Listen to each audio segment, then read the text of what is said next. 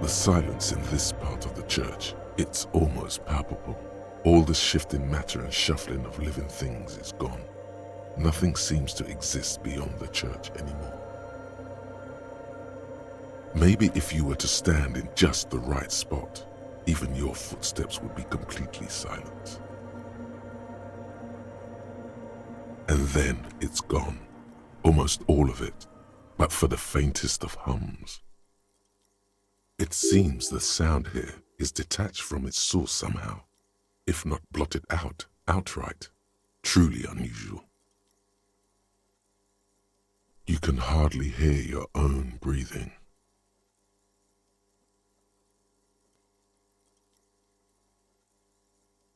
You produce a few muffled thumps, after which the silence feels even more total somehow. Your voice is barely audible, not a howl, but the softest of whimpers. The lieutenant points to his ears and shakes his head. Then he leans closer. Can you hear anything?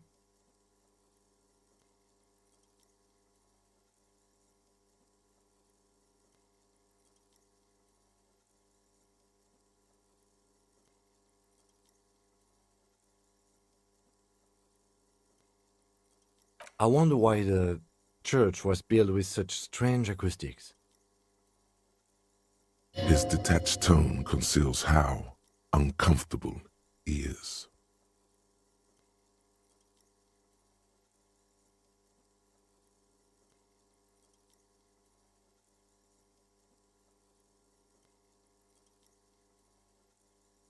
Please, detective, not this again. He's trying to act dismissive, but at this particular moment, he's more open than usual to the idea of paranatural phenomena. The orderly rows of ceiling panels become barely visible, then disappear completely in the darkness of the tower overhead.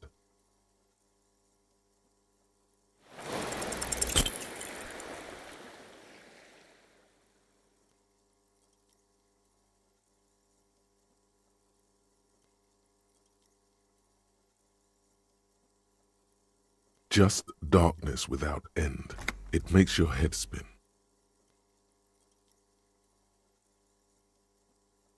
Filled with vague shapes of woodwork, the sense of a great height.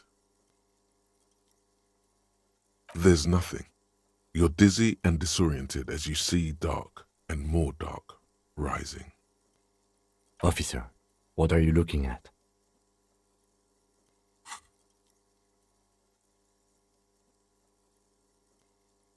You see something hanging from the rafters, looking straight at you with dark eyes.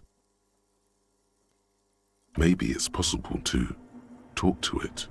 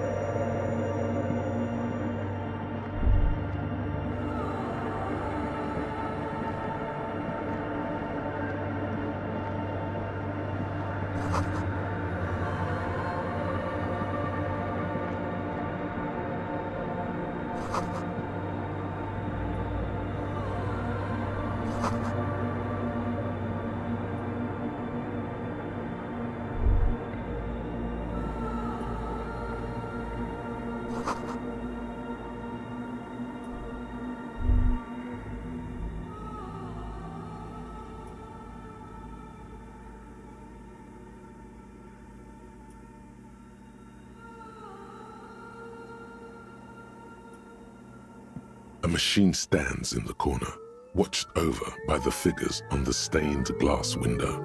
It's turned on and quivering with soft electricity. Another radio computer. And this time it's already turned on. These machines sometimes harbor traps, he thinks. Alarm systems and the like. Let's be careful. We should leave. I doubt this place bears any connection to the case.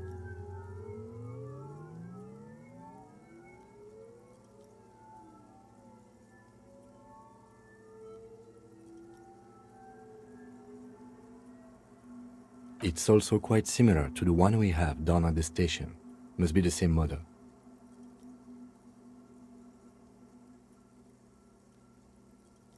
A quaint little box of radio waves. You see fluorescent play and print buttons on the keyboard. A hatch connected to the central compartment is wide open. The lieutenant says nothing. You see the machine's glowing frame reflected back from his diamond-shaped glasses. You're free to proceed. Behind the hatch sits a cube-like crisscross of filaments, smoldering in the dark like fireflies. Silver tape on the side says, in black marker, log, February to March. Another filament memory. Press play to talk with the repeater. The speaker comes to life. Static seeps through the machine's planar magnetic driver. An old lady greets you. Her voice sounds 100 years old. Good afternoon. Votre accident on Saint-Brun. This is the East Elysium Repeater Station 1. Please repeat. Is this the personal log? It's the same old woman you spoke with through the radio computer in the doomed commercial area.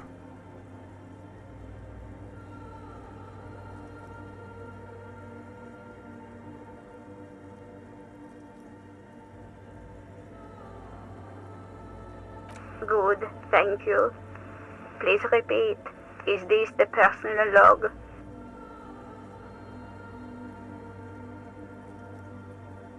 Good. Please repeat the password. Let's look around. There's no use trying to guess the answer.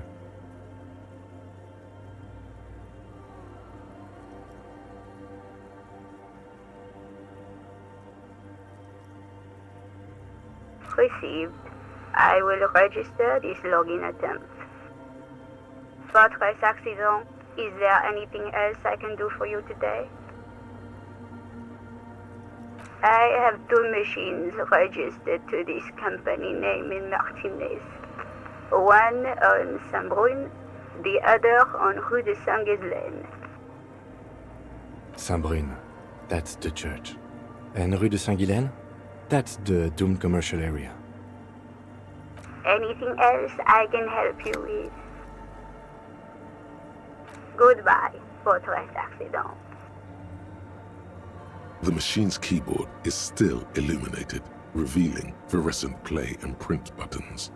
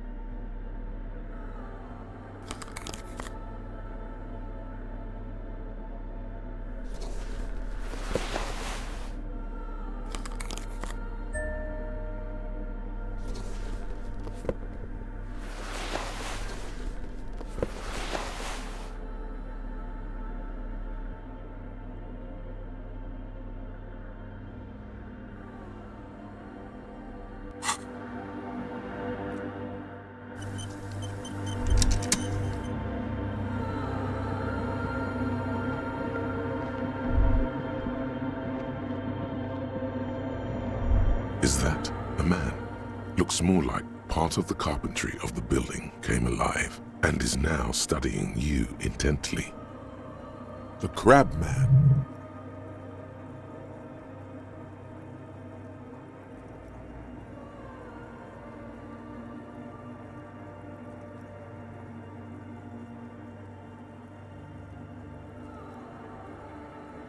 The man leaned forward a little, fixing you with a steady, unreadable gaze, then speaks. Habitual alcohol use has made you into a scared little pussy, Holmes.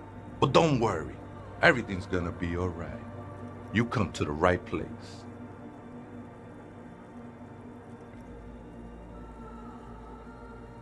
Here you can receive the mother's love.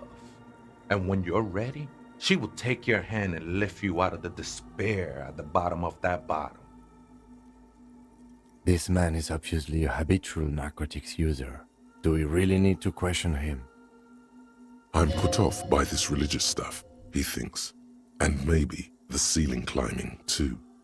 It's all very hard to square with the lieutenant's own view of reality. Hey, and what was that about the bottle again? You haven't even drank that much lately. Lay off it already. Shish.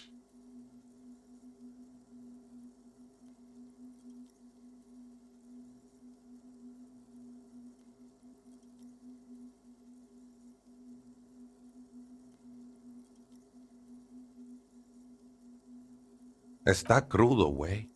I see deep inside you. Your body and your spirit are suffering greatly from overindulgence, and you don't even know it.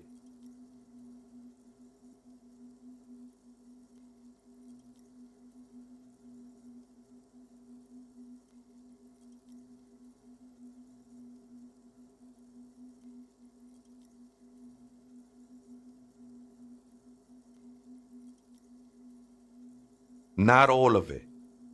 I was like you once. You don't know all the havoc el vino is wrecking on your mind and your spirit. Necesita parar, homie. You know, actually, since we're here, you may want to pay attention to what the ceiling climber is saying.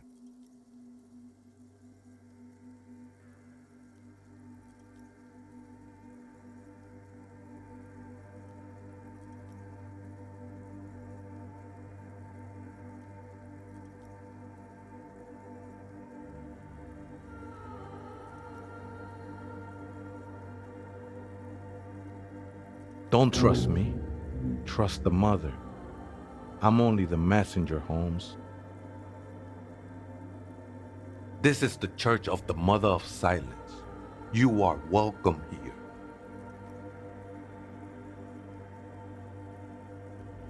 You have no idea what the fuck he's talking about. Is he just trying to throw you off your game?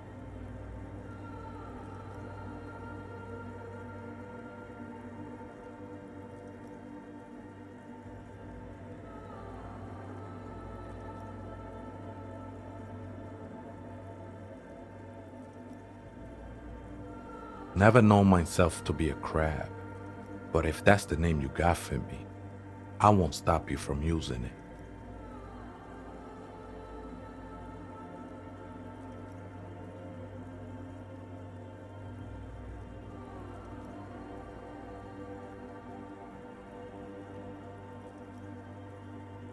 I always thought of myself more like a flame, flickering along the rafters and beams. It may be that I gotta work on my technique. That's not the only technique he's working on. Look at those carved sculptures. And is that a satchel of tools over there? Sure am. Whittling wood used to be something I just did to busy my hands.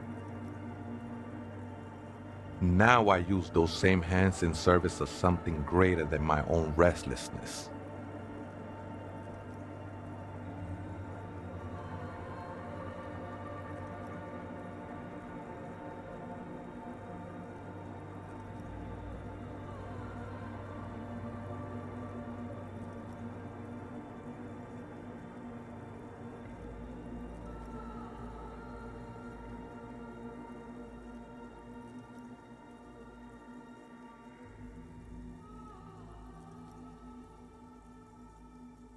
It's all just for the mother, man.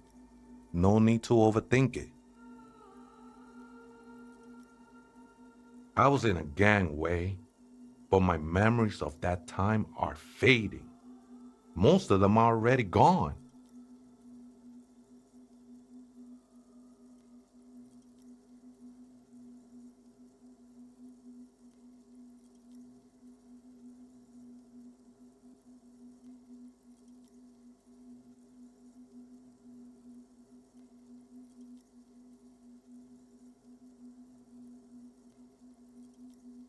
Nah, ese, it's not like that.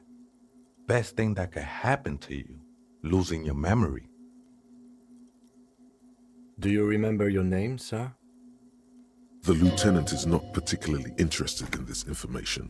He's just trying to assert some control over the conversation. Tiago's my name, but those syllables don't mean much to me these days.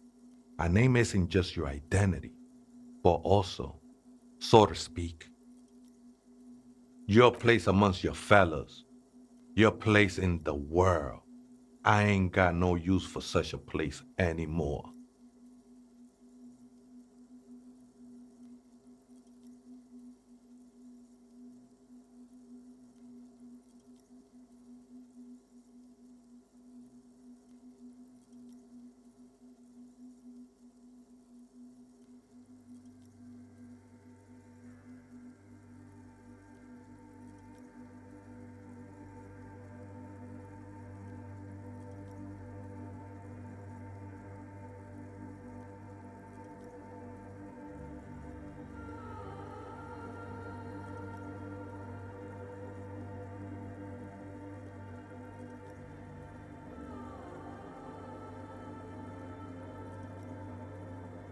Don't think I met one yet, Holmes.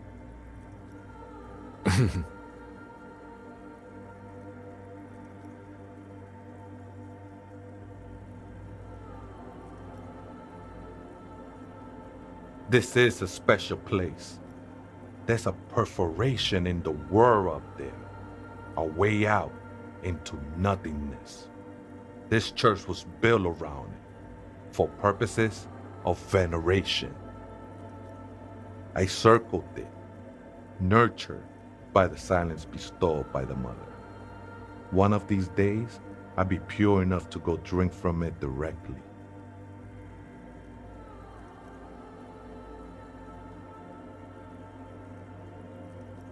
Oh, that's no simple question, Ese.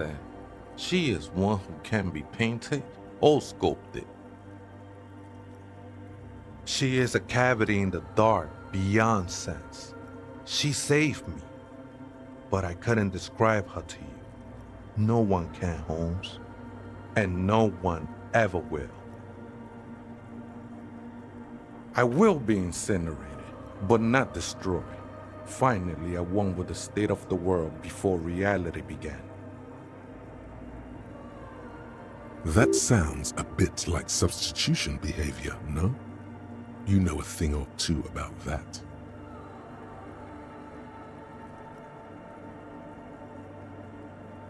It's not like that at all, man. It's just faith and joyful service. I heard that before, Way, and I know I can't convince you on the spot. But think, when's the last time you woke up from silent communion with a hangover, regretting what you did last night? There are drugs darker than alcohol circling your system.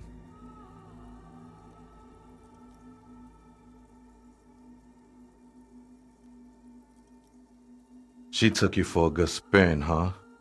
Don't worry, bro. That love is but a drop compared to the ocean of the mother's love. The mother will eat all of you and never spit you out.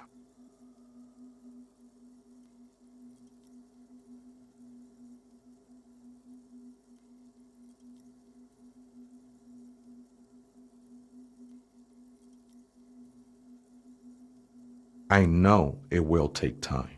Don't sweat it. I'm a seraph, Holmes. I sing the mother's glory.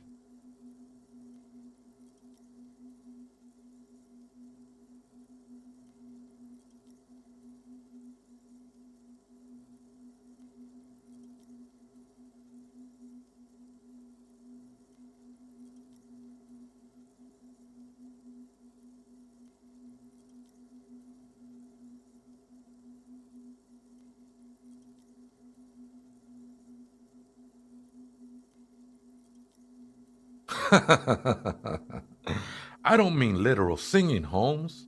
This is the mother of silence we're talking about. It's the singing of a burning heart. You may be thinking, but fire crackles. No, Holmes, that's the material that's burning. The flames themselves are without sound.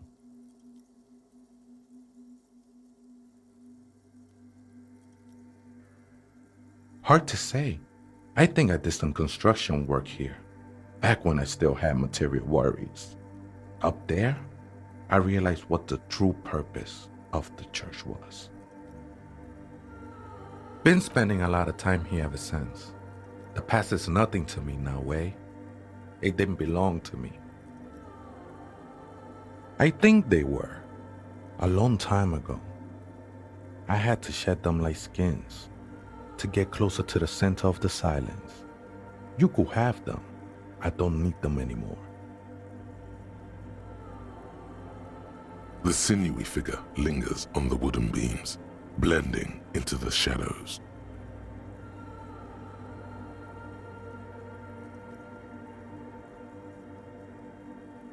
Police raid a while back. Did you witness it? Not really, or at least I don't remember much of it anymore. The mother's love has done its job. That's what's so great about the mother. It lets you forget about everything. The ones in the tent outside, right? I see them. Guessing they're the ones who call me a crab. Probably scared of me.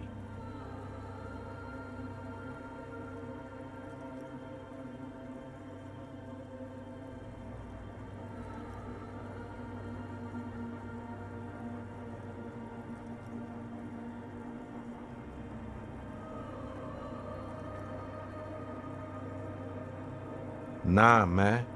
They look pretty funny. And I don't harm no one anymore.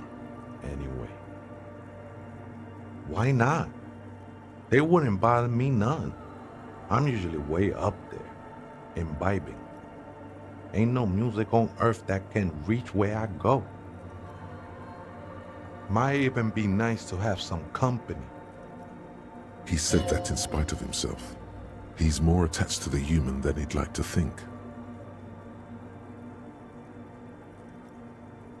¿Other spooker? Oh, esa viejita es muy estudiosa. Don't know, Holmes.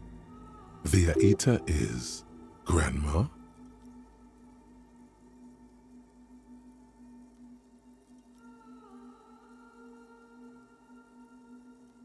No, I just call her viejita because of her clothes. She's actually quite young. Or maybe not that young. Age is just one of the many masks we wear. That's what I said, Holmes. Don't really follow her comings and goings. Just see her typing on her computer now and then. We got different interests. I'm afraid not, Essay. You just have to wait until she comes back, or search through her radio computer. too many times, Essay. You need it for something.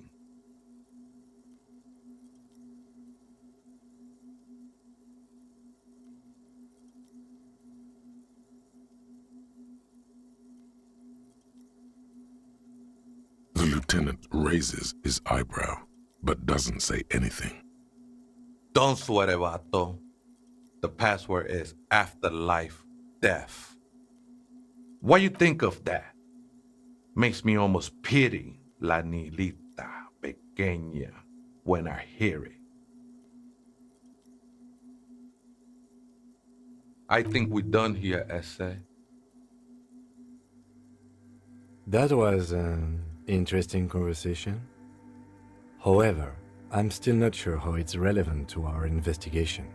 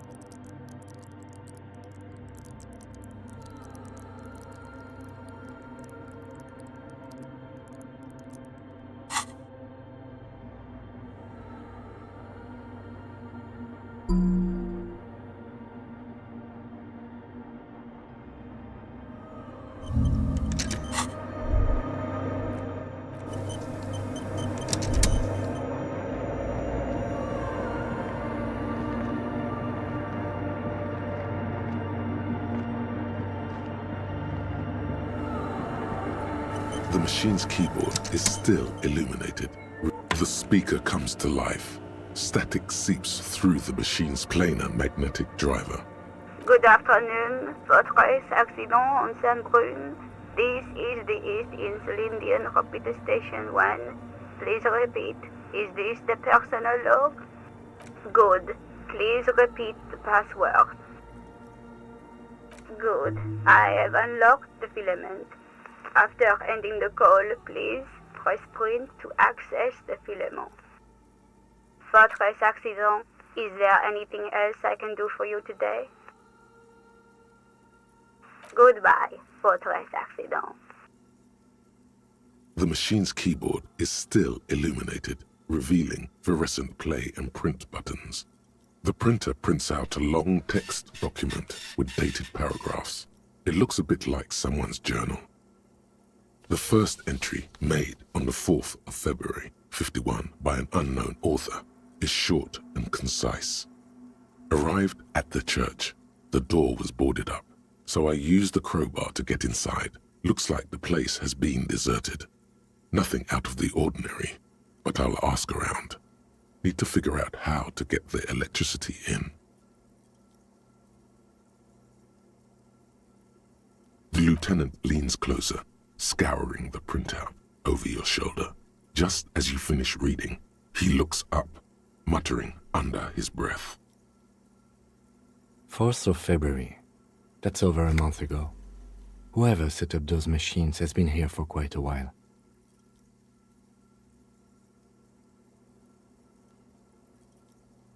Our case? No, I don't think so.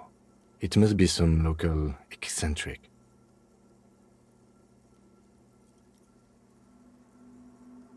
6th of February, 51. Had a little chat with the local fishermen. Said I shouldn't go near that place, that the church was spooky and ridden with narcotics. It's a little spooky, all right.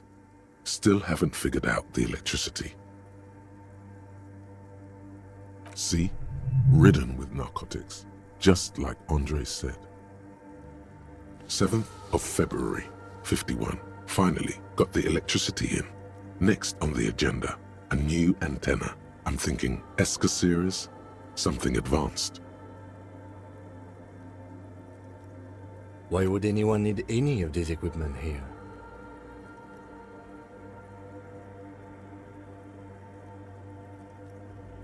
Eighth of February, 51. Bought the antenna, had some problems setting it up. Called Simon for help. Heard the others are back to making art. Drinking somewhere out of town. Sulislav started a rock band again. Lexi has been seen asking money from strangers.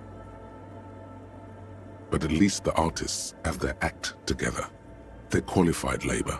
They can get work anywhere. Graphic design, ads. The programmers are doing fine too. I mean, they're programmers.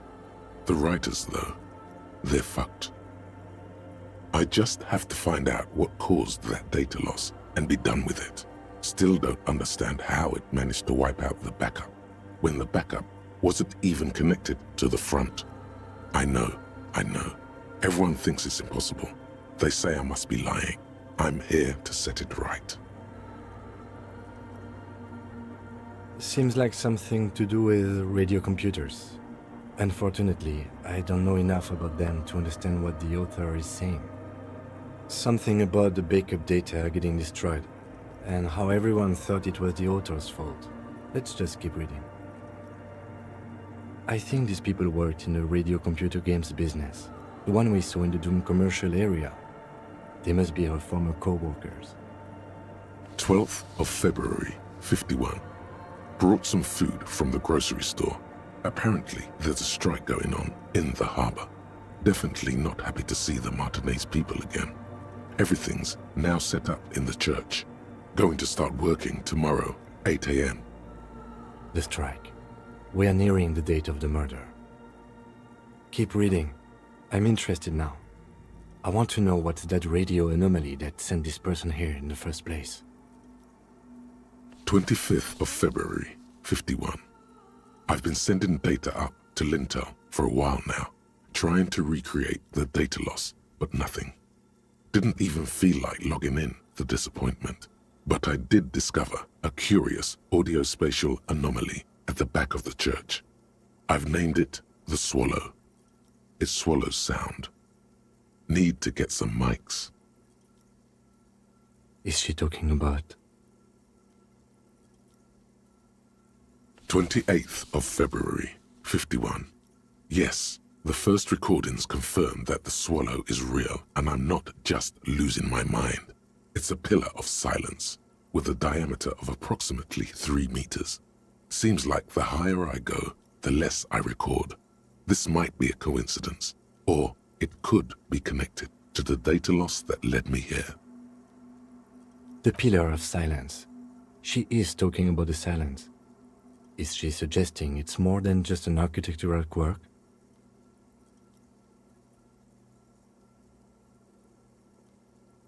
The lieutenant doesn't answer. He follows your gaze, studying the basins.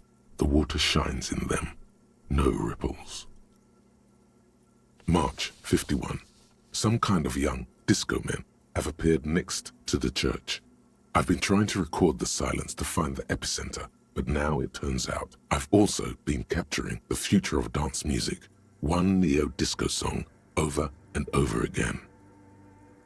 Fortunately, the song is so monotonous, I was able to devise an algorithm to factor it out. The other day, one of the disco men came in. Before I could even say hello, she got scared and left. Good, I don't want anyone distracting me from my work. That disco man must be a cell. The girl on the ice? Sounds like her, yes. March 51. I got a call from the repeater station. Someone has tried to access the radio computer in our old office in Martinez. Can't do anything about it. The storekeeper still doesn't want to let me inside the building. Thinks I'm part of some kind of curse. How Martinez of her.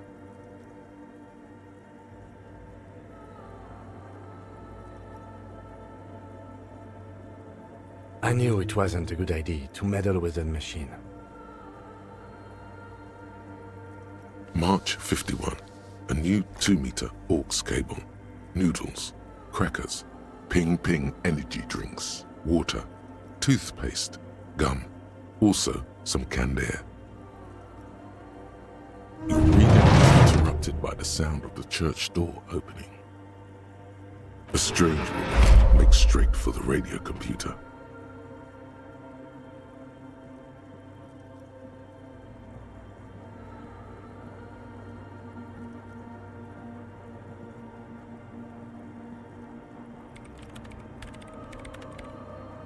Breaking into my radio computer, I see.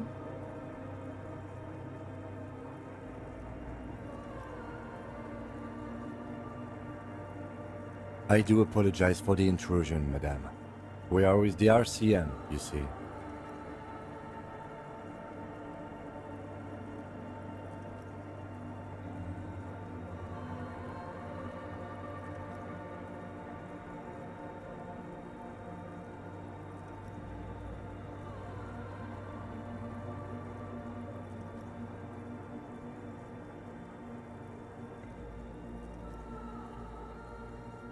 Well, you won't find any music venue organizers here. It's just me and my computer, and it has been this way for weeks. Now please give me some room. I need 2 seconds to see that you haven't destroyed anything. We should talk to her after she has rebooted the machine.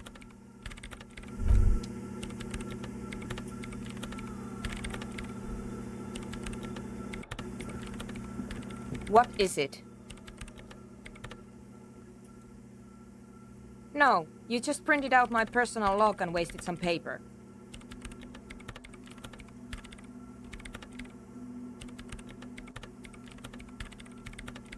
Yes. Or no. Not anymore. That project is dead.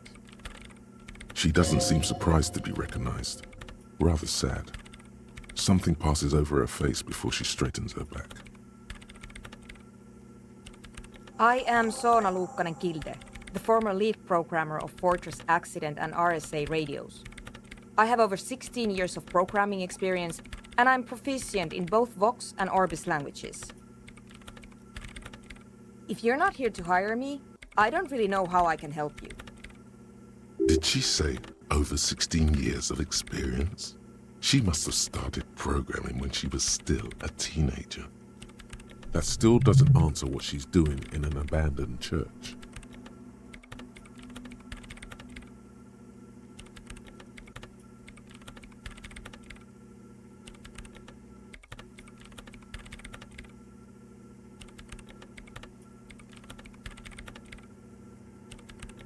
You really like those questions, don't you?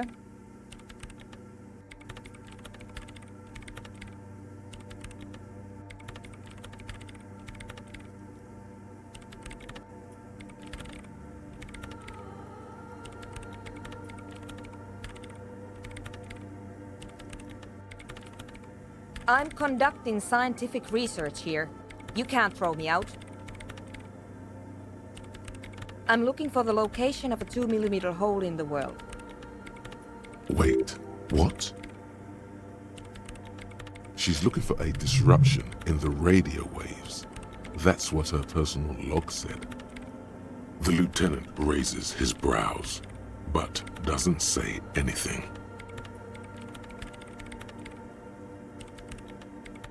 Yes, that's what led me here.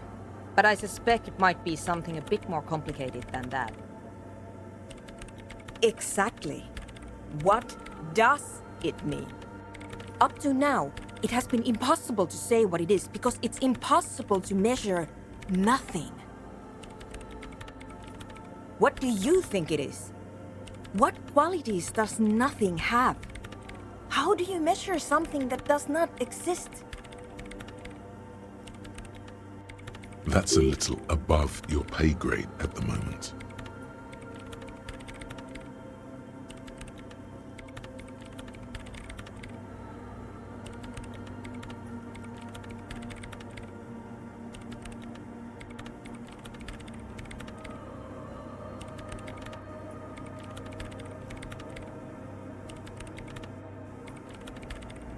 You measure it by its surroundings, by that which does exist, which is what I've been trying to do. I've tried using hydro transducers to record the silence, to find out where it begins. But honestly, it's not progressing very well.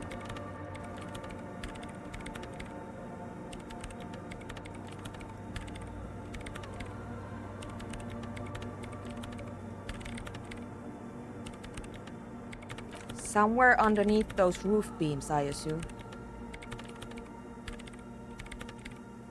Only a faint crisscross of rafters can be made out from the dark, most of the tower disappearing into the shade. Strange things may flourish in the dark. There's this place at the back of the church, a place where all audible vibrations seem to decease. I've named it the Swallow, and the higher you go, the less you record. The Pillar of Silence? Are you sure it's not just an architectural quirk? Maybe, but it's oddly close to the physical coordinates of the data loss that led me to this place. I know.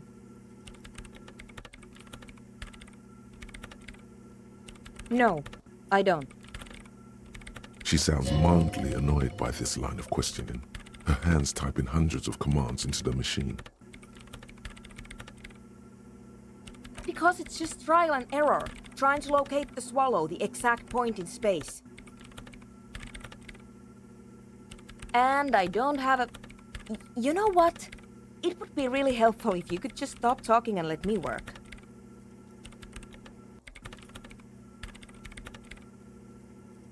Great. Thanks.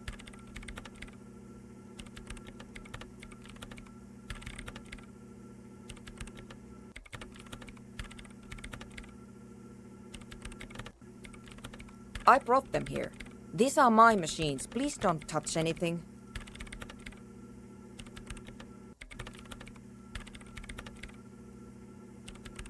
I use the AR-1 as my RAIM prefix processing unit. RAIM prefect, my radio computer.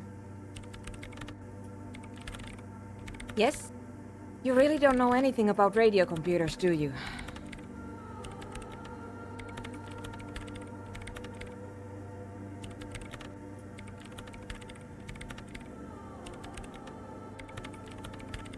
All right. Well, all radio computers perform operations up on air.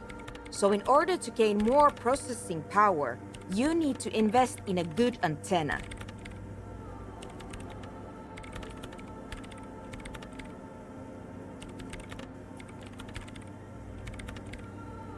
I guess it is. So far I've been quite satisfied with it. Martinez is an unstable region with bad coverage, and the operation has been surprisingly stable. But it's not the cheapest one on the market, so I wouldn't recommend it for your regular red tape operations. Fraser 1000 is a foolproof line for civilians. Anyway, you should do some research before you decide to buy anything. Ask around, compare the prices. There are many milieus dedicated to that sort of thing. She liked telling me this. It calmed her nerves. I'm working. The machine seems almost alien with its pulsing core, the light casting her face in a strange shadow. Could you just... Shh. for a moment? Or get to the point. I really need to focus on something. It's not just rudeness. It really is hard to concentrate on whatever she needs to do, and you're not helping. They are connected to my RAIN prefect. Whatever you do, just please don't move them, okay? Thanks. Short and terse. There you have it. Whatever she's using them for, they're hers. Great. No? Yes.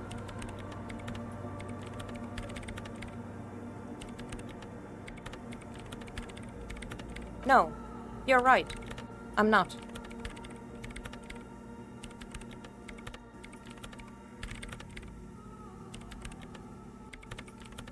What? I hate it. I bet she hasn't even heard it.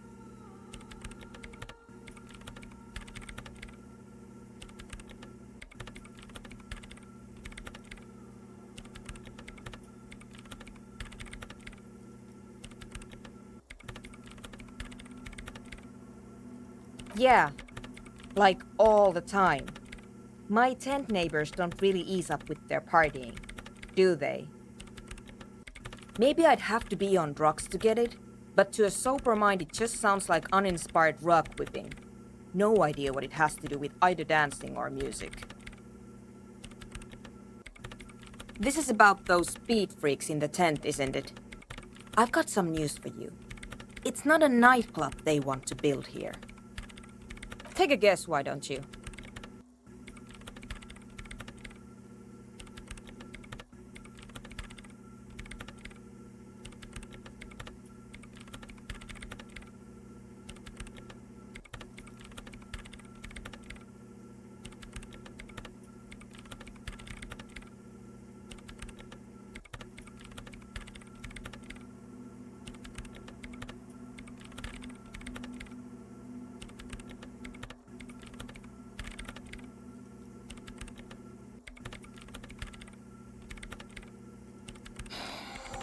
I can't believe they got you so easily. Go have another talk with those up-and-coming entrepreneurs, will you? Thanks. Good luck. I'm not coming in there.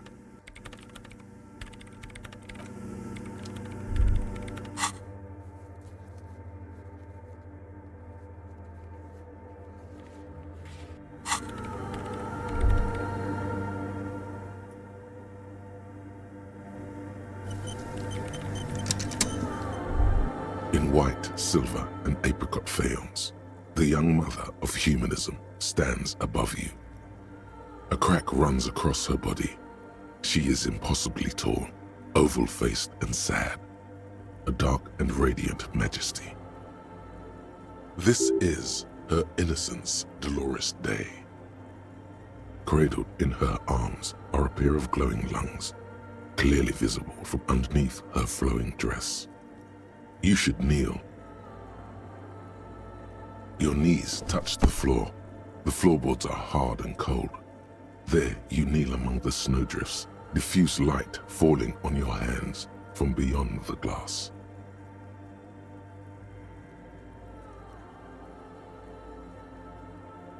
The world is silent, but for the creaks and cracks of the massive wooden structure behind you, it covers you from the wind outside. In the darkness, you sense her eyes on you, inspecting you with their multicolored glass, as if you're a bug under a microscope. The woman looks down at you kneeling. She towers among her followers, architects, laymen, courtiers. There is a sad smile on her lips and a glint in her green-blue eye of what? Compassion? Remorse? She acknowledges the passing of someone who is still alive. You.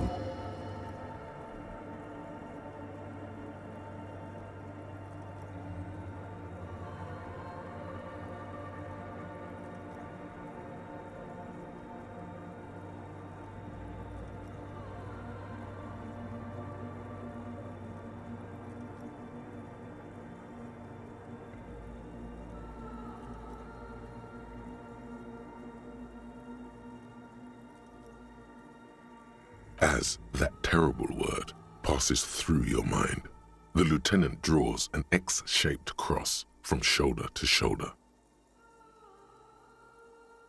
Your fingertips touch your chest 4 times. Then you rise from your knees into the apricot-colored light of the window. Above you, the woman still smiles her distant smile, sundered by the crack in the glass. The old woman in the village was right.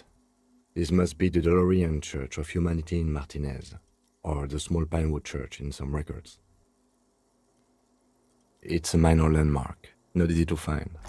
Most maps misplace it.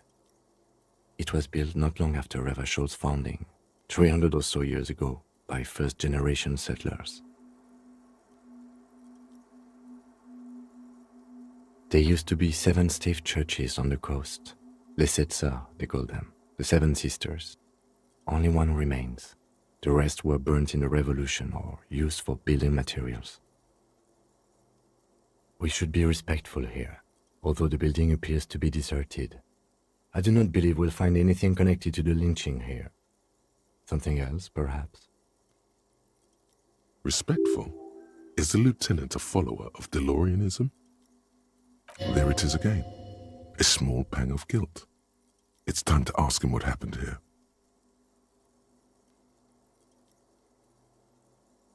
I have a theory, yes. There was a police raid a while back. I heard the place was shot to pieces. The old woman in the village was being tactful with us when she didn't mention it. She has more respect for the RCM than many around here.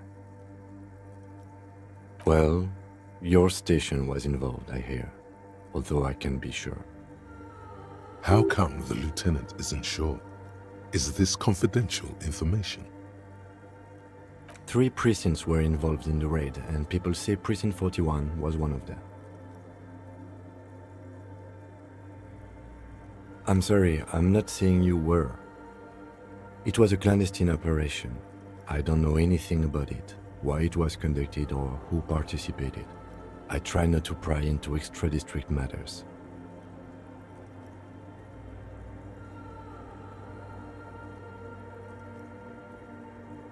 Good luck. You will not get information on a confidential operation from your station secretary just by calling. If you really don't remember, it might be better to keep this one forgotten.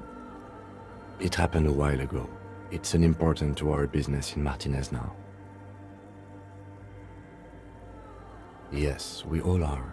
Her name, body, and rule are synonymous with humanism. The laws we enforce are DeLorean in origin.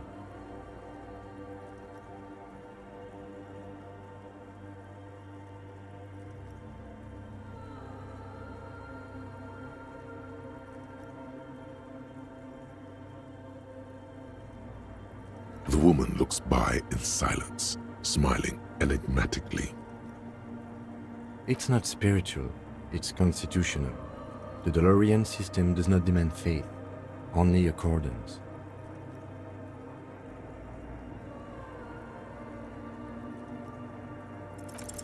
Despite the damage you've done to yourself, the title appears lodged in your hippocampus. This is Her Innocence Dolores Day, the innocence of humanism, internationalism, and the welfare state. Perhaps the most famous human being ever to have lived. No amount of Commodore Red can wipe her sad smile from your brain thing. It has survived the deluge and haunts you still, and will haunt you forever as it haunts all men.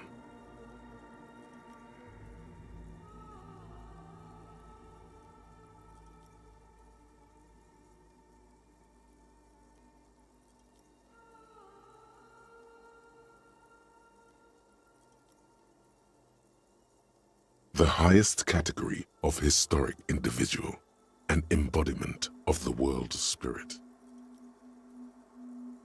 More, an innocence is elected to office by the founding party, a precedent that has taken place a mere 6 times in the entirety of history. The legal system of the Real Belt is built to accommodate innocentic rule should it coincide with our time. An innocence is infallible. The decisions made by one are not decisions. They are inevitabilities. What would have happened anyway? Only accelerated, packed into decades instead of centuries. And innocence is a continuous, compressed event, a sacred human being. It is an honor and a glory to live when one is in office. No, we are alone.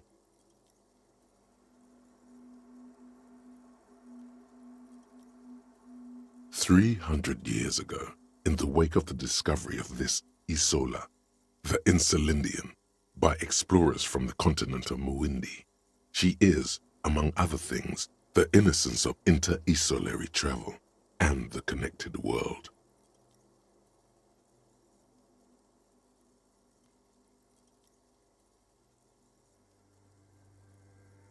Many things. You know she was a woman of the court, the wife of an influential Marchese, and eventually the principal advisor to Irene La Navigateur, Queen of Suresnes, modern-day Sir Laclais. Also that she was gorgeous beyond beauty. Draped in ancient sadness. Are you sure you want to remember this bit of historic trivia? Standing under a long, slender form like this, dwarfed?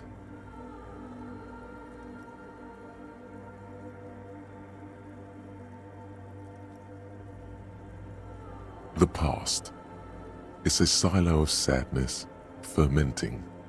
You should keep away. No, you must know.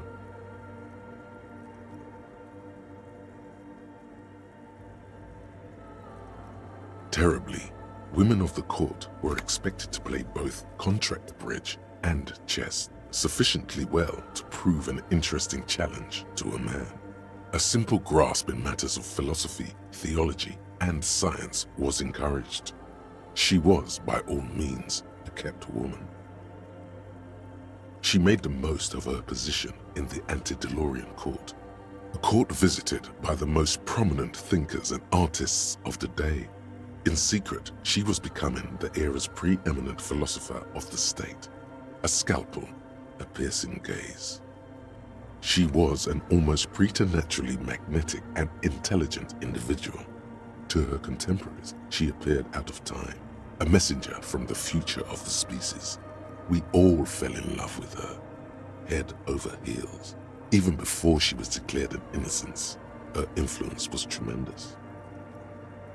It was on her advice that Irene La Navigateur sponsored a number of voyages into the Pale, a costly, often tragic endeavor, ultimately vindicated by the discovery of the new world, the piece of reality you're standing on.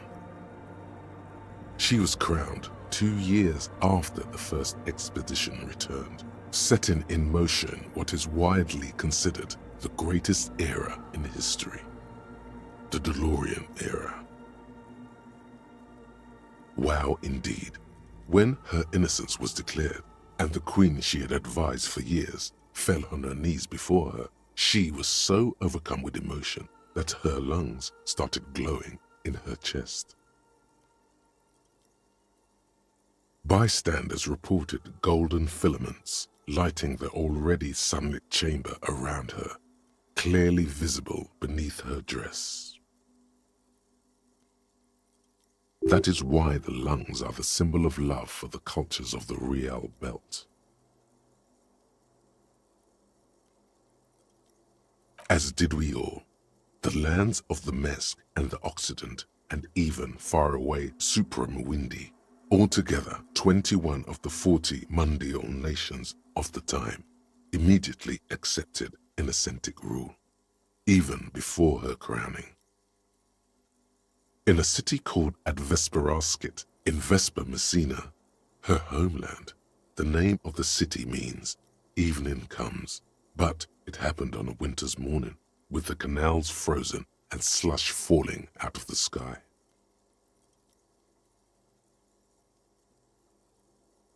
She was dressed in a white and pearl dress on an emptied-out plaza with the crowd far away. Already her terriers, the secret servicemen of the Innocents, were worried about an assassination attempt.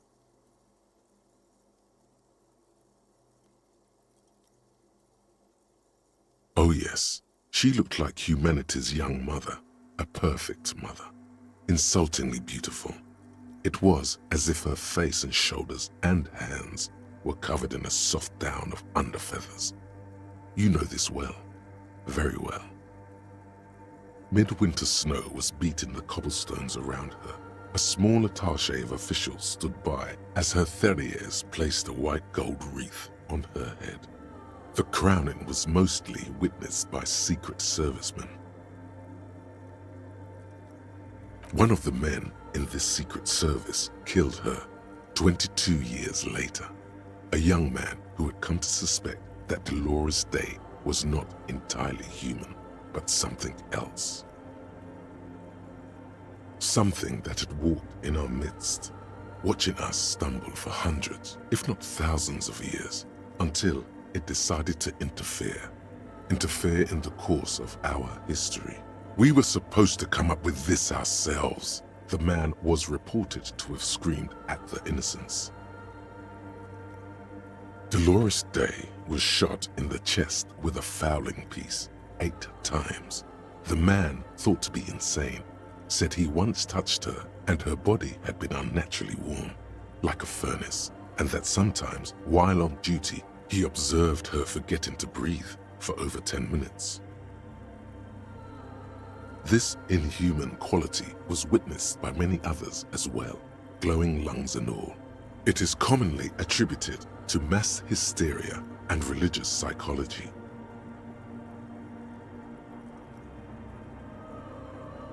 Terrifying is a term too emotionally charged for your semantic memory, or what remains of it. But terrifying, it's a simple word.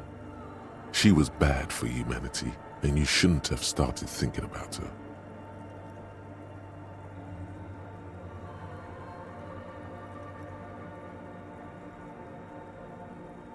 You already do.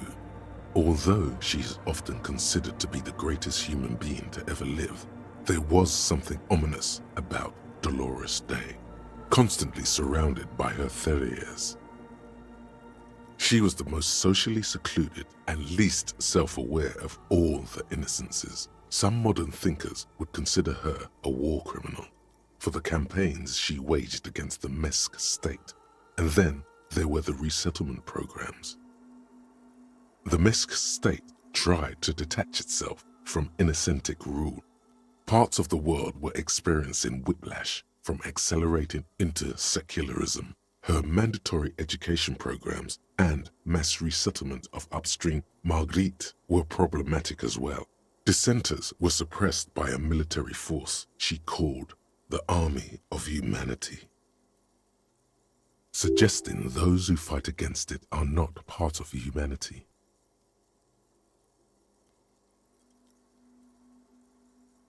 She adored chess, yes, but also military war games. Dolores Day often holds a tiny tin soldier between her index finger and thumb in icons such as this.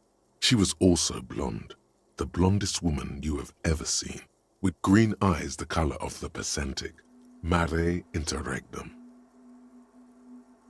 Little is known of her Marchese husband. It's as if he vanished from history after completing his role, which was to introduce Dolores Day to court. In conclusion, yes, there is something lonely, paranoid, and even terrifying that people seldom mention, but feel when they think of her. This subtle terror is part of her iconography. Lieutenant Yefreitor, you've stood there for over 5 minutes. What are you thinking of, if I may ask?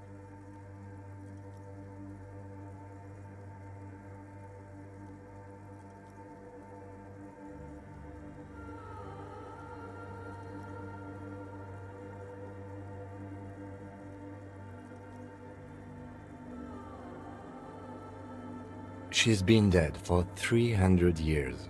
I am almost 1,000% certain she isn't connected to the case. None of this is, in fact. This church, the coast, this isn't a good place to get lost in. A jigsaw of broken shards falls into place in front of you, a ghostly reconstruction of the stained glass window. Before it was shattered, there was an older woman beneath the younger one, and a text, a light motif below them both.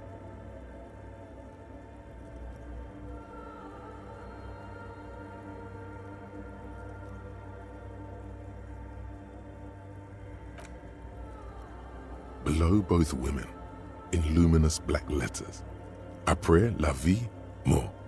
Après la mort, la vie de nouveau. And then, along the left side, après le monde, la gré. Après le gré, le monde de nouveau.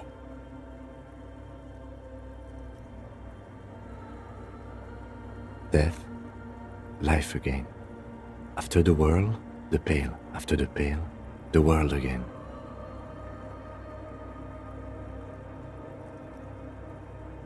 This exaltation is common in Dolorian sacralism. In the early years, it was even incorporated as the RCM slogan. No more, however.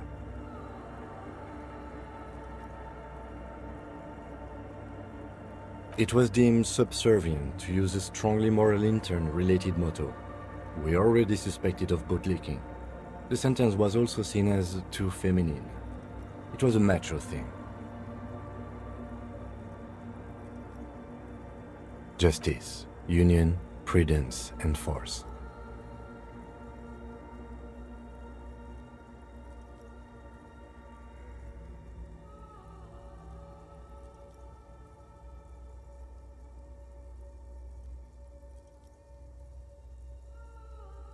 Not at all.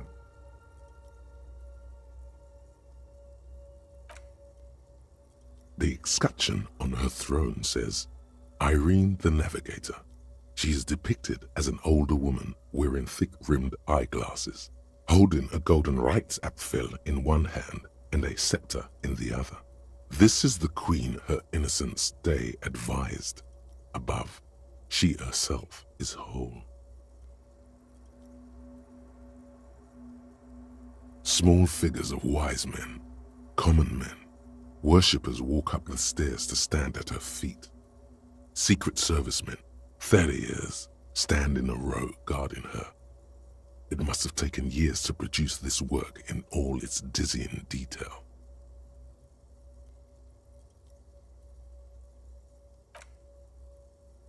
Unknown. Something during the raid the lieutenant mentioned, or just hooligans looking for something to break.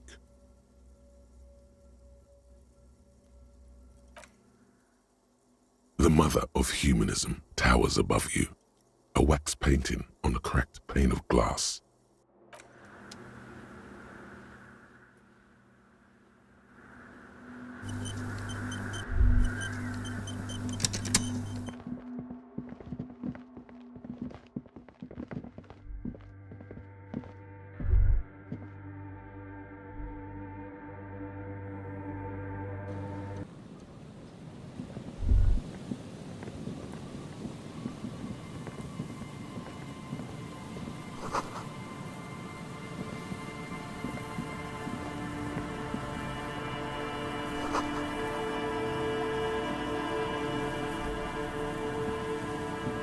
A metal payphone under a yellow plastic dome. You could use it to call someone, unless you're out of change.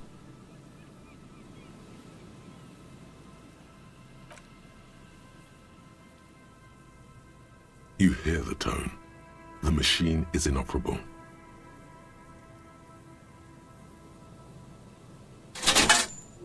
Calling. Still calling. This feels wrong. Should you be doing this? End of tone. Someone picks up. Pierre, is that you, Pierre?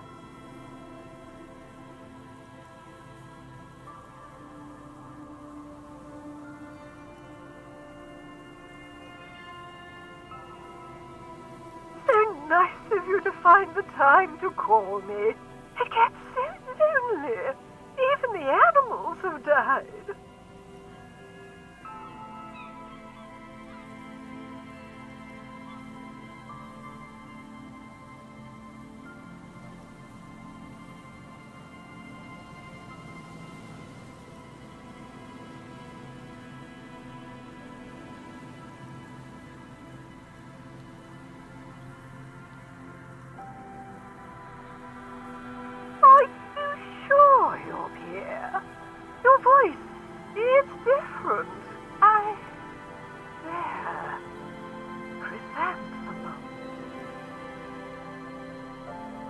Her voice is drowned in white noise.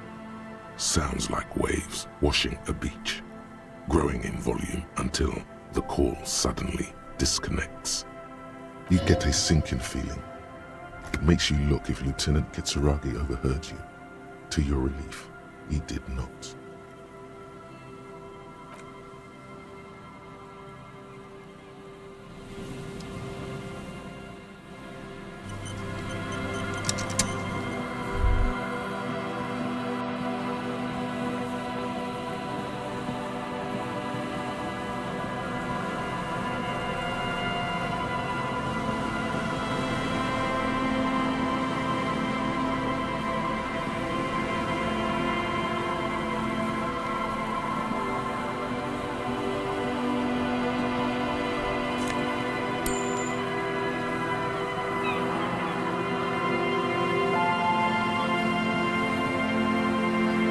Someone has left an unidentifiable article of clothing on this railing.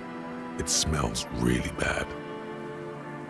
It's streaked with dried seagull shit and tangled with pieces of seaweed. A dangling arm suggests that there might be a jacket beneath the crust of filth. It seems likely that it was left in the surf until someone laid it out on this fence to dry out. Unfortunately, that just seems to have stiffened it into a shapeless mass. Please tell me you're not taking that with you. It's a guano-encrusted jacket, and you're already carrying around enough as it is.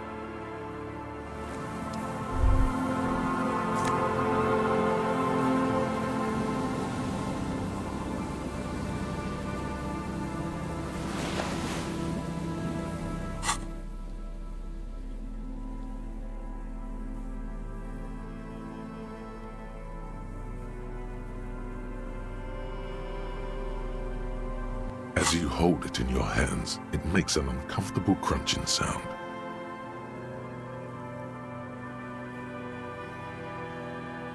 It's a sordid, filthy tale, not for the weak. Are you sure you can stomach it? It occurs to you that you're not even holding the jacket itself, but rather the thick crust of jetsam and seagull shit that ensconces it. It smells like a dead sea creature, tangled in grey strands of seaweed. It must have spent quite some time in the water before the tide deposited it ashore. Somehow, it was carried or dragged to the boardwalk. If not by human hands, then perhaps the feral dogs that prowl the beaches at night. The faint impressions of many footprints are also present, though it's impossible to tell what kind or how many. Suffice to say, the jacket spent some time on the ground before someone draped it over the railing. The crust is hard. This jacket spent at least a day baking in the sun. Who knows what happened to it then? It's too late. You've already thought about it, and now your hands are covered in muck.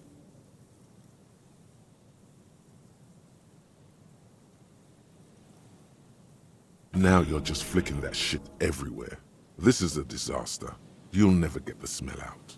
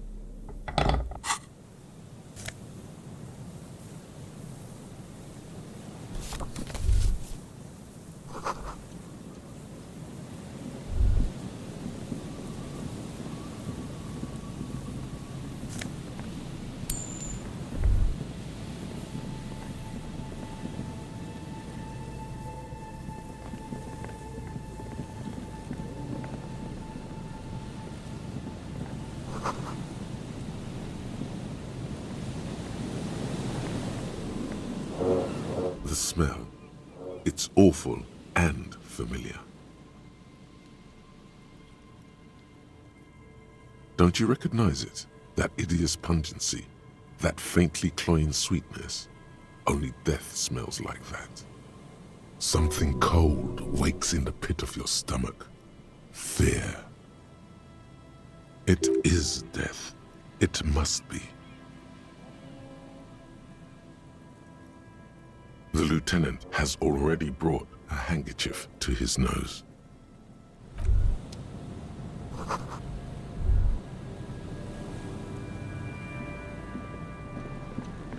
There's some tear, an empty cigarette package, and a crumpled kebab wrapper in the trash bin. 2 empty bottles of Tallulah vodka and a can of black potent porter is all you find.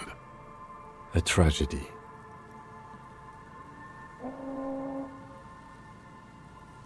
He shakes his head with genuine sadness.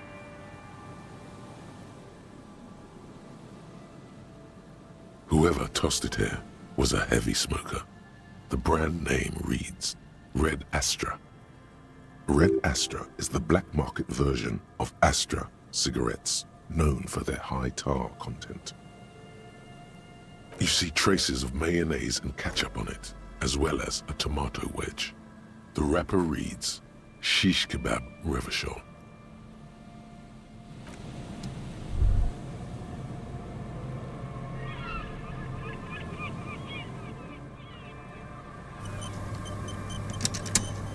A man lies on the boardwalk, his limbs bent and neck turned at an unnatural angle. Right next to him is an empty bottle of spirits. In his cramped hand, a chewing gum wrapper. Hold on. Lividity is faintly pronounced. Whoever this is has been dead for 2 days. No longer. We need to investigate. Another dead body. This is your job. Steel yourself. Calm now. Carefully. Just another day. Just another dead body. Breathe.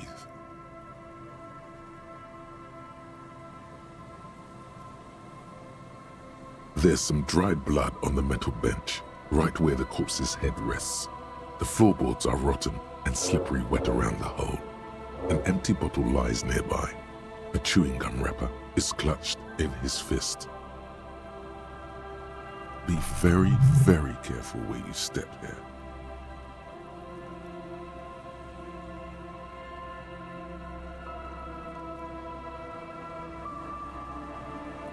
They screech under your feet ominously. It's hard to say whether the dead man's weight was the cause of the boardwalk to break. It definitely looks fragile. A .75 liter Tallulah vodka with its cap missing. There's hardly anything left inside. Tear all around us.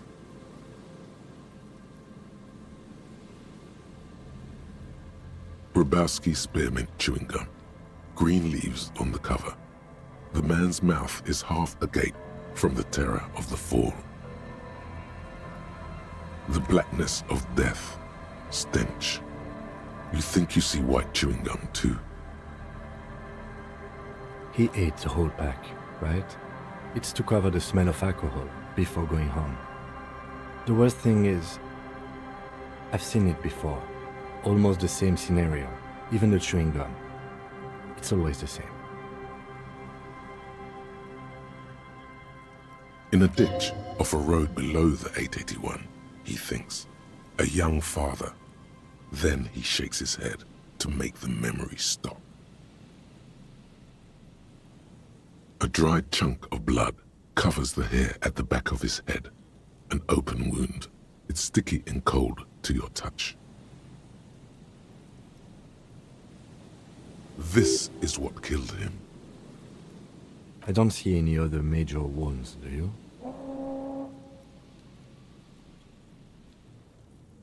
Seems like the head wound was fatal. It's exactly the shape of the bench. The entire boardwalk creaks in the wind as you take a step back. He's wearing Mud-caked boots, beige trousers, and an old brown leather jacket with a bright blue lining. There are traces of kebab sauce on his chest. You find some sunflower seeds and a rain-soaked library card folded into two. His jacket feels sodden and heavy under your hand. Good. We should take a look at that library card after this is done. The man has fallen through a crack in the boardwalk and hit his head against the metal bench. Coagulated blood covers his black hair. One of his feet is still dangling through the hole. A bad fall. It might have been dark outside. This place is a minefield in the dark. His expression is dull, like the sea behind him. Drops of water shining on his mustache. His eyes, empty and wide, look frightening in their frozen gaze. Height, 170 to 175 centimeters. Curly hair, stout build. Age, approximately 50 to 60 years. He was confused when he died. Confused and alone, most likely. Overcome with the awful surprise of it all.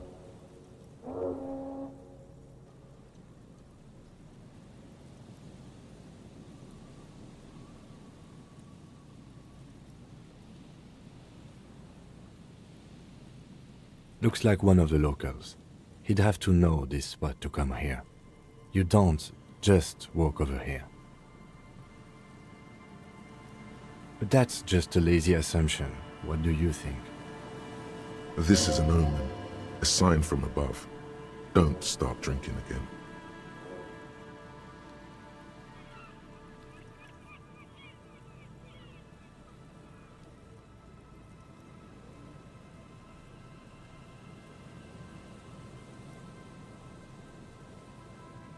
Well, at least you're not married.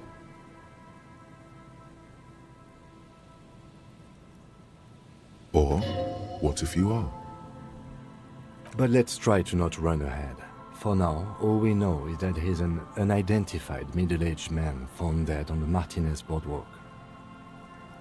Death by misadventure. He slipped and fell through the boardwalk. A truly unfortunate accident. If it wouldn't have been for that bench, he'd be alive.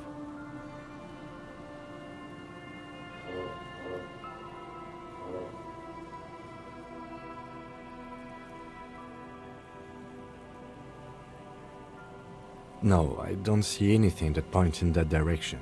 For now, let's treat this case as a simple, albeit sad, accident, unrelated to the murder case.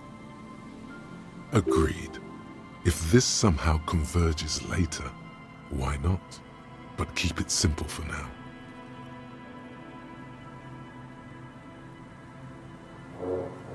Oh yes. Some symptoms of acute alcohol poisoning could have definitely played a role here.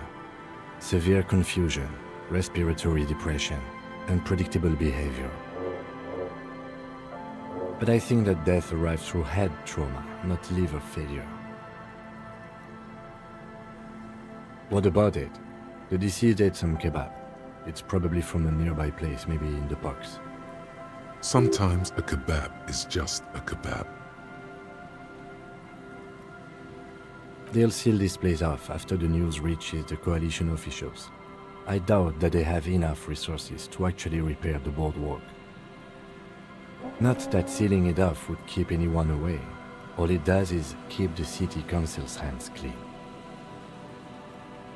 It does seem to be a pretty straightforward misadventure, although there's still a question of identifying the body. From where I stand, I can see two options. We either take the case and follow the leads to identify the body on our own, or we report back to the station and leave this for our colleagues to handle.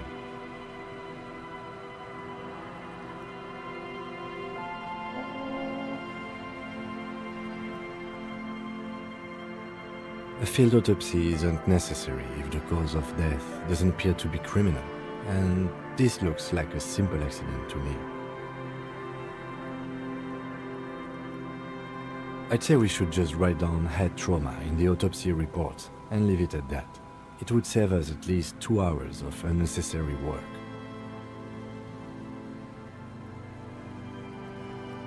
Maybe, but we don't really have much time or resources to spare. The guys at processing will take care of the rest.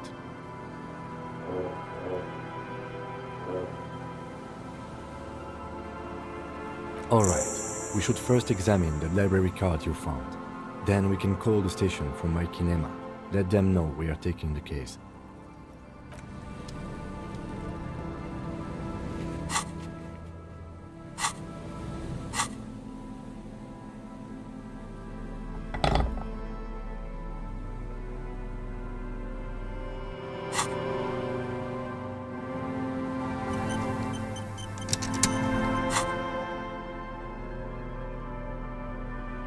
The library card is folded into two and still slightly wet to the touch. The front side reads, Central Jamrock Public Library Card, issued to Billy Mejean, expires July 53. Billy is a unisex name. Could be the deceased or his family member.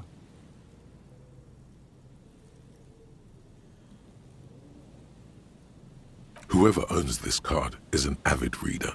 You find a list of books written in blue pencil. Radio thriller. Stand a little less between me and the sun. The last one in the list is The Glinton Curve by M. Theobald. A library stamp indicates that the book has been returned. Most of these titles seem to be in the sci-fi genre. Some thrillers too. If lost, please return the card to the library.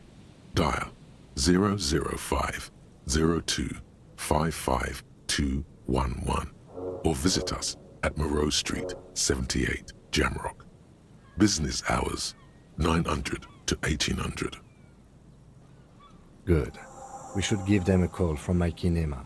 See if we can learn anything about Billy Mejean. Good idea. There was plenty of information here to go by.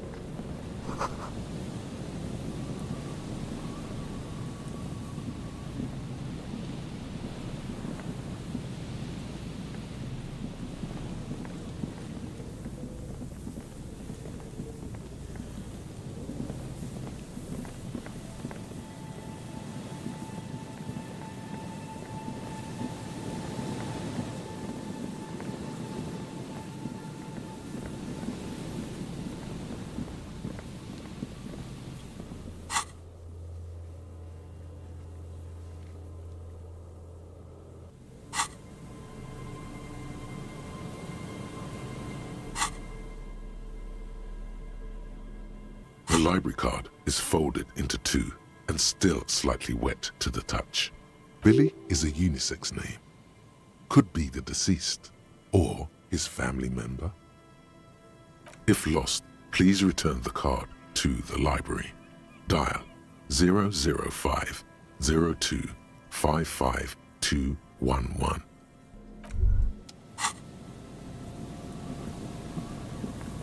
You pick up the handset. There's a tone. The machine is operable.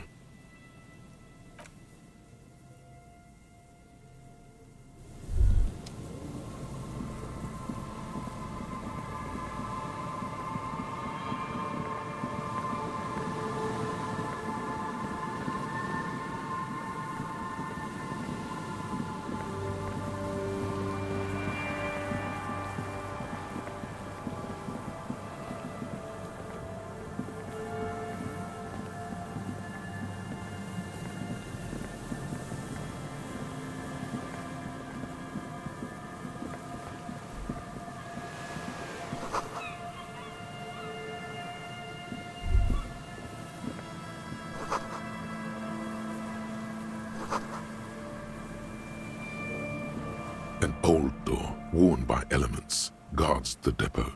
The wind has blown a sand dune in front of it. The door hasn't been opened in a long while.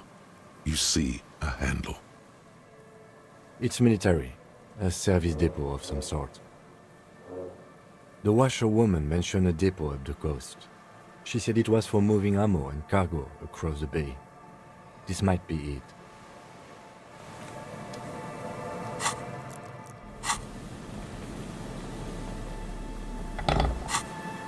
An old door, worn by elements, guards the depot. The wind has blown a sand dune in front of it. The door hasn't been opened in a long while. You see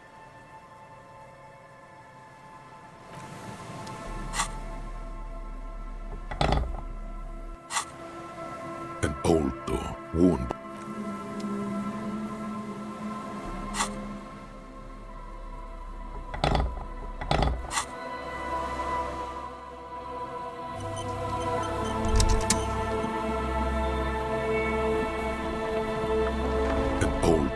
worn by elements. You rattle the handle a bit, then push on the door with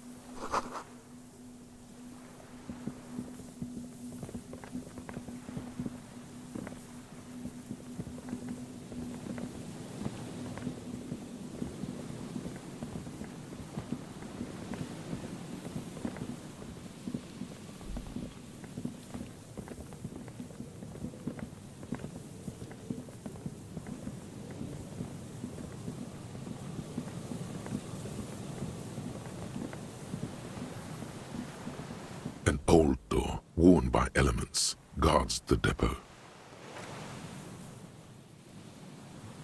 An old door, worn by... You rattle the...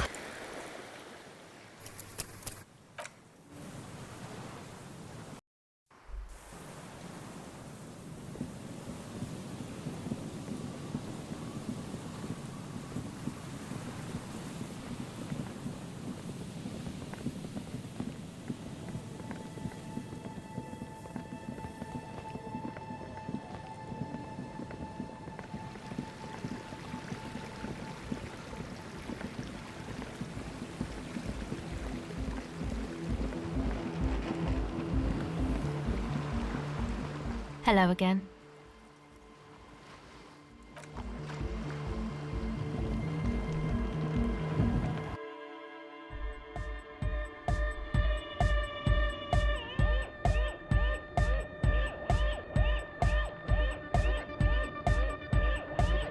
So you had a talk with Andre, and now you want to discuss things with Noid.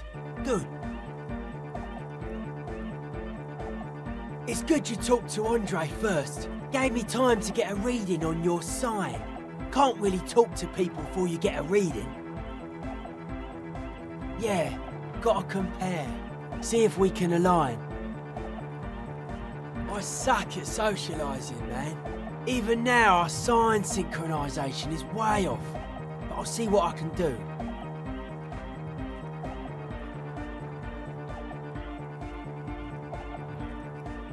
The hardcore aesthetic is esoteric. It's not meant to be discussed with the law at this moment. It's not easy to reach a harmonic resonance of signs without some adjustment.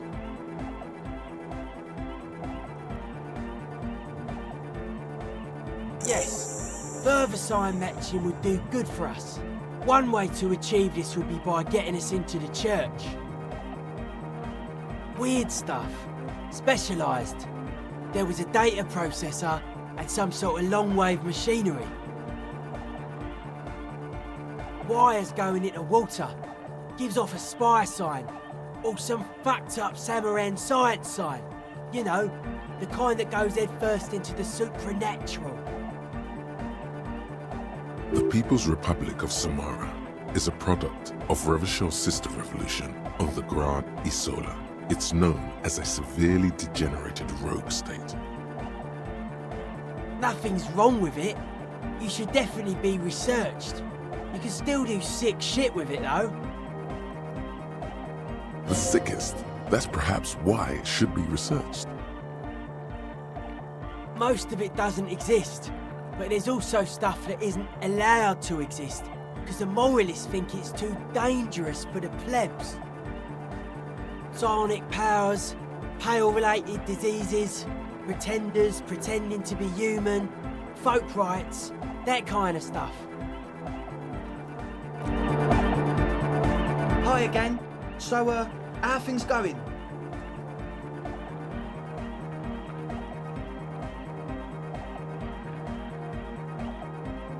Goodbye, officer. Hi again. So, how are things going? And? What happened? Oh, man! Who is he? What did you think?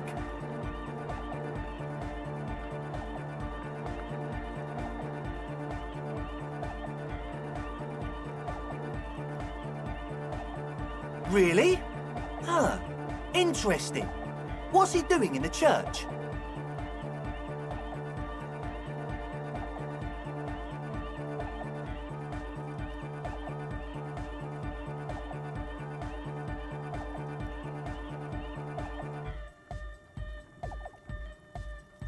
No matter. Is he gonna be a problem? Yeah, Noid is right. Let's get back to the point. What are we going to do about him? These guys will never catch him. You will never catch him. There's nothing to do.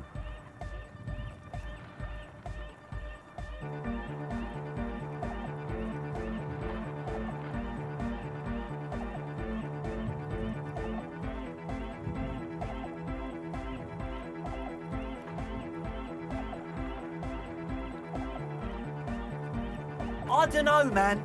Doesn't it feel like a major hindrance to you? A spooky guy climbing around when all the guests are trying to have nice, friendly hyper time?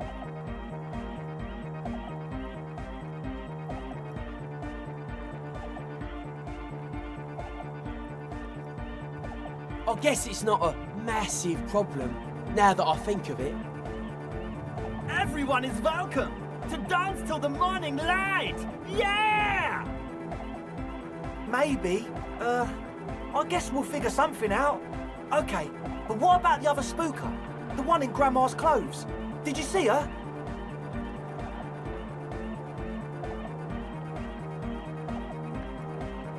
A programmer? That's odd. What was she like? Did you ask her about the nightclub?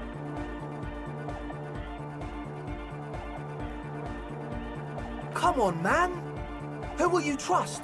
A spooky programmer or us? We just want to make the world a better place. Feel the love! Get down and feel it!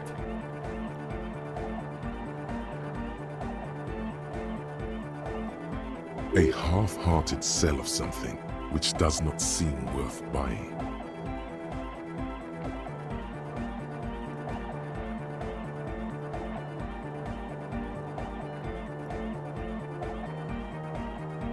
You'll get there, believe me.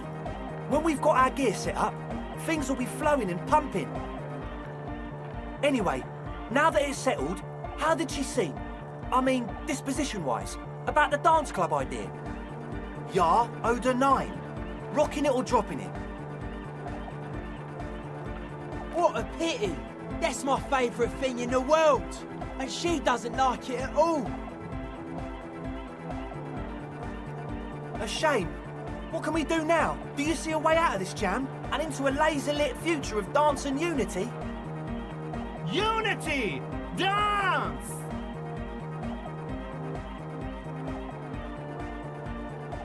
And you can't just evict her?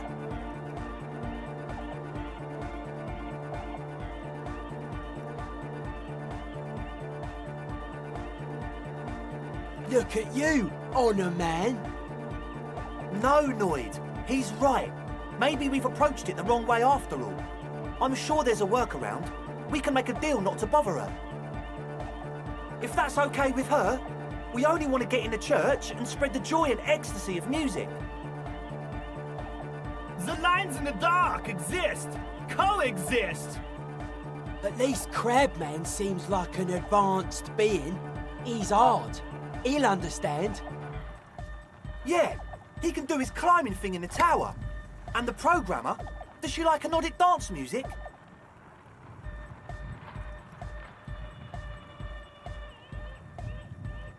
Egghead cannot believe what you just said. It makes him pump the jam a little slower for a moment, but then he returns to the full swing of it. No worries. We'll figure it out. If coexisting fails, you can always muscle her out, right? If it's all okay with you, what do you think?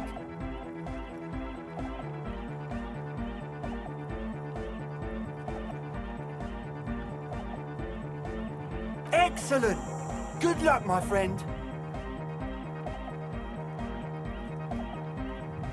Goodbye, officer. Hi again. So, how are things going? Nothing jumps out to you. Nothing out of the ordinary.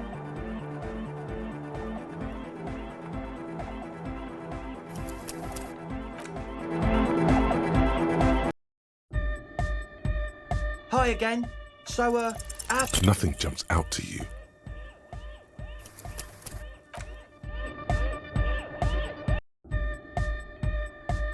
Hi again. So, how are things going? Nothing jumps out to you.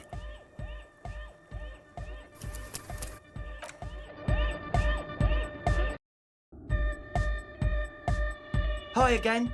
So, how are things going? A number of things don't add up. Let's take a look. How about gather around, kids?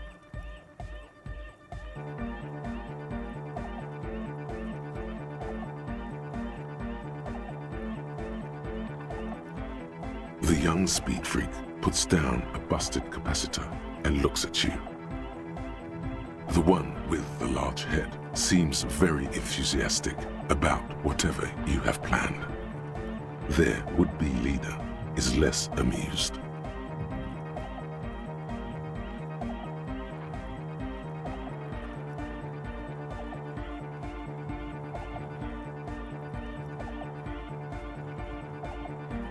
But you still are.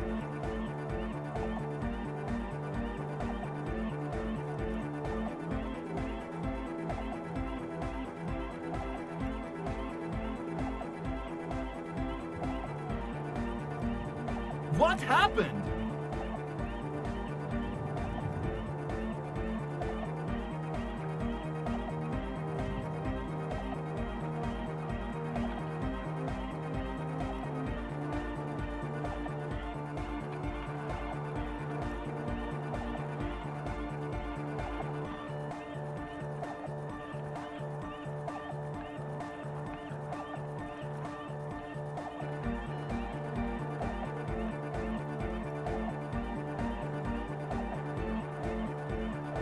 I've been trying to say we need the next step in dance music to happen fast!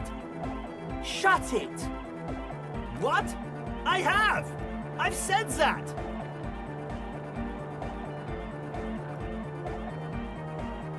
The young speed freak is silent. He senses something is wrong.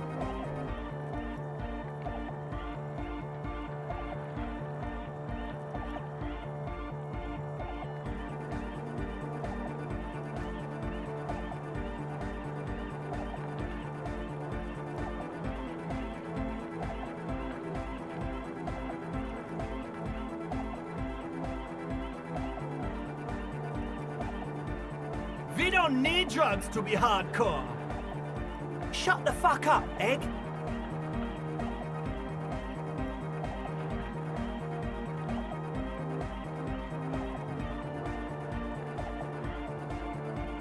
Climb down from the equestrian monument, cop man. Consciousness is new to the universe.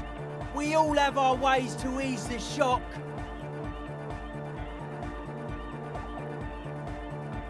What exactly is it you know?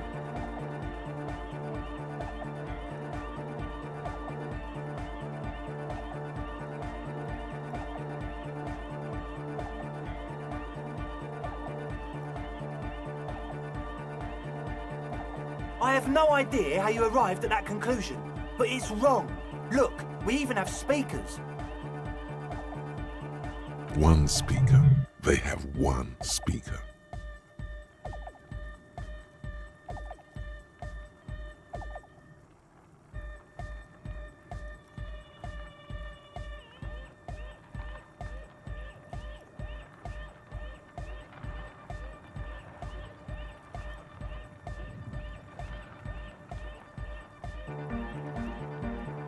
What do you mean, friend? It's a one-speaker system. It's monodynamic. You wouldn't know the first thing about sound reproduction in anodic music. Other speaker. This may be the brain damage talking, but you've definitely never heard of monodynamic or one-speaker systems. What do you know about spinning tape? Nothing. He said it was for his nose. What more do you want? Likely pseudoephedrine, almost exactly the shape of ephedrine. Ephedrine makes you happy, and so does pseudoephedrine. And of all cellular-based life, what's your point, Lawbringer?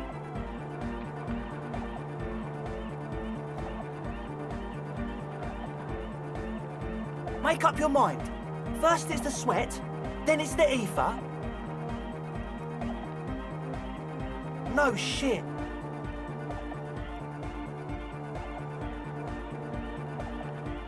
That's... Come on, that's...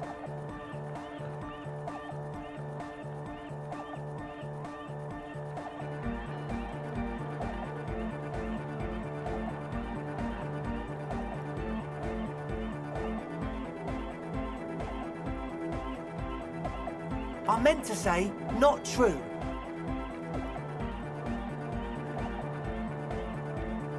What do you mean, do? There's resignation in his voice. He's almost ready to drop the act. It wouldn't take a lot of pushing. The optimal way to go about this would be indifference. It begins by you telling him you don't care about any of this.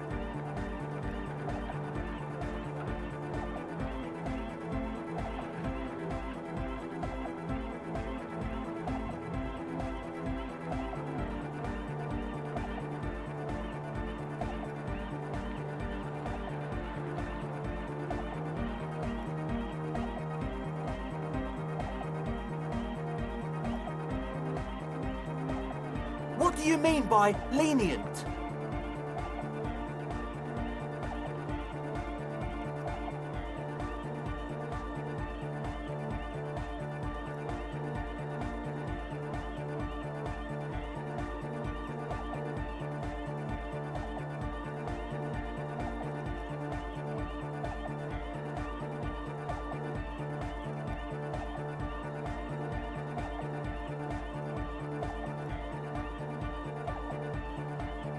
He thinks for a moment, then opens his mouth, but closes it again, then finally raises his hands. Things are just way too hard for an entrepreneur in this city. It's not like we're not going to turn the church into the wickedest club in East Revershoal. Because we are! We totally are! We just got to turn it into a speed lab first. You know, to get our foot in the door. Like I told you, spooky arseholes moved in while I was getting all this stuff together. A month ago, the place was empty, and now it's all spooked up. No, man, they're spooky all right. It's just that they would also probably call the police if we started cooking speed in there. But the sign was way off too. I couldn't feel the love at all. Sir, you promised you'd be lenient. This is it. Judgment time.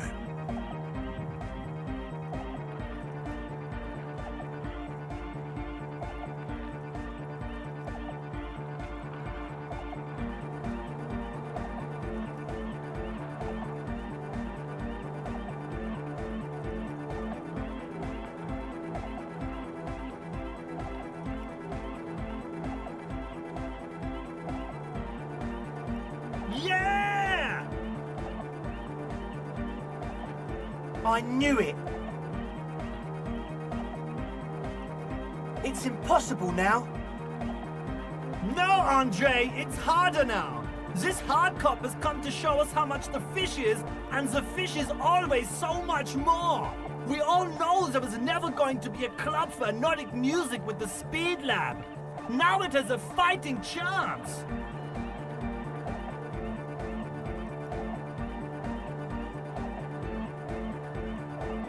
There needs to be a club for Nordic music in there. Needs to. Everyone hates each other. Everybody hates it here. It's all just drugs and we're slaves and I can't. We are running out of time. We need a win, Andre. I promise this will be a win. We won't cook speed in there. We'll do it clean. We'll do it true. We'll do it sober and real and beautiful. This will be a victory for the light. Okay, we'll try to do it without the drugs. We'll do a straight club up in there, spinning the maddest reels, and nothing but, I swear to God. Okay, Egg? From here on, it'll be straight all the way. Goodbye, officer.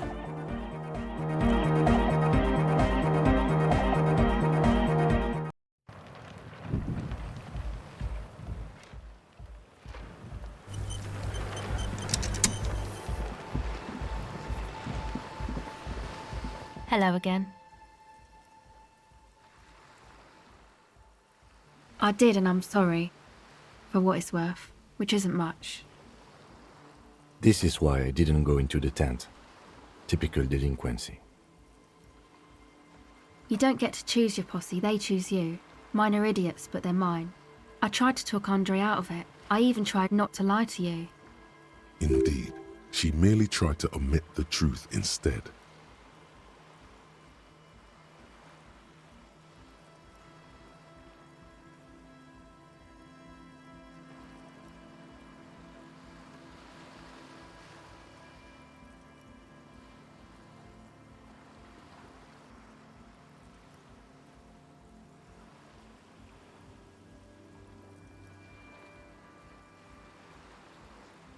I know.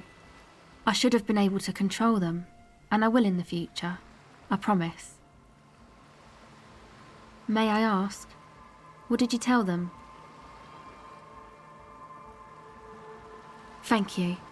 I'll get them under wraps, I promise.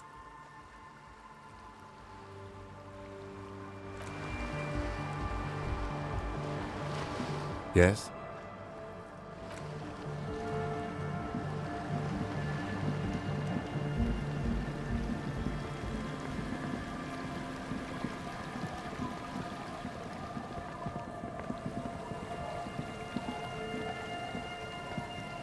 Wait. Take a longer look at yourself and how you're reflected in that slick chemical rainbow. What do you see?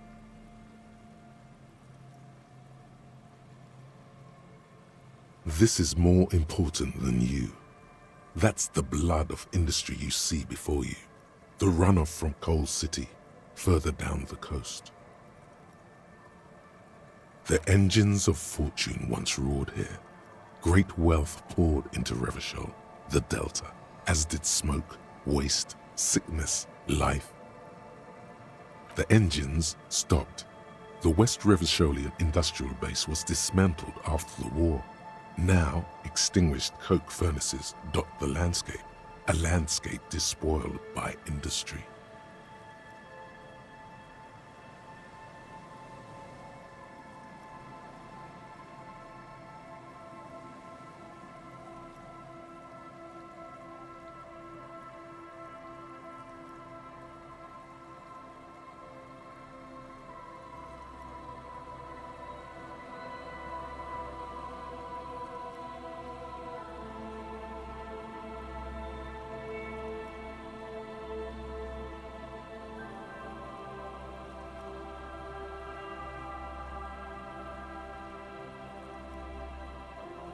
Perhaps you could dedicate your life to cleaning it up, but you're a cop.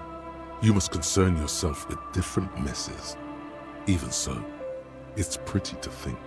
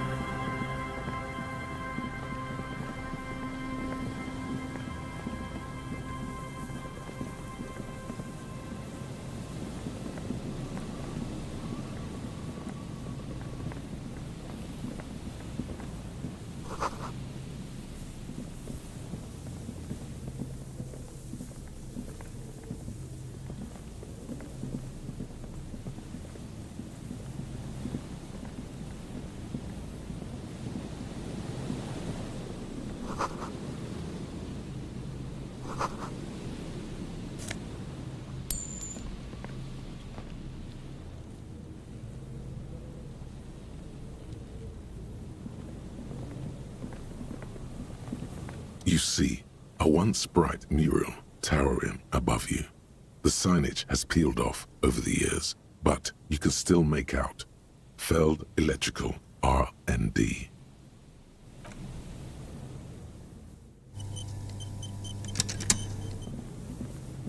And Mikhail noticed the windows, especially with how there are no windows on the south side. This was to deal with.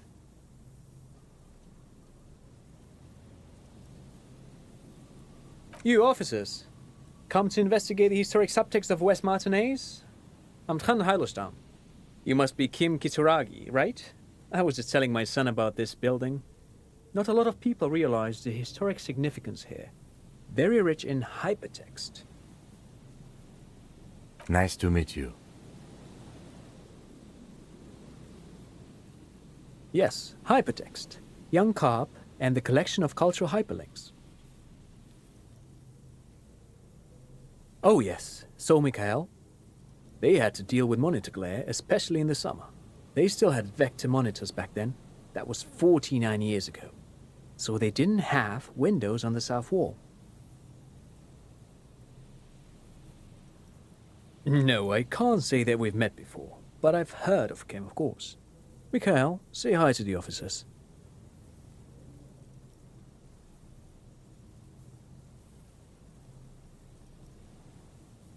Mikhail's a little tired today. We spent all night trying to run Orbis on his radio computer. Have you heard of it? It's a programming language used in Grad. Quite tricky, but he wanted to play this Grad-made adventure program. We've been getting really into Worms lately. The man speaks in the artificial cadence of a professor, or someone who's been on too many radio shows. But I assume you're not here for giant worms when there are so many real things to see. Just as I was telling Mikhail before, this is where the Coalition landed in '08. We could be standing on what is the most interesting landmark in Revachol West. This man is your half-brother. You feel it. But why? Well, get a load of this guy. He really enjoys his trivia. The Orbis programming language was named after its inventor, Victor Orbis, a cybernetician from Grad. They run Vox in the Occidental countries.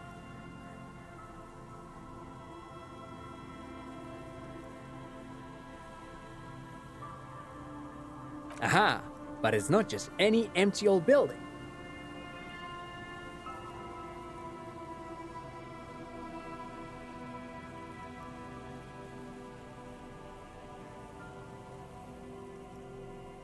What not a lot of people know is, this used to be the R&D department of Felt Electrical. And Felt, which now sells ink cartridges mostly, was once a top dog in the turn-of-the-century cybernetics boom. Hold on. What's R&D? It looks old and weathered, with seagulls picking apart its stone and metal carcass. Bushy undergrowth has taken hold of the collapsed rooftop. Some kind of bird has set up a nest on a broken windowsill. Apologies, it's an acronym for research and development. They don't use it anymore. You're probably more familiar with RTD, Research and Technological Development. Mea culpa. You are not familiar with that one either. This man is a bookhead.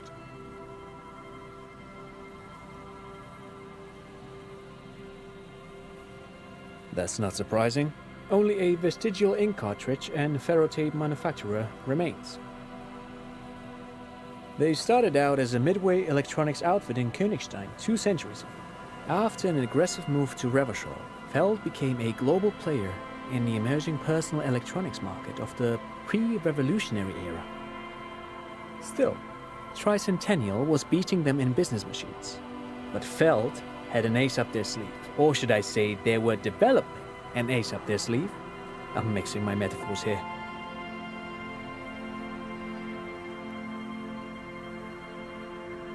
It was here in Martinez, possibly in this very building, that they developed prototypes for a tape computer.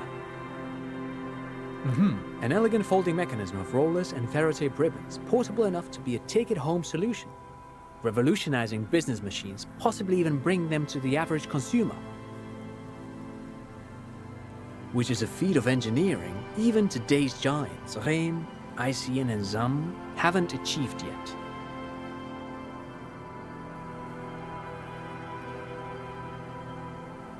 Indeed. What? The revolution! Unfortunately, their moonshot project never made it to the market. Feld's move to Revachol backfired. The revolutionary government liquefied their assets and expropriated those very advanced prototypes, possibly from this very building, or one of the adjacent ruins. All of this was built by Feld, even the boardwalk. Wild Pines built Martinez proper as a resort for their middle management. Feld built this side of town for R&D.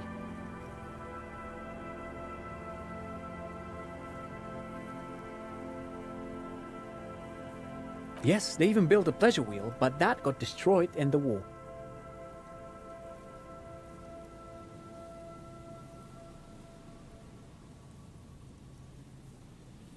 A pleasure wheel?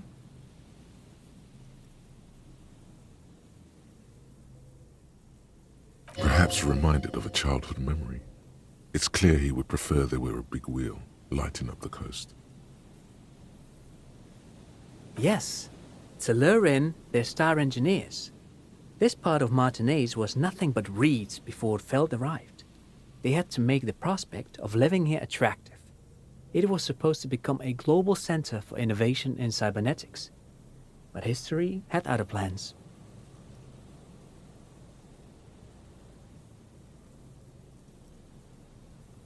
Oh, I'm afraid it didn't end well for the boys. But this story is a bit too dark for little Mikhail here. Now, if you were to ask about tape computers... Wait, is he saying that we should just bypass the excesses of the revolution?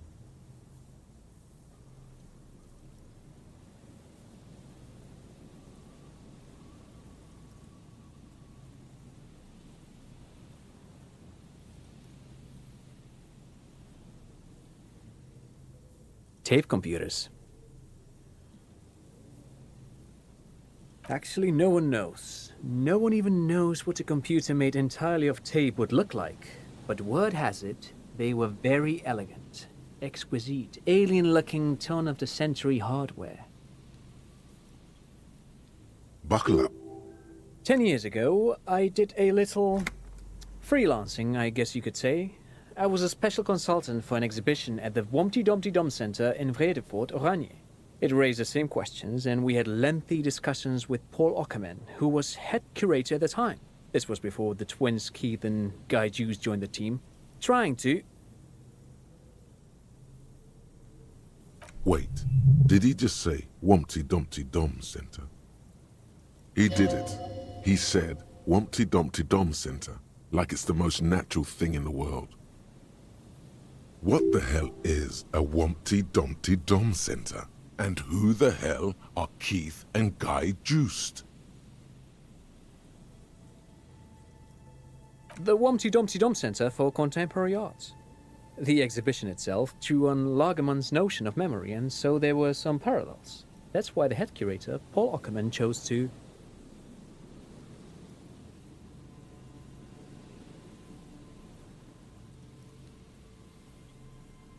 In fact, I'm not. The Womty Dumpty Dum Center is a place you can visit if you're ever in Vredefort and are ever in the market for an exhibition space / contemporary art research center. But perhaps I should return to the tape computers. As I was saying, the device itself was very elegant, fragile even.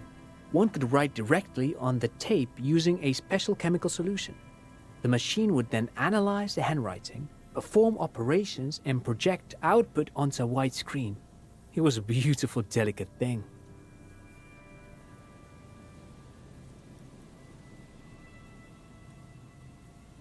Even one would be very useful.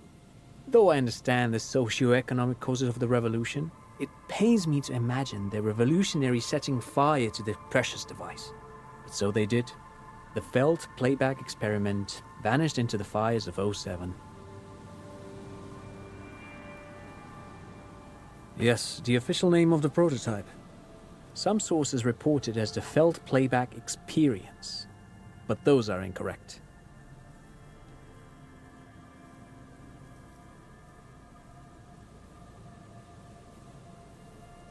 Who knows? Maybe it was an accident, or maybe they didn't want the technology to end up in the wrong hands. Either way, they're all gone now. All 3 versions of the prototype. Nothing but debris and ashes remain inside that building. They used them for military communications, but also to write and send out press releases, the most notorious example being Le Décret de Mars. What's the Mars Decree? I mean the radio transmission sent out to news agencies and world governments by the newly created Commune of Revachol on the 7th of March in the year 02.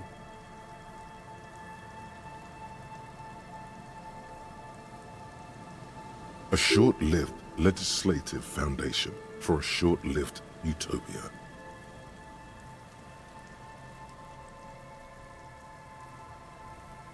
It's a beautiful piece of text, actually. A singer-songwriter I know, Charette, called it a love poem to Revachol on her political concept album, Bon Baiser d'Insolente. You should read it. Every local library in Revachol stocks a copy of the decree.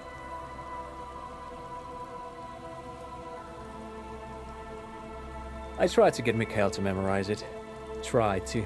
Someone was much too interested in worms to be paying any attention. But of course, what else? I do have some money, yes, but that's not what's really important here. He's not gonna give you money. What are you doing? Clearly you were just profiling.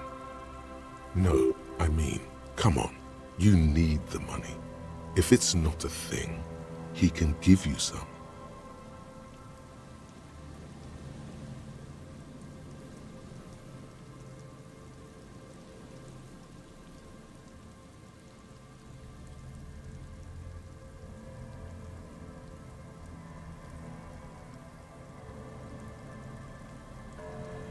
Of course, Detective, I wouldn't have assumed anything else. Matter of fact, I don't know if you're familiar with this, but the Vespertine Department of Justice has published a rather interesting paper on the criminal profiling in former socialist states. Have you read it? If not, then you definitely should. If not for tips and tricks, then just for theoretical curiosity. Anyway, that's just a little something that sprang to mind. You were saying?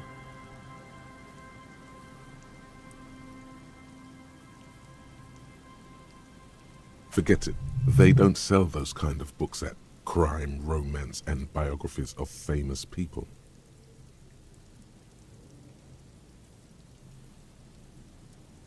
No, thanks to you for having me and little Mikhail here to pick your brain. A very interesting conversation indeed. Pick your brain? If anything, this was rather one-sided. He did the talking. Whatever.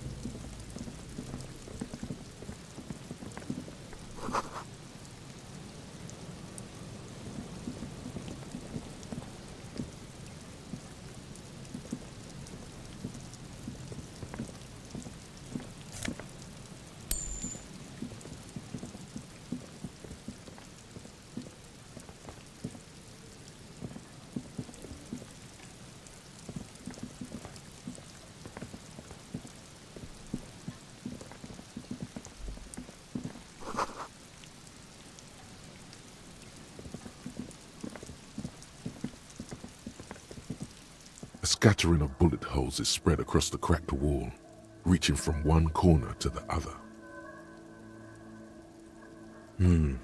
Correct. The density of the bullet holes is unusual, even in a general average bullet hole frequency in Martinez sense. Grim affairs. Meaning, this is a lot of bullet holes. Looks like fully automatic rifle fire. Something you don't see these days. The manufacturing and sale of automatic rifles was curtailed after the revolution. The destructive power of such tools proved to be too much. We do need to retain some humanity in this world. Unable to piece together the big picture just now, there's a hole in their hypothesis. The scattering of bullet holes looks like one giant smiling mouth, smiling its deadly smile, laughing at you and the world and the living.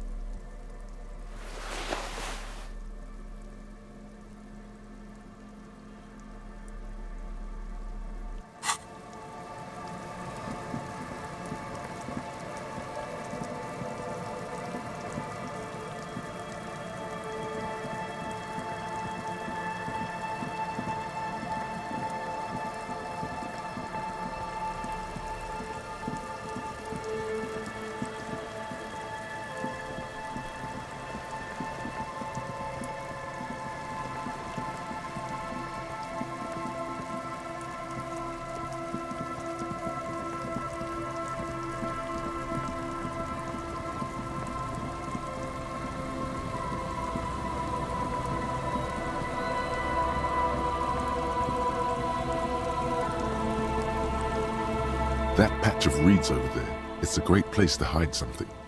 Kind of out of the way, being so close to the water.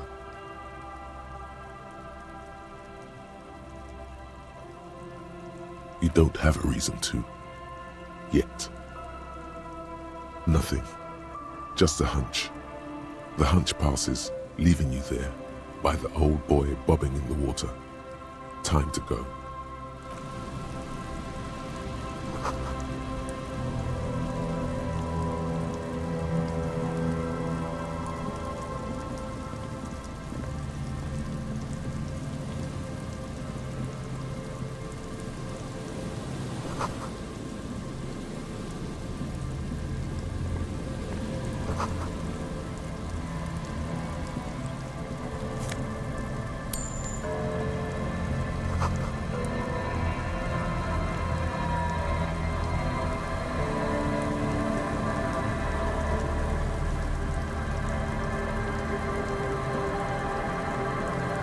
Hello, I'm Gary.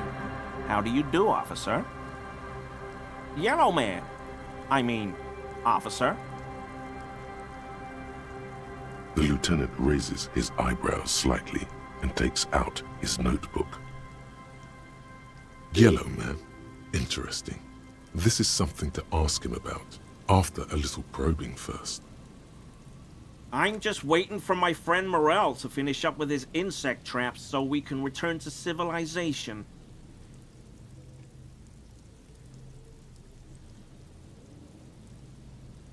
I like nature, just not this bloody coast. It's mostly drunks and degenerates that come here.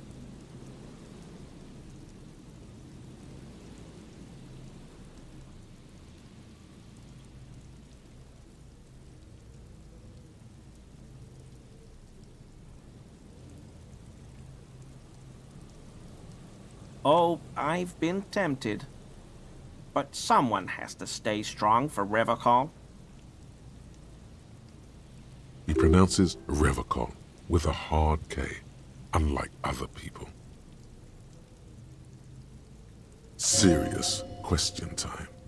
This man is no innocent. No one is.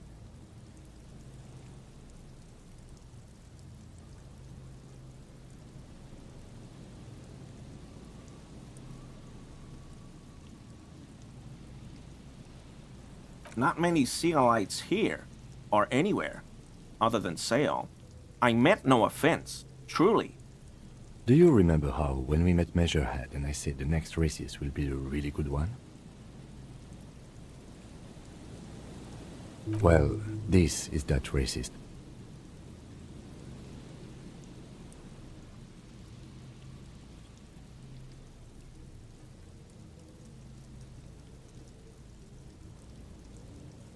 Hey, man, all I meant was there are not many Sealites around here. I'm just stating a fact.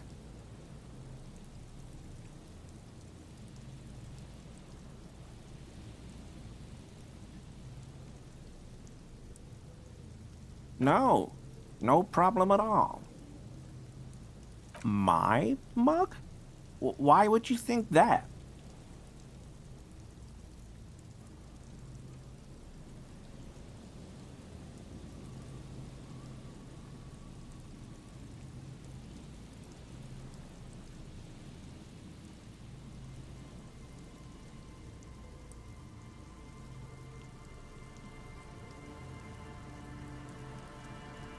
Oh, no, that's not... Why would I be calling to a broken mug?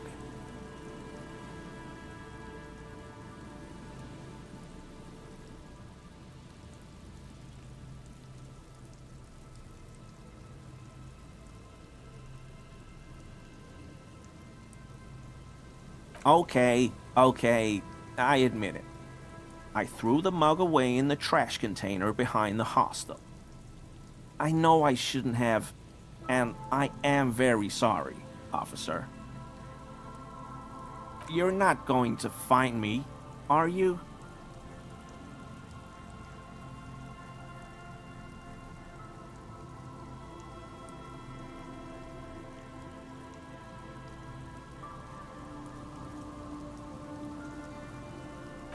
Okay, I deserve that, and I won't do it again. You have my word. I don't know what got into me. Stuffing my garbage in another man's property, I've been having trouble at work lately. The Koikos are price dumping us out of competition. What did you do, Gary? Nothing. Just answering some questions. Helping out the law.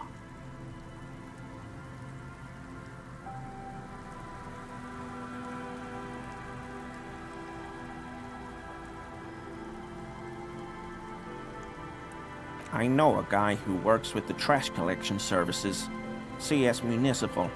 He gave me a master key for the trash containers of Martinez. so I can use the Whirling's trash compactor to store my own stuff. Garbage disposal is expensive as hell. The damn Chimeans run it like a mob. I'm sorry, okay? I thought I could cut costs. I shouldn't have. I shouldn't have disgraced myself.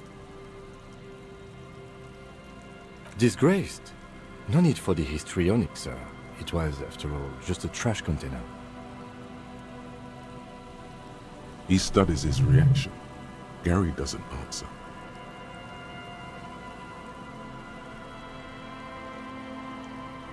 Officer, please. Let me explain. It's not like that. I was only cleaning up. I live right across the yard from where he was hanged, and I saw him stripped naked. All the clothes lying around in the yard, smelling. People are animals, you know?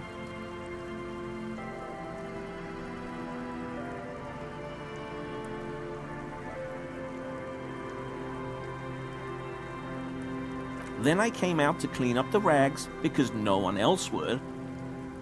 I put them into the Whirling's trash, along with a broken mug, admittedly. Okay, I was coming to throw the mug away, and, well, I threw the mug there and the clothes too. Right. It was just civic duty. Exactly. That's exactly what it was. Civic duty. Armor? No. I mean, yes. Of course.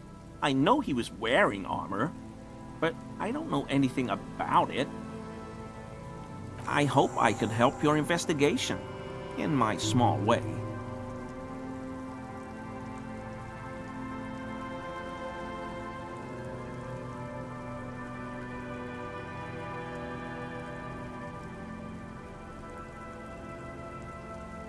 I told you everything I know, sir.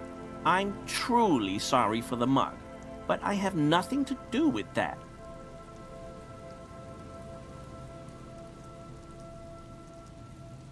I like to pronounce it the hard way, the old way, the Vespertine way.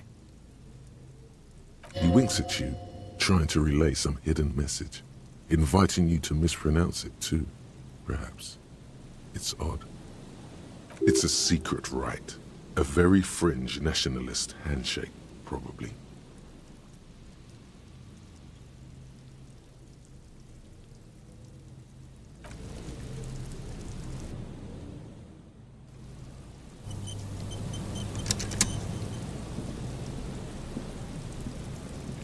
Always a pleasure to see an officer of the law. I mean, officers.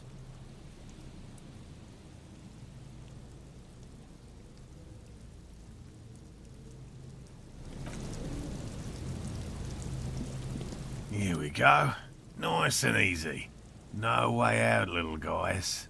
Not out of this jam. There's a cylinder on the ground in which the man is arranging some netting. It looks like some kind of trap. He notices you. Who's there? Oh, the police. Hello, officers.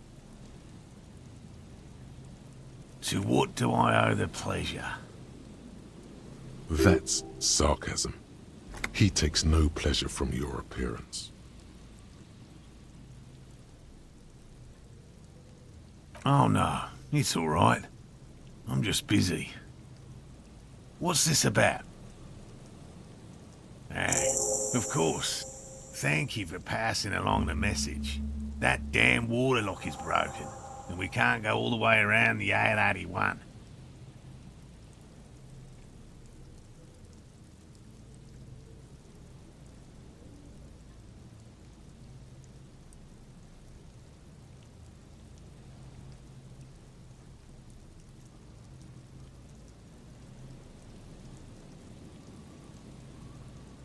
Oh, good. We should really be getting back. Gary could use a hot shower and a warm bed. Did he say we can go back now? Yes, Gary! We can go soon. If you see Lena, tell her I won't be long. Sir, your wife is waiting for you. I just have to do one more round. See if the phasmid has taken the bait. Then we go in.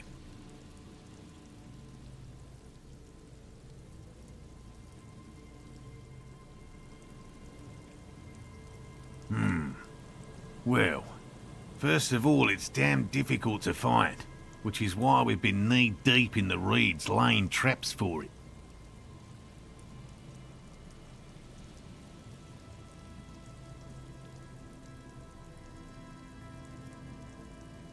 Good question. Being a phasmid of the order Phantasmodea, a ghost insect, it disguises itself as plant matter. In this case, the reeds. Awful lot of reeds around, aren't there? And I suspect it may have also developed other specialised techniques to protect itself from predators, or scientists, in our present case.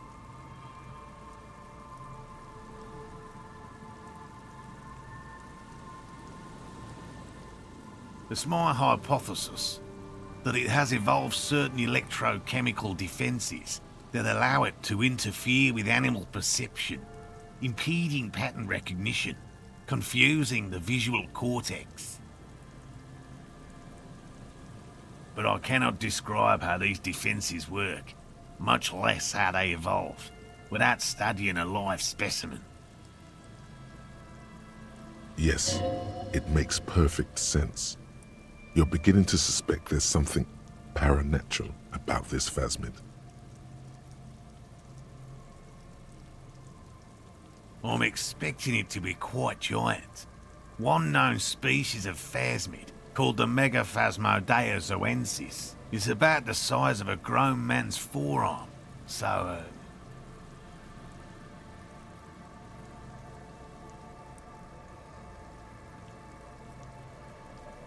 Typical rookie assumption. Insects are much more sophisticated creatures than those unversed in zoology give them credit for. Even simply catching a glimpse of the Insulindian phasmid would be the apex of my, of any, cryptozoologist's career. But to study it and its defences, find out how it stayed hidden so long. Very little, I'm sorry to say. No one's ever captured a specimen, so all our information is based on first and third-hand accounts. Not yet. That's what makes it a cryptid. Just out of curiosity, if there's no proof of its existence, how do you know it's real? I know it's real. It's clear that his obsession with the phasmid is driven by something more than the pure pursuit of scientific advancement. By which I mean, I've heard enough first-hand accounts to believe quite firmly that the Insulindian phasmid is more than mere superstition. What would it be like to grasp and hold onto something you think is next to you, or just behind you, like a trace of vapor you exhaled one spring morning as a child? This is what he's searching for, a spectre.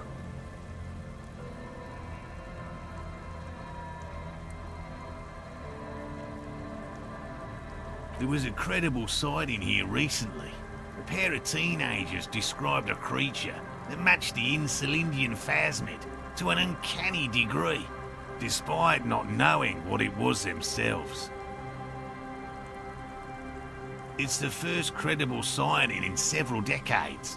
Admittedly, it's an unusual location for this species, but with all the sewage runoff upstream, it probably doesn't matter much anymore. I have to resist the thought. Such an extraordinary creature is doubtlessly highly resilient. After all, it's generally thought to be capable of parthenogenesis.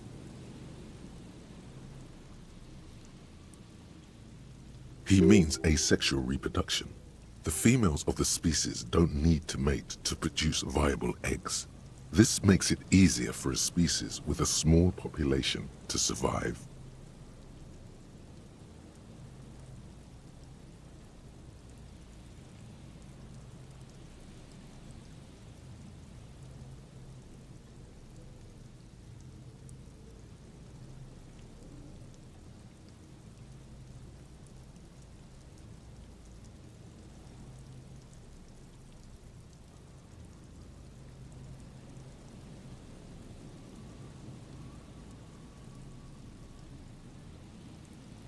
And it shouldn't.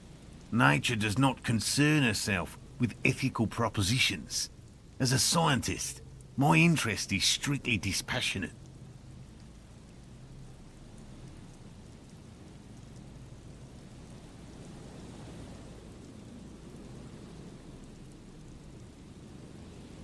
Well, they may not look impressive, but Lena designed them quite cleverly, so I'm sure they'll do the trick. Yes. More than some, he admires this about her. Simple. Attracted by the locusts, the phasmid crawls down the funnel and, having eaten its fill, can't get back out.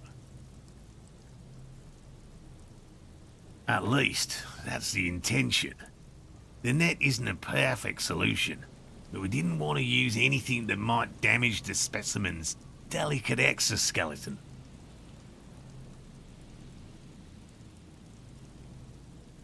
Locusts. Nearly all known phasmids are herbivores, of course, but we've hypothesized that the Insulindian phasmid might occasionally prey on other insects. Inside the traps, a number of locusts crawl and tumble over one another in a tiny, chittering swarm.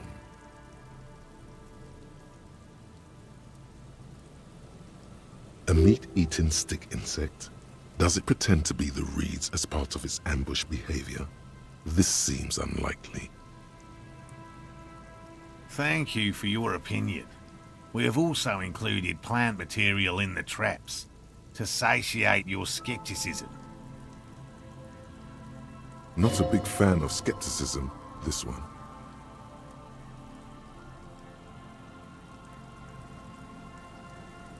They'll work, I assure you.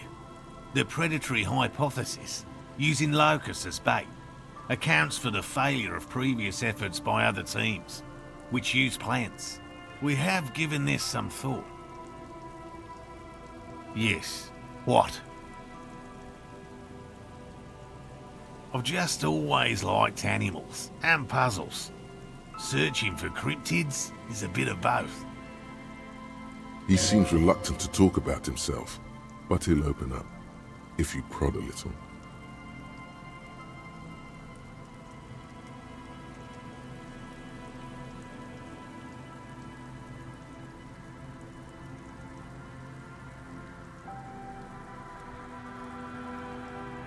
It's not child's play, just because I have to traipse through the mud every so often.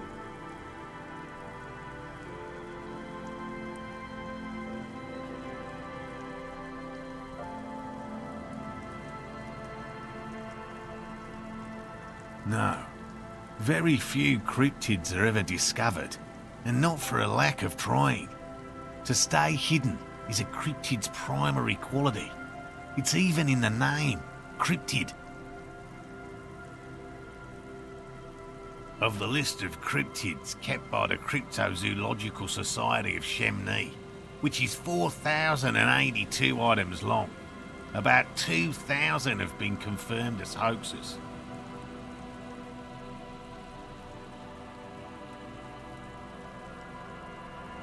Two are categorized as confirmed discoveries. The rest are in differing stages of discovery, refutation, and data collection.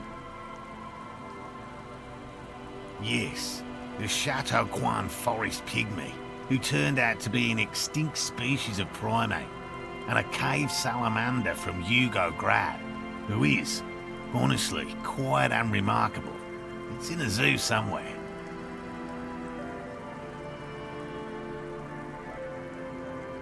We cryptozoologists are brutally honest with ourselves. More so even than the public. With cryptids, most cryptids are hoaxes or they are never found. That does not mean we should stop searching.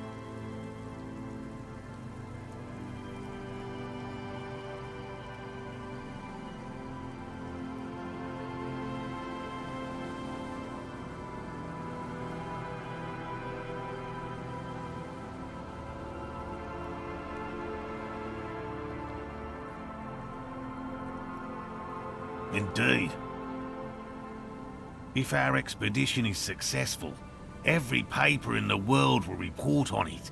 From Revachol to Dushantu. It will be a zoological miracle. He has clearly done his math on this. There is no surprising him or swaying his opinion. Real. I know you think one is a respectable profession, while the other is superstition. Everyone does.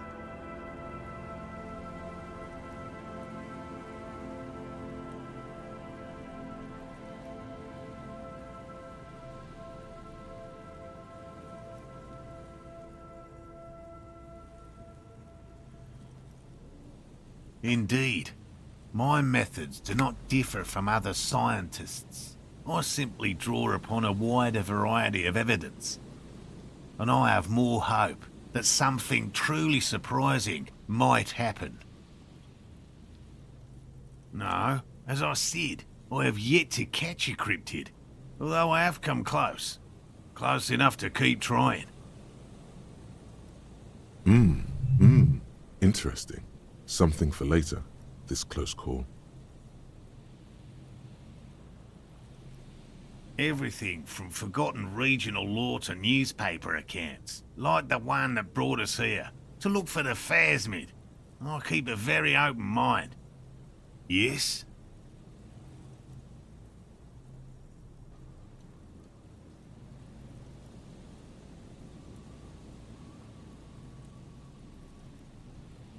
No. No, of course not. Why? Well, he's been a little unenthusiastic about the trip. More so than usual. That's understandable. He just wants to get home and warm up. He doesn't want to say it, but this is unusual. Gary's been to the jungle with him, to places way more challenging than the coast. Why so eager to go home?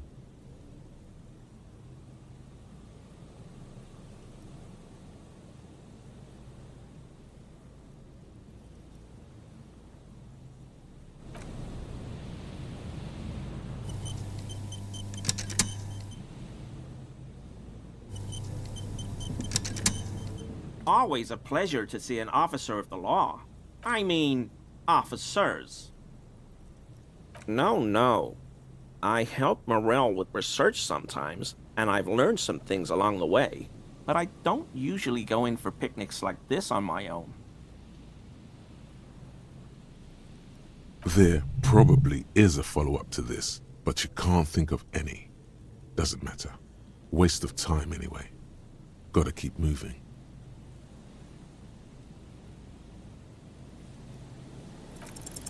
Is he? He's looking comfortable enough.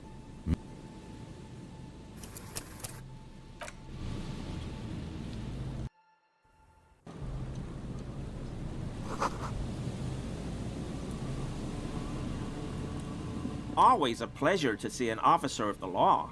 I mean, officers. No. There probably is a follow-up to this, but you can't think of any. That shirt looks very uncomfortable on him. Look at the buttons, barely keeping that thing together, as if something is ready to rip out from underneath. Yes, like a piece of ceramic armor, for example. One that makes a clicking sound when the plates meet each other, resembling pearls or marbles, stolen from the corpse in the yard near where he lives. I knew you'd figure it out, officer. I'm sorry I didn't tell you at once. I I was ashamed of what I did, and I didn't want you to know. This shame is surprisingly sincere. Gary, what's going on? Later, Morale. I've got apologizing to do. No, you've got explaining to do.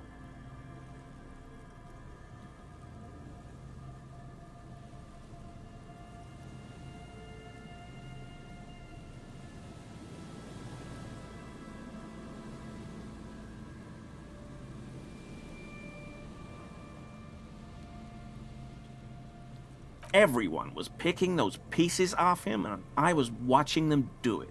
And they'd scattered his clothes all over the yard. Everything was smelling. So I went there to take out the trash and started cleaning up.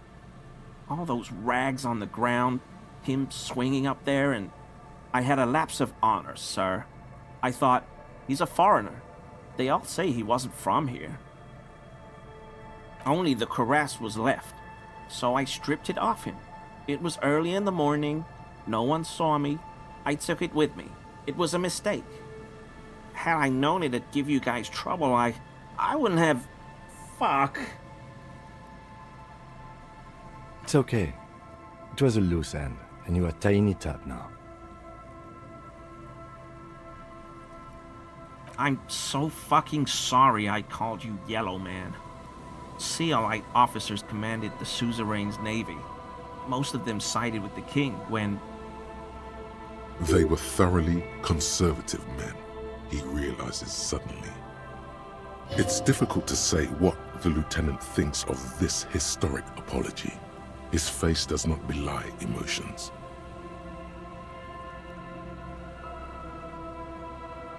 I always thought it was the Union.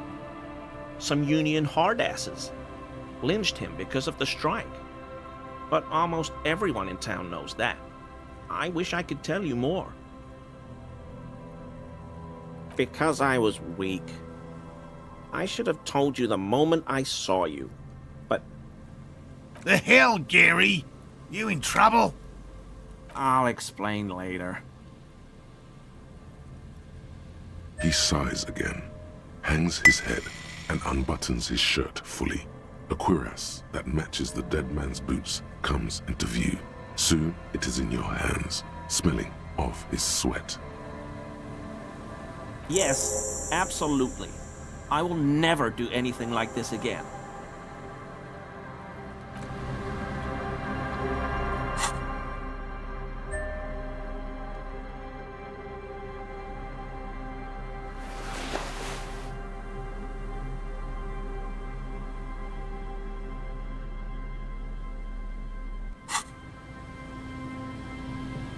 Yes?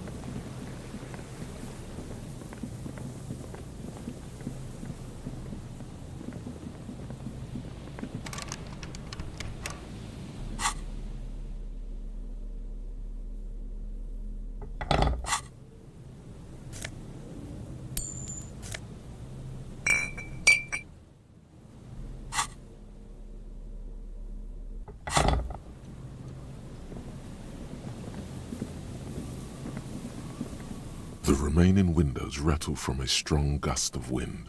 They're covered in a thick layer of grime. They must have been like this for 40 years. Dripping water falls from a high place. All you can see is the shadow of a collapsing staircase. No, I won't even try. You know,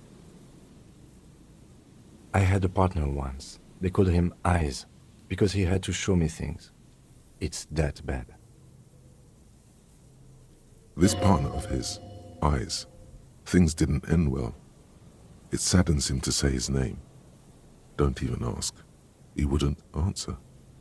Maybe some other small talk. Well enough, actually. It's odd how that works. I'm no sharpshooter, but I passed my shooting courses 7 out of 10.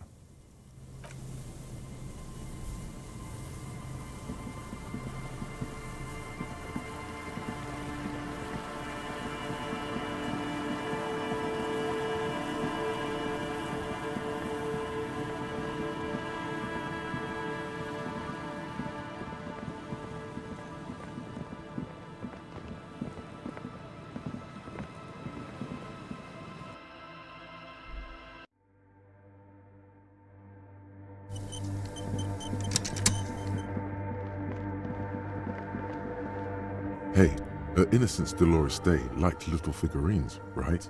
Liked holding little men between her fingers, remember? You have the headless Fallen Rider figurine. You should give it to her. Win her back.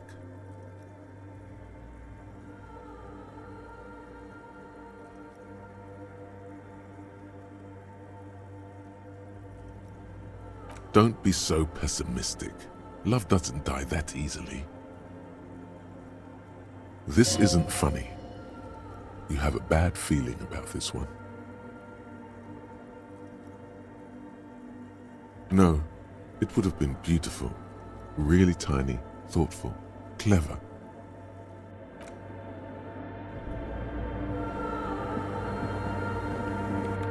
Yes, what is it?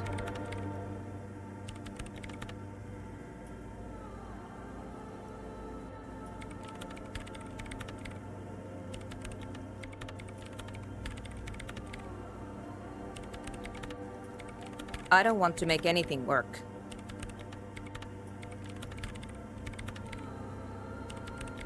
Yes, anything. I don't want to make anything work. It's not the anodic dance music that's made her bitter. It's the failure of Fortress Accident. That's right. If we couldn't get our Welkins to happen, I don't want anything to happen. Ever again. There's not a trace of irony in her voice. She means it.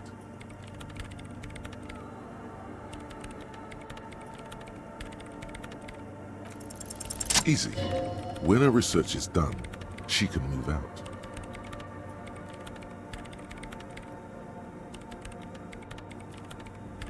What? No, I don't really need any help with the project.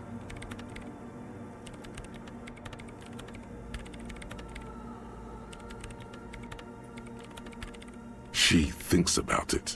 A glassy look in her eyes. A gust of wind brings more snow in from the broken gallery.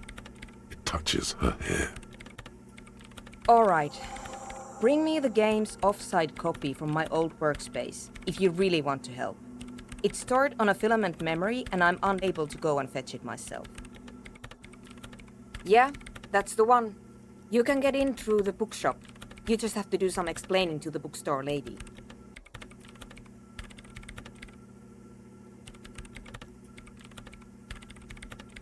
Good. Then you might know the giant ice bear fridge in the building's cellar. The filament is inside the fridge. Just go and get it. In the giant ice bear fridge. I just told you. It has red glowing eyes. It's impossible to miss. You just need to get the offside copy from the ice bear. But you've been to the fridge and it wasn't there. There was a note saying,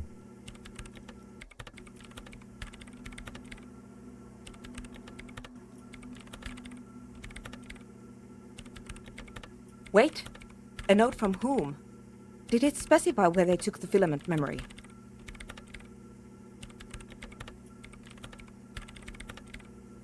Jawiza. Of course. Our project lead, Suliswov Jawiza. God, he was always so hell-bent on keeping the copy somewhere safe. And feature creep, and the Valley of the Heads.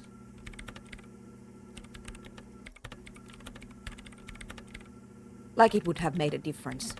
The offside copy was perfectly safe when the data loss happened. That data loss was anomalous. And the heads...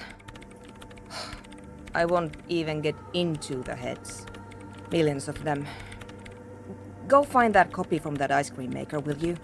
Thanks. The bookstore lady hates me.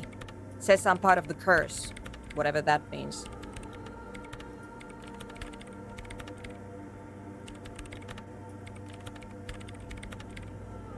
Because she's from Martinez, and people from Martinez have never ever seen a radio computer. She thinks it emits elemental evil.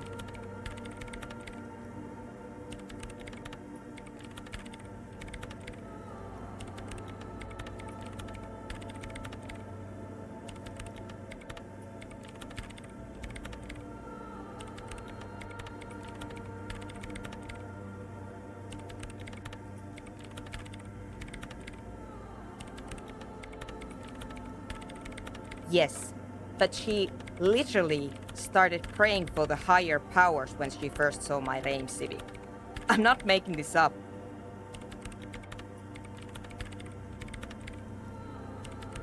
The lieutenant coughs like he's amused.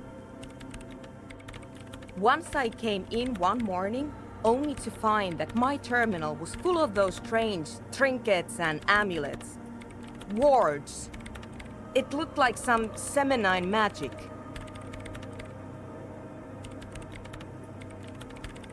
It's a backup of my former employer's project, the radio game we were working on. It's stored on a filament memory, just like the one inside this radio computer.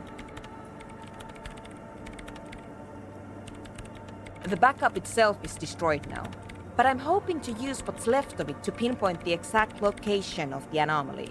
You just have to go to my old workspace and get the filament. Hold on. If it's called an off-site copy, then why is it still on-site?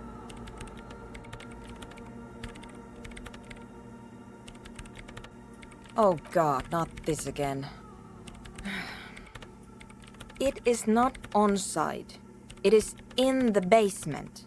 Perfectly safe and not connected to the front at all.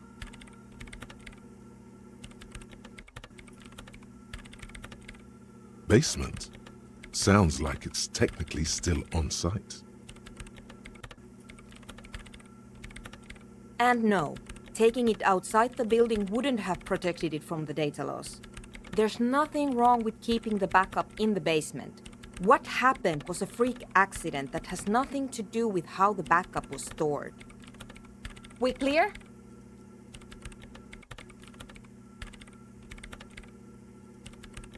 This is clearly a painful topic for her.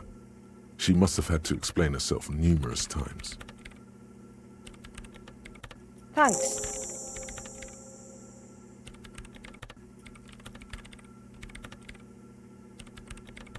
And here's my Qualsund multitool. You might need it to hack loose some ice. It opens everything. If you get me the offsite copy, then you can keep the Qualsund. It hurts a bit for her to say this. She's not too happy to be parting with the Kvalsund.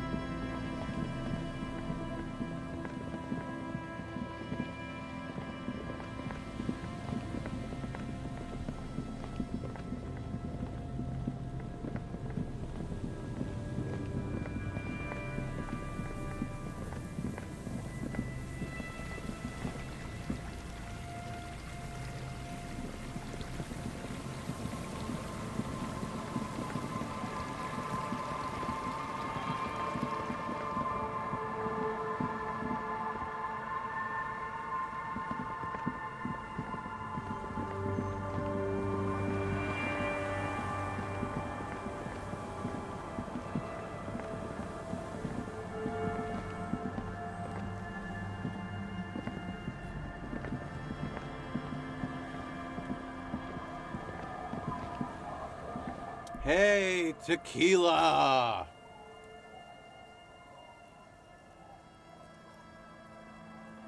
Good to see you. How's business? How's the whole reality situation treating you?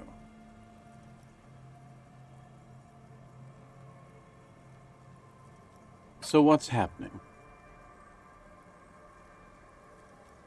Yeah, Tequila Sunset. How are the, high-concept, reality-based adventures proceeding? He says it like it's obviously your name. Like you call someone Billy Brunel or leader of the 4th Street Gang. Good. These people know your true name. Looks like it has preceded you, Mr. Sunset. More on that later.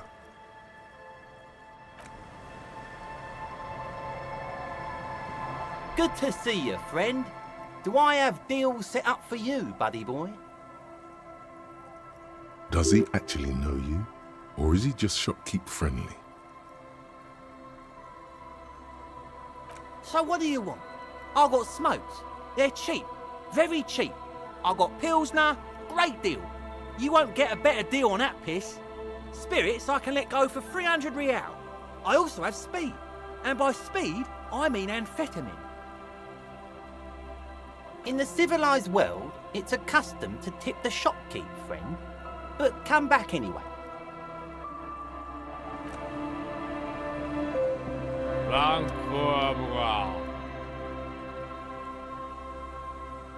Don't you call her? Yeah! Don't call Abigail!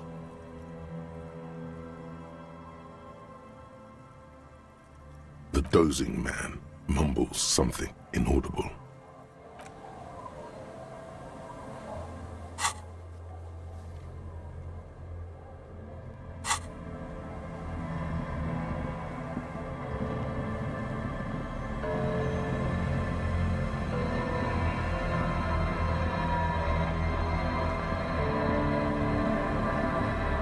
Hi, the sea's gonna calm down soon. I can feel it.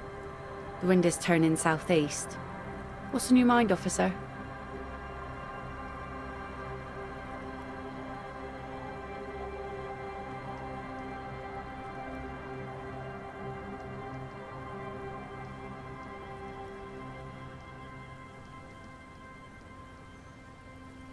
Oh, that's good to know, I guess.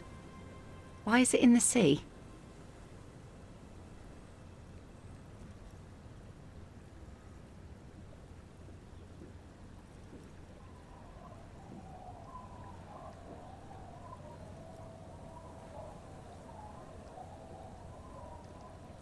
This calls for a funeral, if you ask me.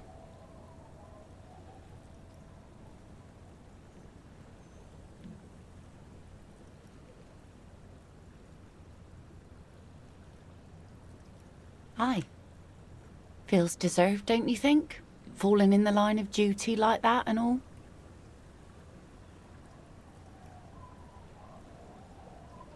Why odd? Our things are a part of our life world. They're made with our human sweat and they share human history. We should care about them as we care about humans. To some extent, at least.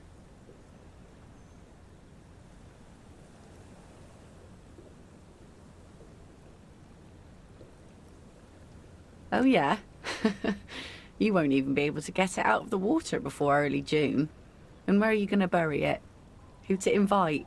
What music to play at the wake? Take it from someone who's been through a few funerals. It's easiest to just leave them there and let nature take care of it. That's all we have time for right now anyway. Come back here in June and see how you feel about it then. It's not like it's going anywhere.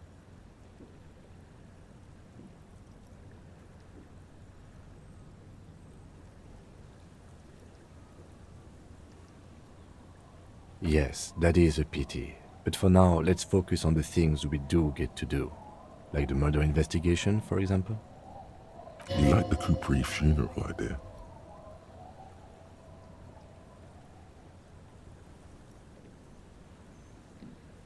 Oh? Who? Well, how can I assist you then, officer?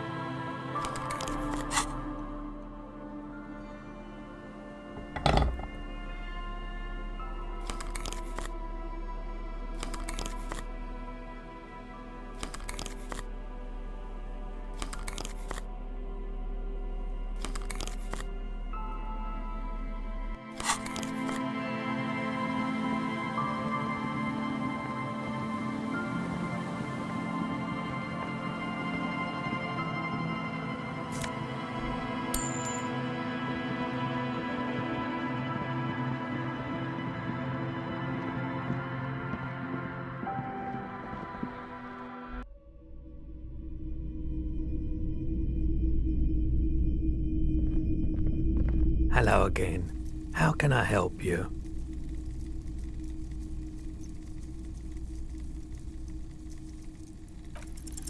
Feeling warm and enthralled by the movement of light, while the mind continues to race forward. Lucky bastard, he's probably on Pyrrolidon. It's tough to come by on the street. A drug developed by the military to treat and prevent radiation sickness. It has psychedelic side effects, and it makes your eyes turn yellow.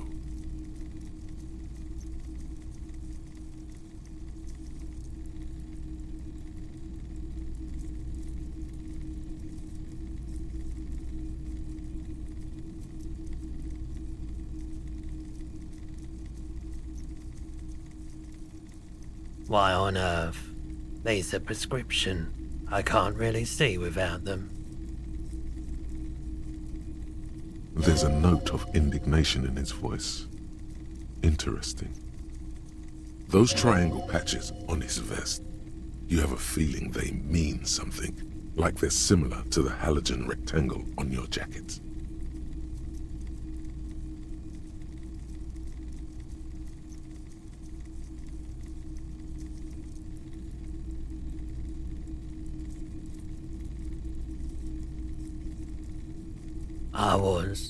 I was with the Emergency Relief Brigade. You know, after the People's Pile disaster.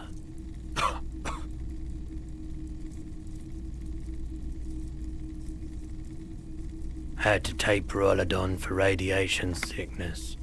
That's what you were hinting at just now, wasn't it?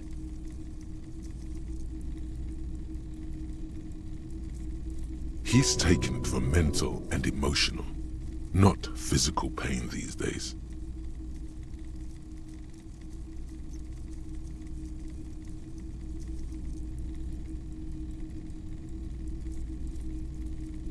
A bad idea. Some poor leftist built a particle decay generator in hopes of bringing affordable electricity to underserved communities. It malfunctioned. Radioactive waste everywhere. Probably some of it in you too. The People's Pile was a Type U particle decay generator that failed immediately after entering service, releasing radioactive waste into River Esperance.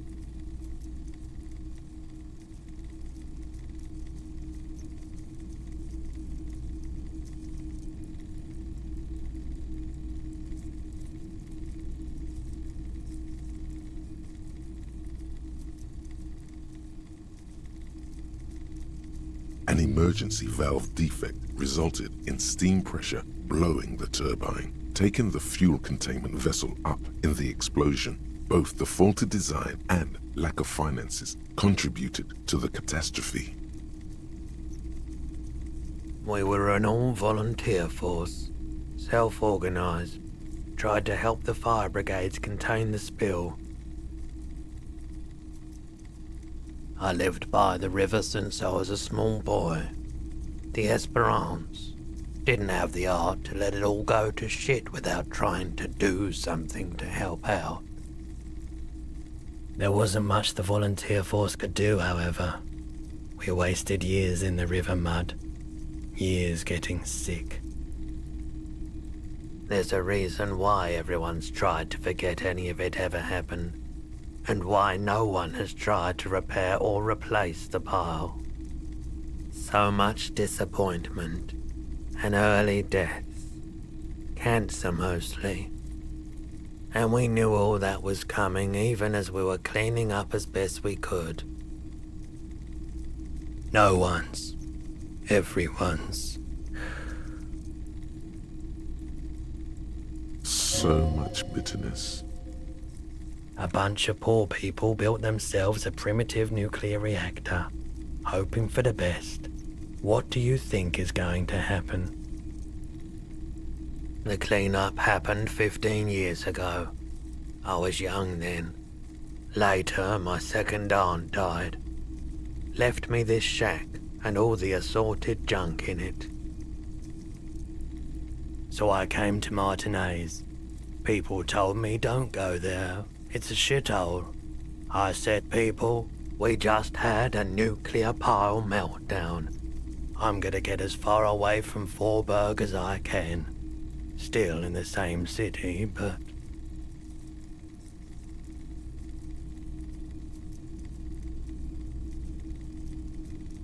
I like the theory more than the story.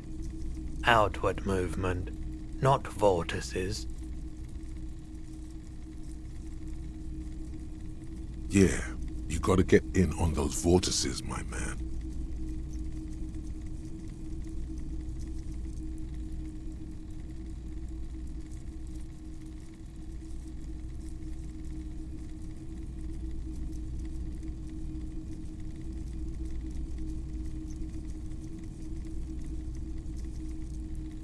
Sure thing.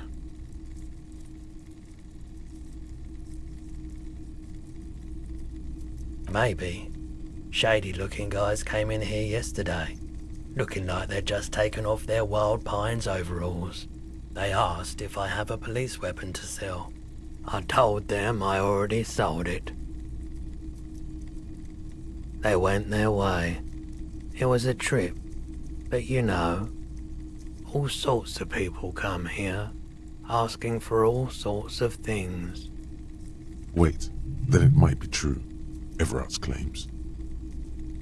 Maybe Claire really is tracking down your gun.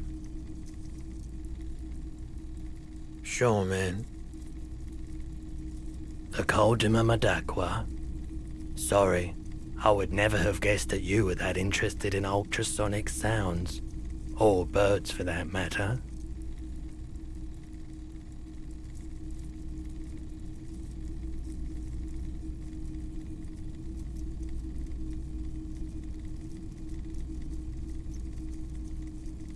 That's fair.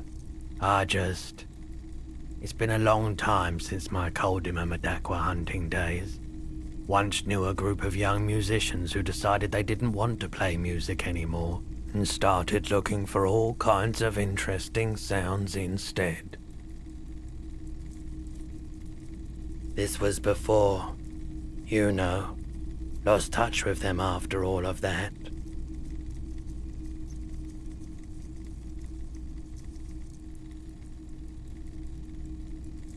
Cool or not, one of them was obsessed with recording the Coldima Madakwa. And he was one of those passionate people who know a lot about all kinds of strange things. So he got the rest of us to join in his search. We thought we did. We got together all these recordings of unusual sound patterns, compared them, cut them up and combined them into the Symphonia Coldima Madakwa.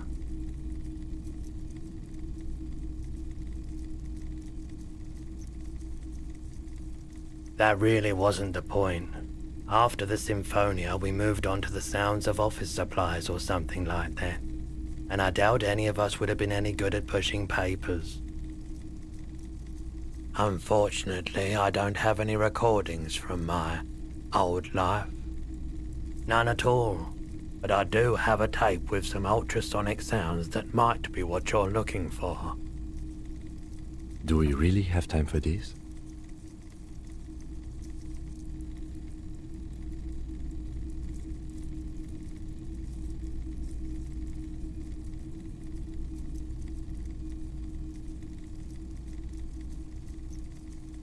This recording comes from down the coast. Wasn't looking to record anything specific. Just left a recording device there one morning. Keep in mind, I have to slow this one down enough to make sounds well over 200 kilohertz audible to the human ear. It will be strange.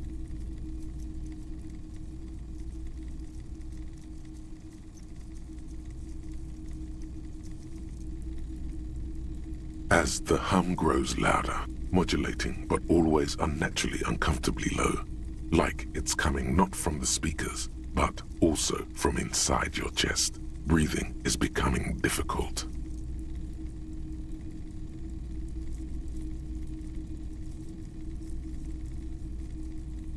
Not good, not good. You're about to start suffocating. You have to stop this. There's a growing sense of dread. The sound is coming from inside you, but also surrounding you.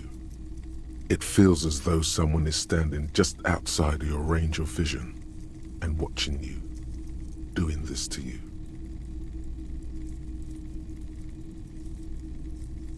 He nods to you, reassuringly, just as more diverse, higher-pitched sounds, some random, some appearing to form patterns, hit your eardrums. Seabirds most likely, gulls and such. And skewers, but shh.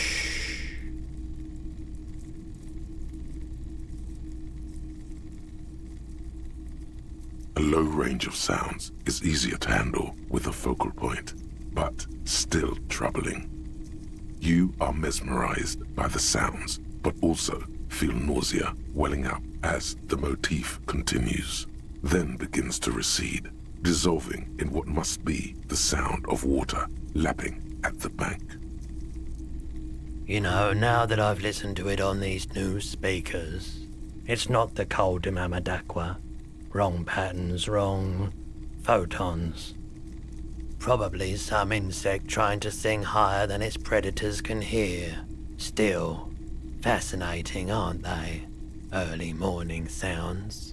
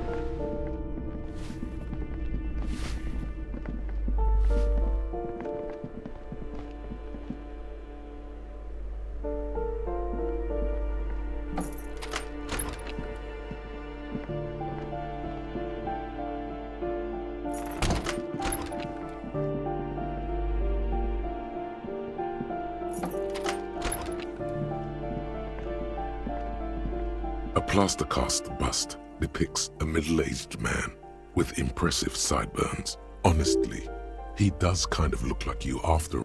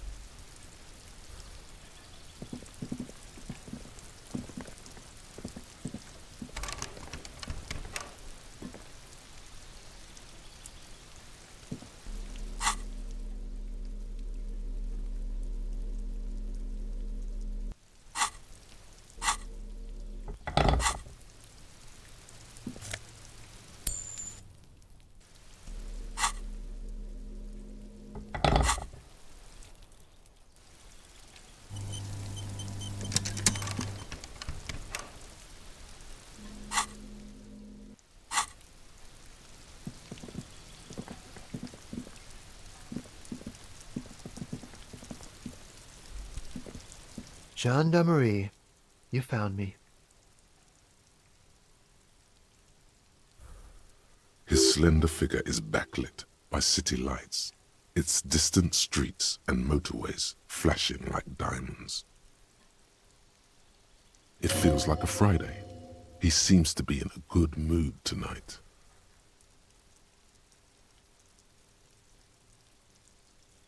Beautiful.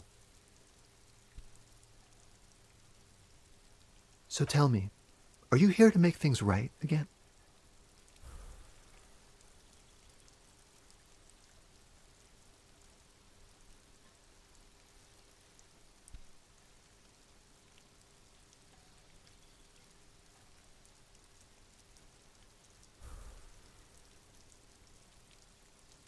Beautiful. I have some good news for you. My Sunday friend is visiting me tonight. I told him about you and he'd like to say hello. Step in. He's already waiting.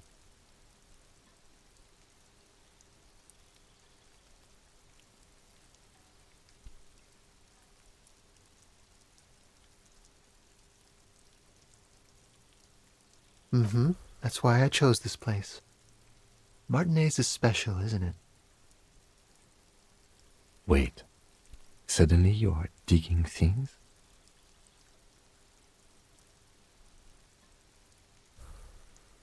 Yeah, it does feel like the end of the week. Such gentle weather. Even the rain feels nice. Trust me, you do. That's nice, but I don't have anything to tell you. It's my friend you're looking for, not me. He takes another drag of his unfiltered cigarette and looks around. It's getting dark and the neighboring windows have lit up one by one. Downstairs, a cat crosses the yard, disappearing into the bush. Besides, I've got to run. He's going to leave you alone again. That's sad.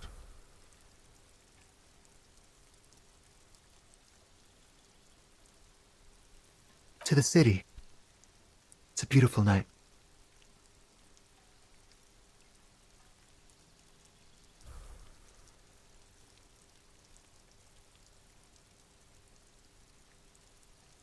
Take care, all right?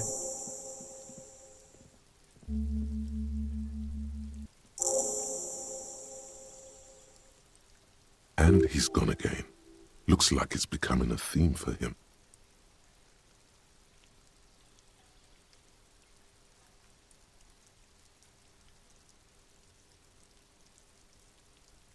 Who knows, detective? It's a mystery. Different, of course.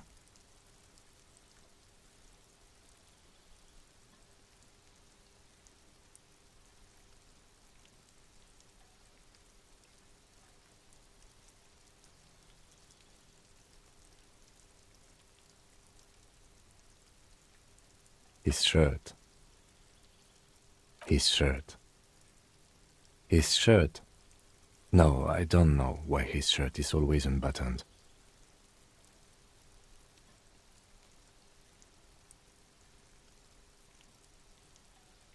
Come on, detective, let's go. We've got a potential witness to interview.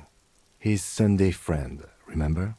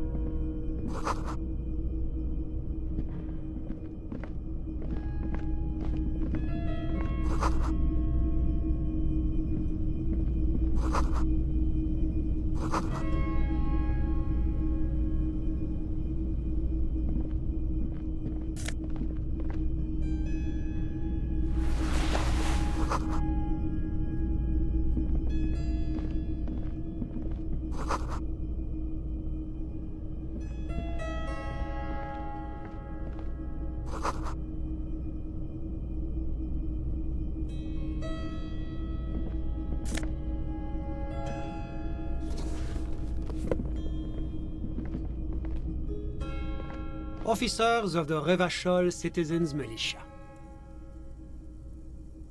You shouldn't be seeing him in an intimate setting.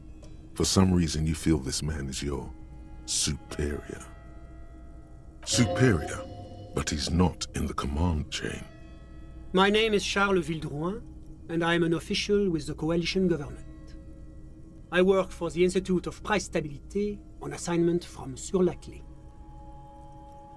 I heard you talking to my friend outside. Very good. Super. I am here to assist you in any way possible. Ask me about the hanging.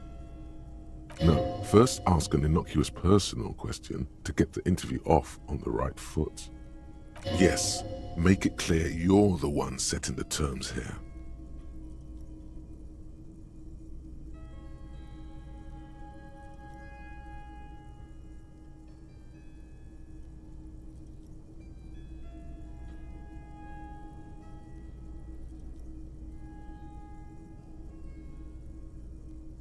Oh yes, my friend has a great eye for these things. He refuses to tell me where it came from. It's a mystery. I believe they call this type of frame industrial. It's very comfy. That's really all I can tell you about it.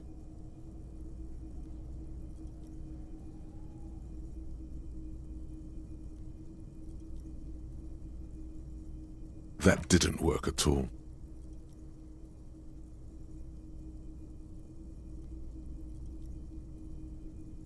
The lieutenant takes out his notebook and nods to you to proceed.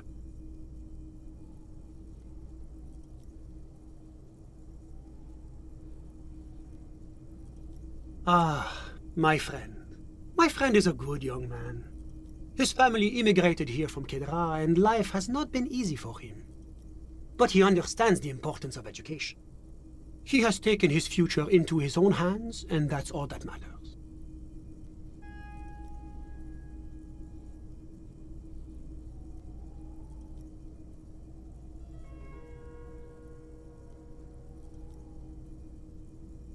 Kedra is a candidate member of APIS.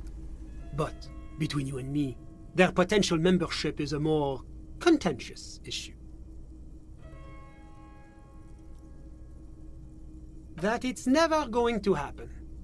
They entered negotiations in 21, and it's been pending ever since.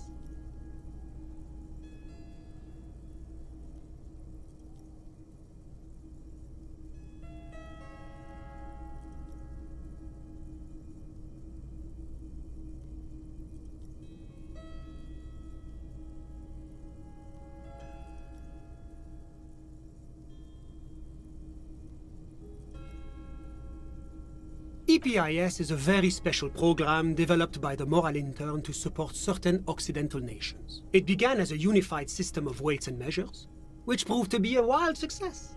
Nothing but kilograms and centimeters as far as the eye can see.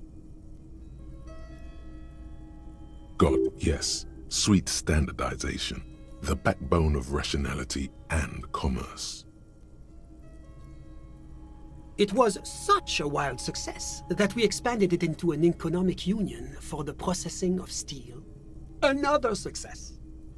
And between you and me, the Moral Intern feels emboldened by this success.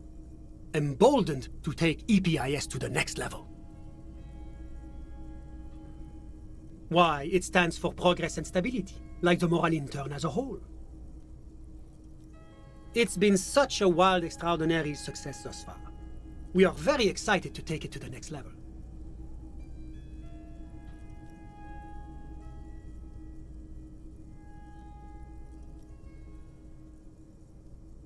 A supranational political alliance, the United States of Occident.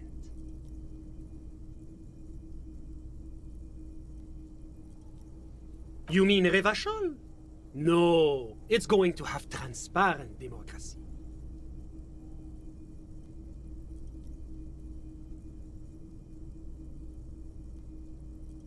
It's one day going to be a candidate member of EPIS, sure. Except that candidate members never become full members, do they?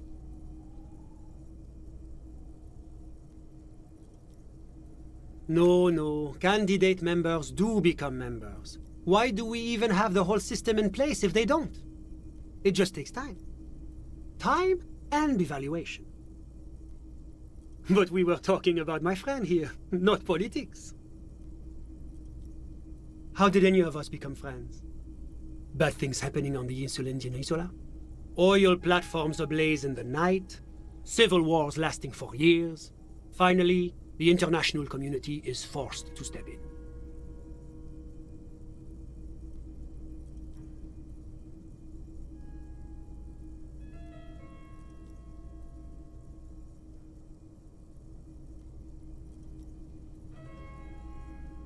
One of the wonders of democracy is that everyone is allowed to have his own opinion. And not just allowed, encouraged even. Have you ever tried debate? There's a joke here, and you know what it is.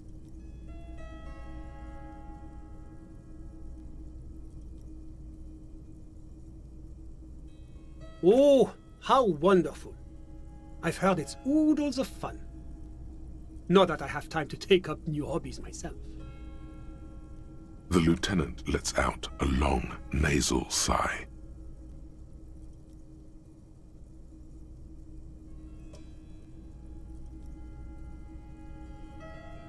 Sorry, who? But I told you, officer. He's a bright young man here to pursue his education. Education is the foundation of our future, especially the arts. It is a cornerstone of our civilization. Officer, you have to understand. I can't give you his personal information. I'm sure you have your own methods and databases, right? Please don't put me in this situation. He's deeply enmeshed in the study of the fine arts, yes. He's a truly free spirit. He likes all the arts. Perhaps graphic design, printmaking, who knows? The world is open wide for a talented youth like him. I'm just enjoying the view.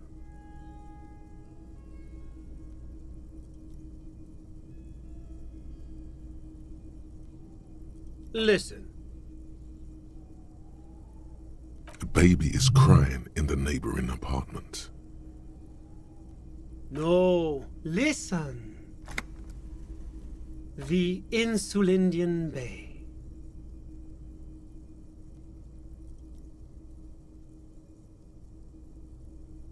This place used to be a luxury accommodation before the revolution.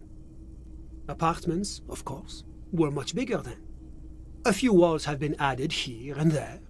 leaving some of the tenants without a private bathroom or a kitchen.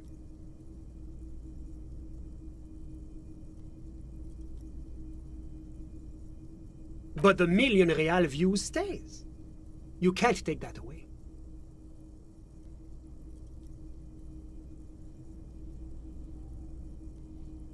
My friend comes and goes. I'm sure you'll see him around. He's a busy bee.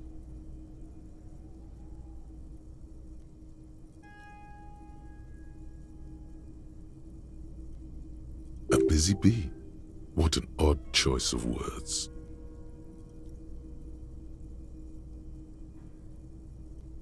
I'm all ears, officer. The Coalition is only looking out for the price stability. Inflation is a killer, like a heart disease blocking the normal circulation of the economy. It must be controlled. The economy impacts the entire international community, which is why it requires international oversight.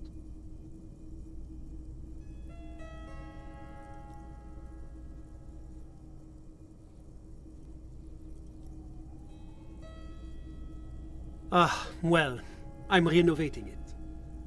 It is an interesting project.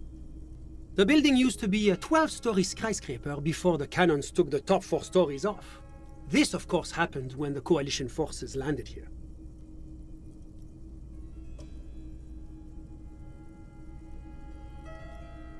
You could say I'm undoing some of the material damage the international community caused when we arrived here.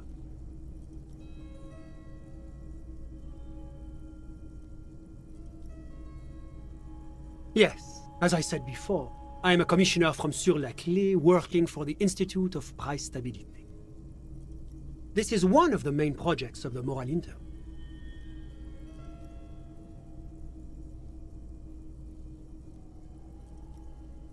La Communauté Internationale is what Revacholians colloquially call the Coalition. In other words, the nations that stopped the disaster of the revolution.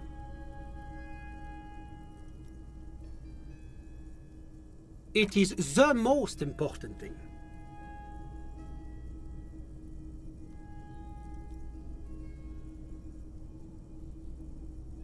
It's the central goal of any sound monetary policy. Maintaining the price stability is essential to maintaining high levels of economic activity, which is essential for maintaining high levels of employment, which is essential for maintaining the social stability. Basically, it makes sure the price of bread doesn't change. Précisément. Too much inflation, bread becomes too expensive. Too much deflation, it becomes too cheap for bakers to produce.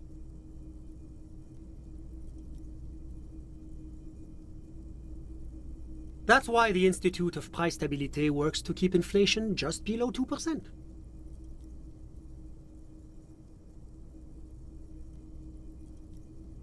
But not too far below, no. Too below is also bad. Below, but close to 2%.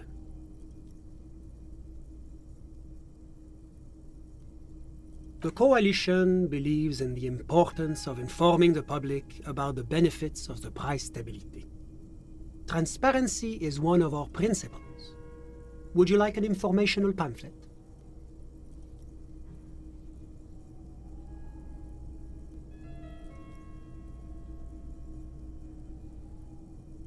A sound monetary policy is essential for addressing uncertainty. Stability is the raison d'être of the Moral Inter. It's the reason why I identify as a moralist. But oh, I don't have my leaflets on me today. That's too bad. You can always call our information line. Making information available is part of the Moral Intern's commitment to transparency.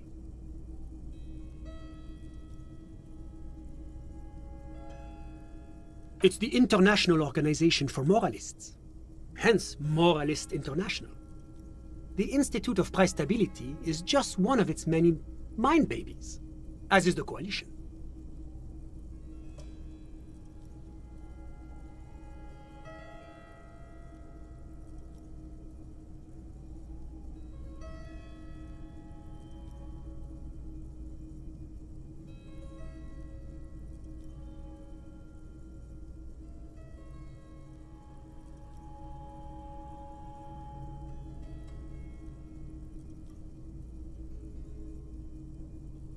Doing one's job doesn't automatically make one anyone's bitch. Besides, there are more nefarious powers to work for than the moral intern.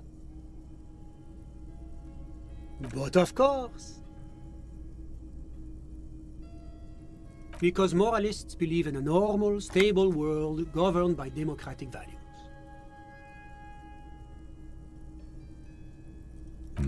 Me? I'm a lieutenant of the RCM, dedicated to maintaining law and order in Ravachol. A very moralist answer. The lieutenant is practiced in the art of putting on a show for one's superiors.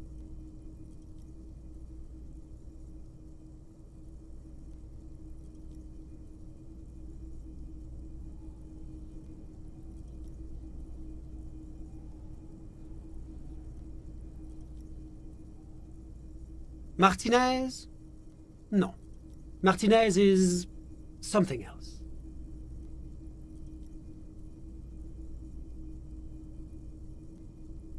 Rivachol is generally difficult. It's led by an interim government, which means it hasn't yet achieved full democracy. But they are working towards it. You're all doing very well here, relatively speaking.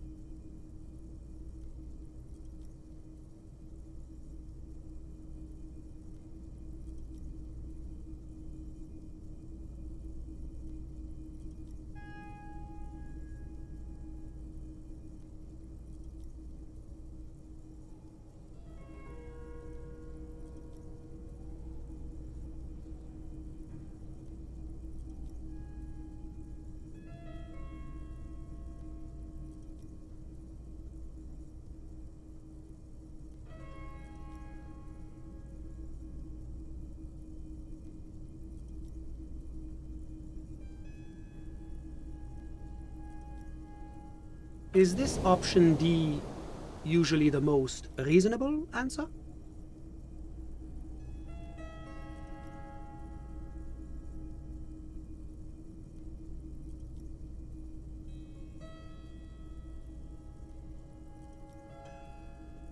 Not boring, my friend. Responsible. Moralism is all about compromise and achieving the achievable. It's pragmatic, realistic, and level-headed. An ideology for doers. Are you a doer, my friend? It looks... Now, enough of this delightful political interlude. Was there anything else you wanted to ask?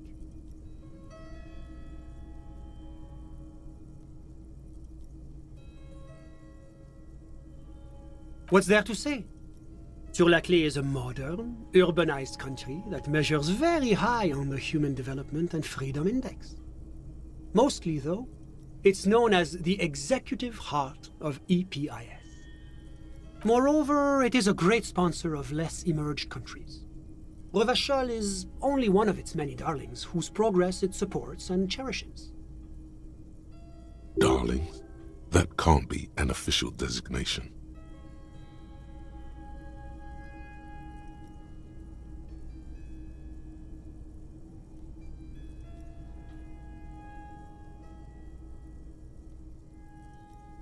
Because a great percentage of Rivachol's culture hails from Sur-la-Clé.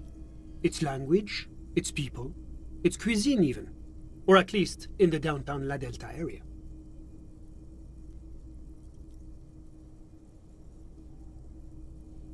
Jamrock and other parts of the international zone have been mercifully spared of Sur-la-Clé's love for meatballs and mashed potatoes. Whatever you wish, officer. I'm sorry to say I did, officer.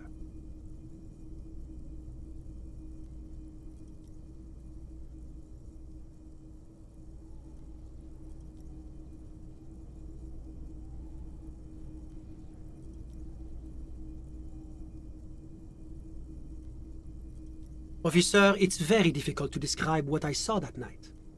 It was so surreal to me, like in a play. What do you mean, like in a play? It was just so strange. I could barely comprehend what was happening. I was on the balcony when it happened, getting some fresh air. I remember that first they came in, carrying what looked like a body. And then I saw all the surrounding windows go dead, one by one.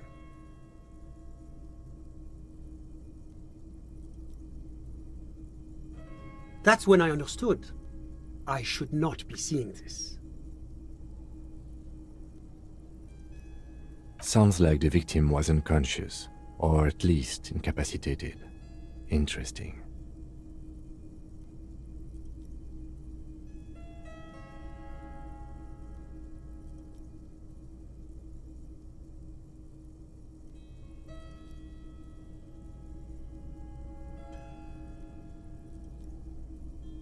I couldn't see their faces well, and there were quite a few of them. But they were very loud and very Martinez.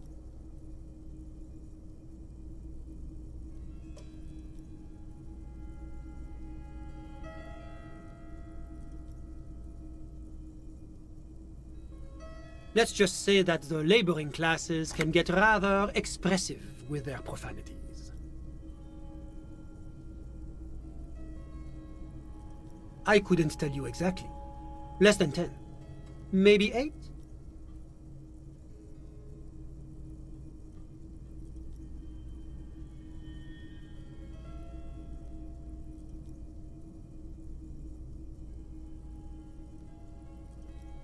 I went back inside.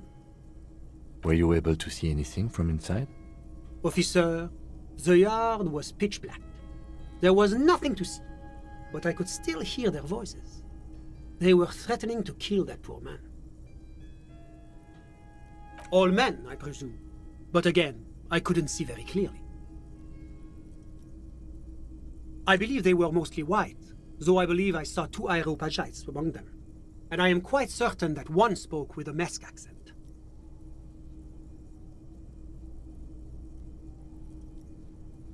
Well, that's the strangest part, officer.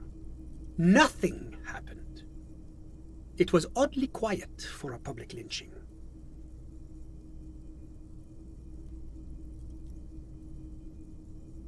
Eventually, their shouts died down, and that was all. There were no gunshots, no celebratory shouts, no anything.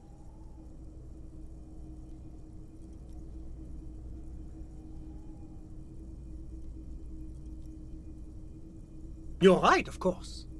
That is what one is supposed to do in such circumstances. I was simply in shock. I'm afraid I don't have anything else to add.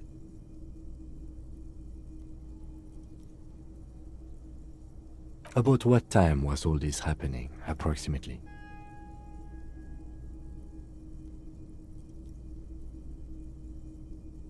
All I can say is that it was late.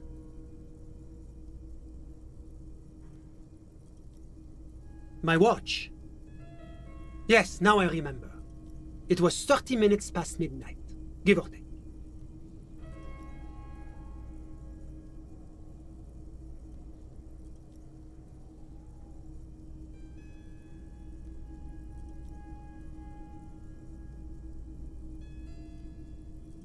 No, I didn't see the corpse until the following day.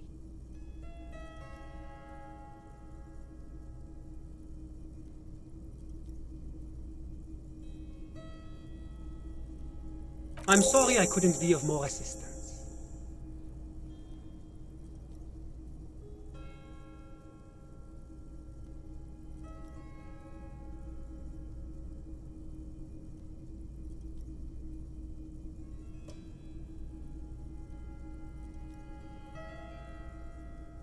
A moment, officer.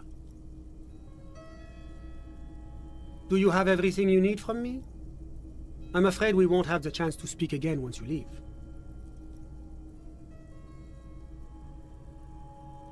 It's against diplomatic best practices for an official in my position to be discussing murders with local militiamen. And I'm pressed for time. After you leave, I should be leaving as well. That's not the real reason he's so apprehensive. Men in his position shouldn't be seen loitering around in underprivileged young men's apartments in the middle of the night.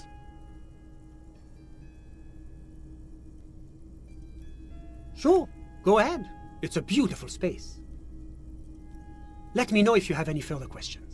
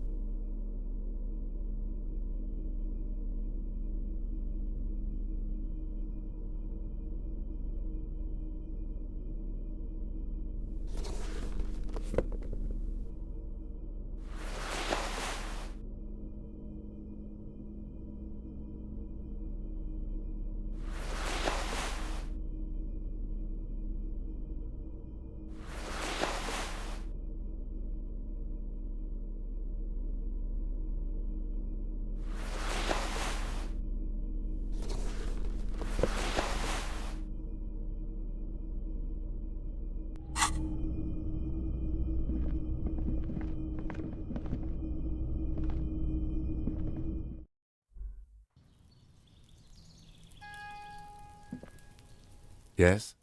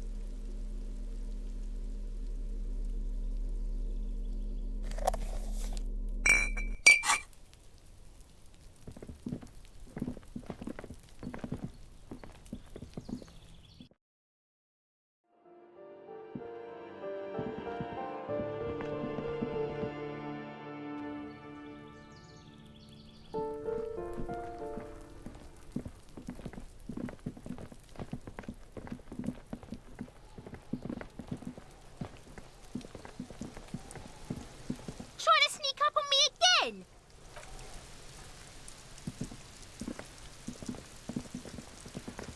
Just an ordinary wall. Nothing to see here. Yeah. Why? It's a wall.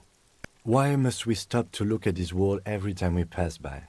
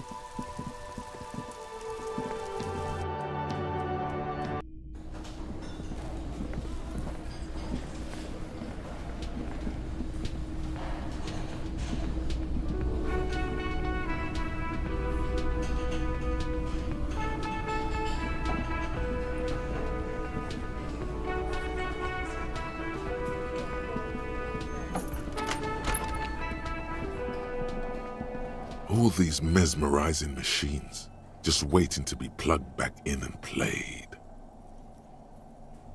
Feels like it might jump back to life any moment, the lights illuminating the white-robed woman.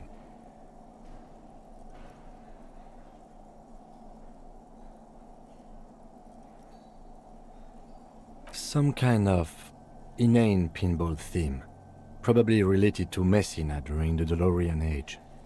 The history themes are the worst. The lieutenant grimaces, looking at the machines. No, I love it. I love pinball. Who doesn't love pinball? Let's move on. He doesn't.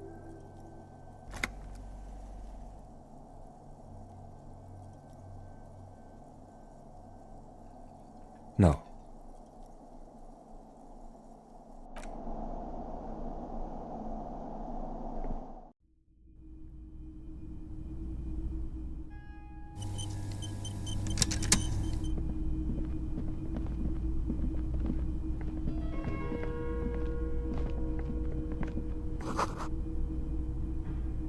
You can almost see the shape of a man and a woman writhing inside, bathed in drug sweat and dirty linens.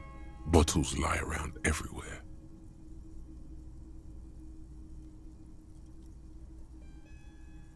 You can barely see through. Better not to jump to sensationalist conclusions here. The footprints on the floor, however, definitely suspicious. You lean closer to the peephole instinctively. I bet they're doing something quite unnatural there. Sensationally unnatural.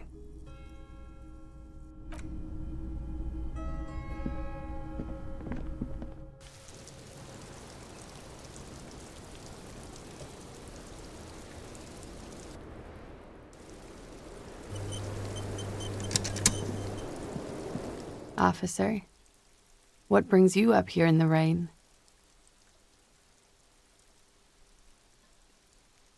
She puts her coffee cup down with a soft ring as the porcelain meets the metal table. This does not surprise her. Did he? I never said he was a good man, or that he had good intentions. Only that he was never bad to me. She doesn't care. If anything, she sounds amused. Where did they get this recording exactly? It's intercepted radio chatter of the deceased, recorded via a de-encryption station. It's authentic enough. Does he say he's gonna do it Soldier of the Apocalypse style?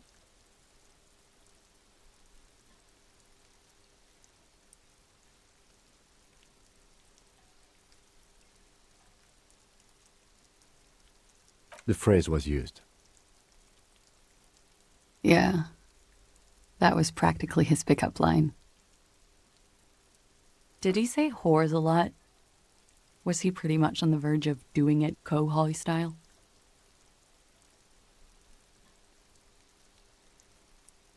He liked the way it sounded when he said it. As to Kohoi,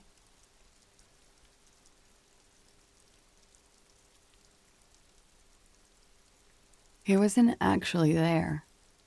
He didn't do a tour, or at least didn't tell me he did. Would have been overkill anyway. He lived his own little Kohoi. It wasn't his everything.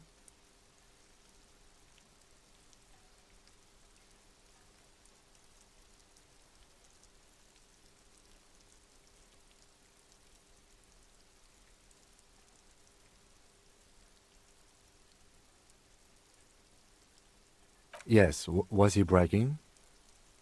Oh no, I'm pretty sure he did all those things, then integrated them into his idea of normalcy, to keep on living, until they just sort of turn into his, what's the word I'm looking for?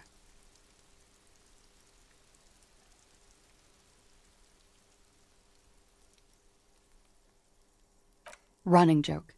I was gonna say running joke. And it sounds like you didn't even get the good bits. Lely's punchlines got way, way funkier than that. He was like the Seminoles conflict, the Kohoi massacre, and the 36 famine in Yezut all rolled into one person, then cast in Orani ceramic armor, which he wore in bed and in the shower. When he said he was done, and done mentally, it didn't sound like a joke. It sounded like a deeply troubled man.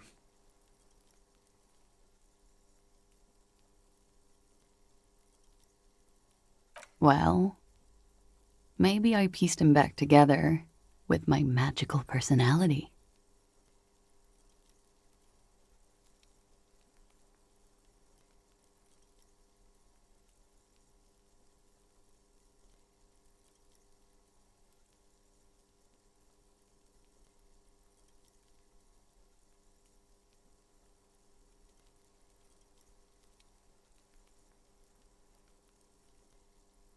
Afraid of what?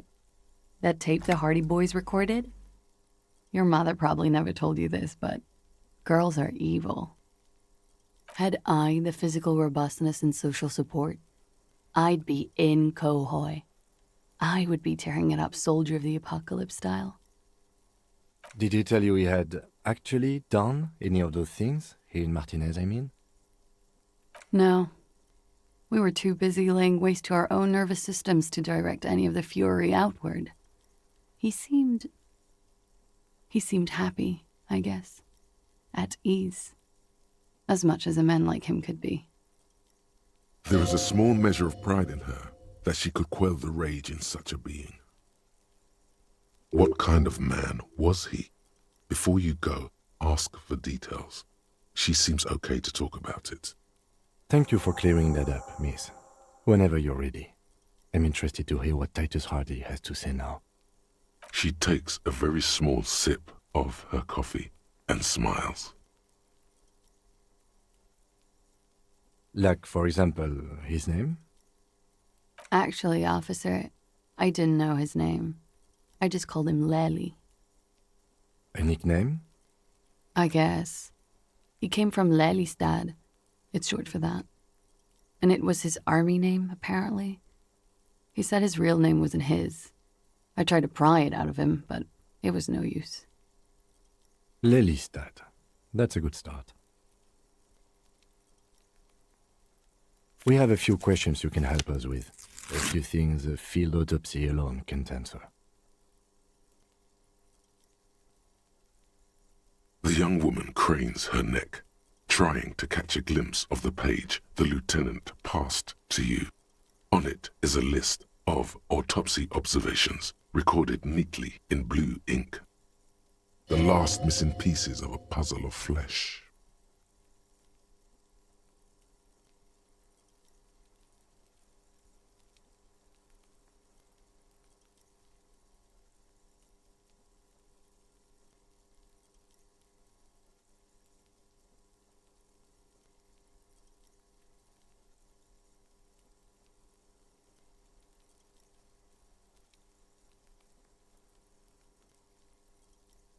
In Oranje, officer.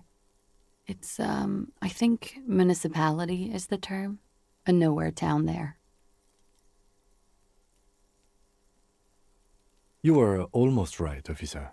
That means his race was occidental, not mondial. I'll update the form.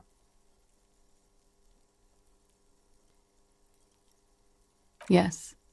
We were compatriots. Did that bring you together? No. He was too old for that. And from another part of Oranjenrijk. I didn't even understand his accent. What brought us together wasn't Oranje. It was bad habits.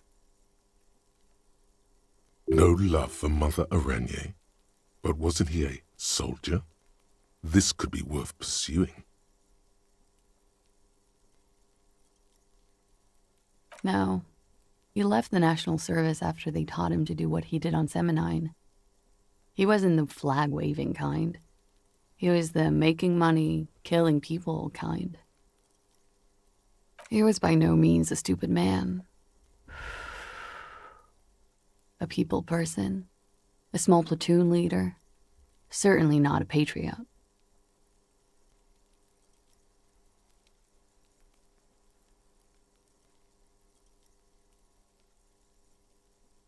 Mm-hmm. There is nothing on Muindi. The old world is dead, and we both knew it. Maybe Oranje did bring us together. In loathing. I love Revachol, though. I hope she loves me, too. He was 42. 42? Are you sure? I would have had him above 50. He had many scars that made him appear older. But no.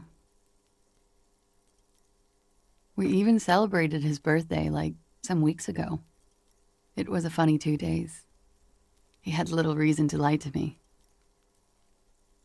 We were slightly off then. Thank you for clearing it up. Blue. Light blue. They were like little blue galaxies, you know? It was strange, seeing those eyes in his fucked up face. Pardon the swearing. I do him an injustice. He wasn't ugly. And he had a beautiful, soft voice. Very surprising, what with all the scarring. It was quite something, watching him speak. He had a combat wound on his chin and mouth? Yes. Severe. It made him look like half his face was cracking away in some strange smile. That and those eyes. Ah, yes. His hair, if you can remember?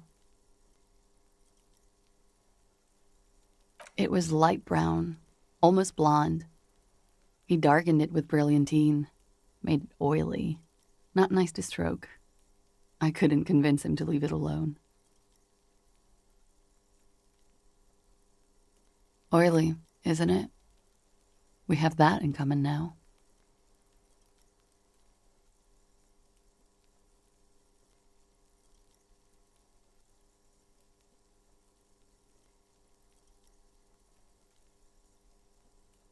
Oh, that.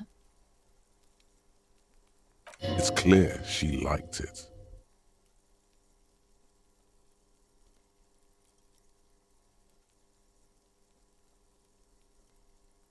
Quite a lot, yes.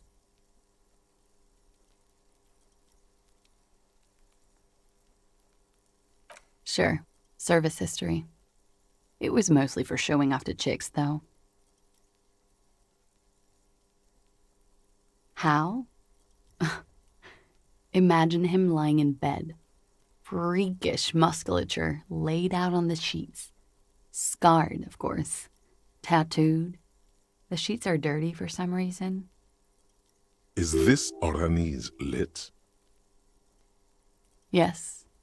This is the very essence of Oranese lit. A moment's respite. Dark and hopeless as the struggle itself. He's smoking and drinking, of course. and his chest and shoulders and arms are studded with stars. Tens, hundreds of them, maybe even thousands. And the woman goes like, "What was this, baby?" And he says, "That was too hardcore. Don't ask me about that." So she goes, "Okay, but what's this, baby?" And he's like, "Saw some bat shit there. Killed some loincloths." And so it goes. Star after star, port after port, third world country after third world country. And he's done horrible things in every single one of them. Oh, yeah.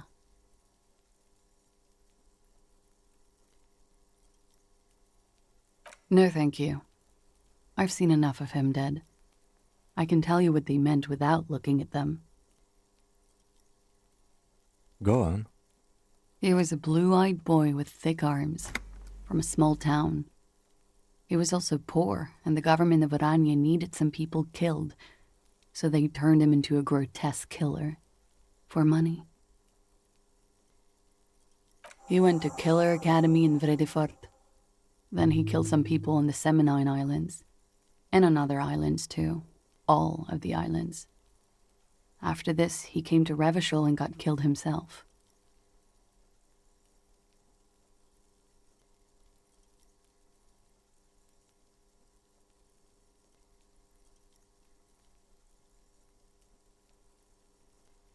It is when you're high. It can be very exciting then. You have the tools to deal with it. It's not a very nice story to remember when you're sober. A change of topic?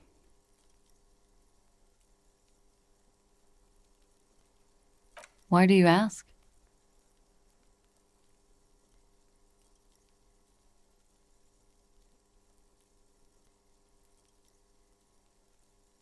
Well, it's wrong.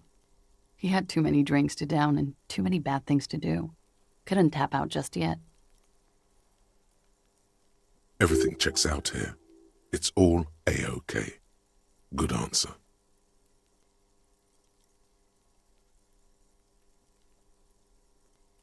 It very well could be, yes.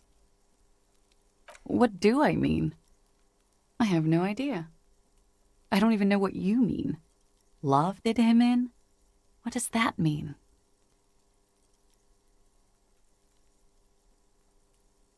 That's not funny, officer.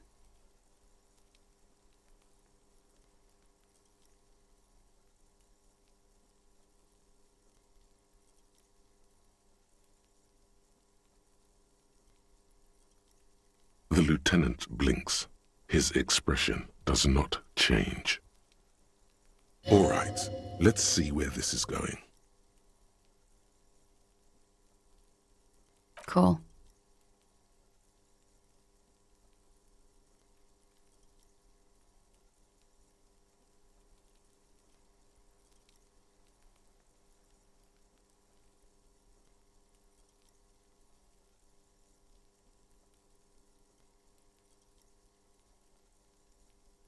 A real rainbow splattering of pharmaceuticals, I bet.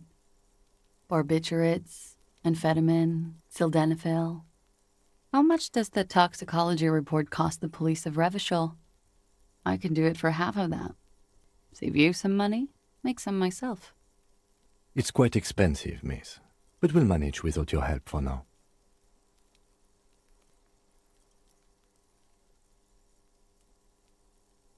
All right.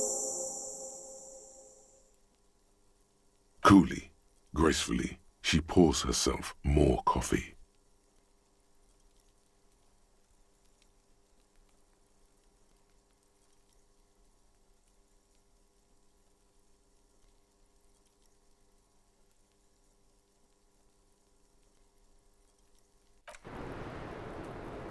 Wait, stop.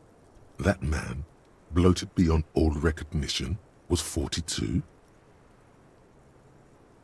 Below the damage, the weeks of decomposition, all the swollen indignity of mortality, he was 42 years old? How old are you? That's where this is going.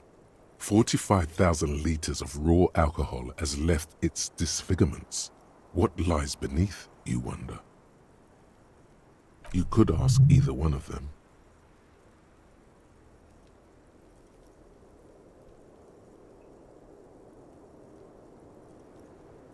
Huh. How old do I think you are? She's buying time to formulate the best answer. Look who's finally awake. I don't know. 41? 45? What am I supposed to say? What's the most boring age a human being can be?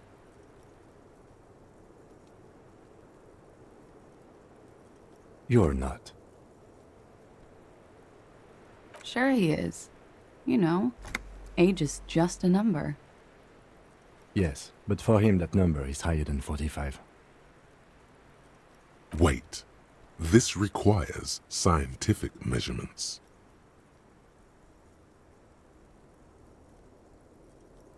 To the laboratorium.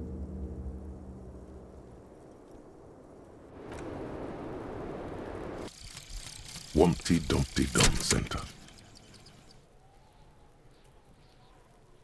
You're at home, stupid cop. Not with the art crowd. You hate them. Everyone hates them. Even they hate themselves. It's nauseating. An industry built on sprezzatura and sparkling wine. And, let's be honest, tax evasion schemes. The Wumpty Dumpty Dum Center is the heart of this unholy symbiosis of aesthetics and tax optimization. And now that you've internalized it, you can have a piece too.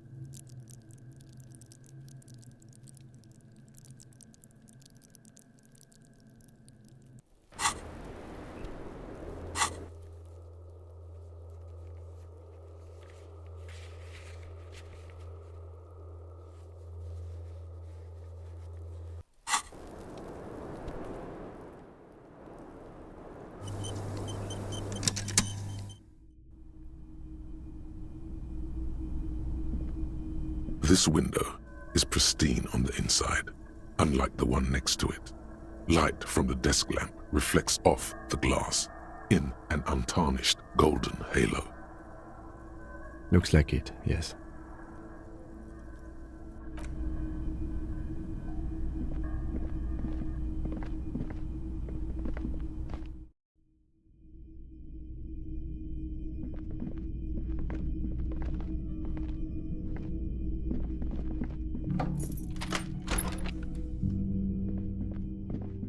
This medicine cabinet is stocked with drugs, plus an old toothbrush, and... Anything of note?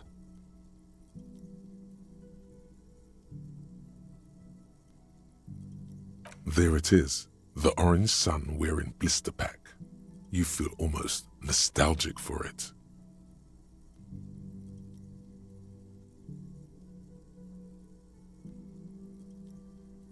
Preptide, a euphemism for pharmaceutical amphetamine. Prescription speed. The fuck are you waiting for? Let's get super fucking preppy.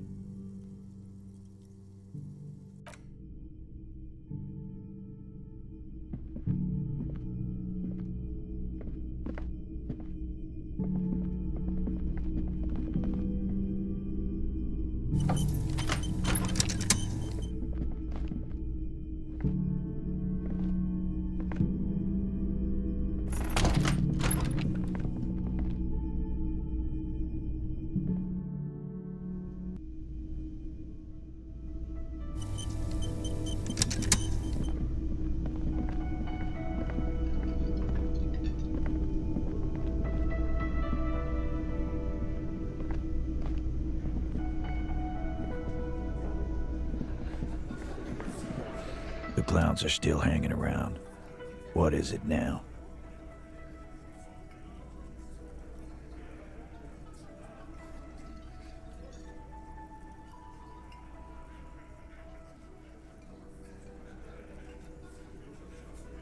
And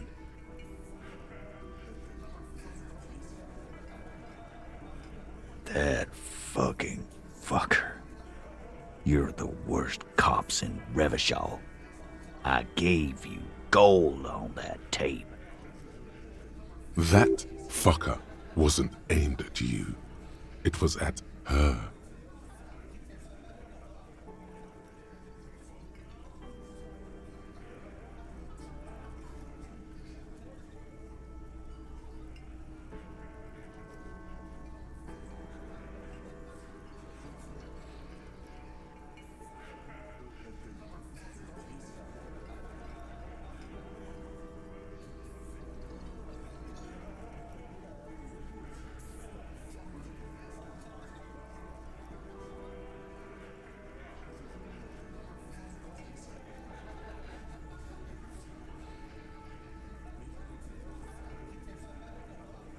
Locker room talk. What are you, fucking brain dead? I've been to plenty of locker rooms. They don't plan rapes there. Sounds like he wanted it to change her mind about the hanged man. This is definitely personal. What did she have to say then? Fine by her? This is what people are supposed to be like? Fucking whoop-de-doo.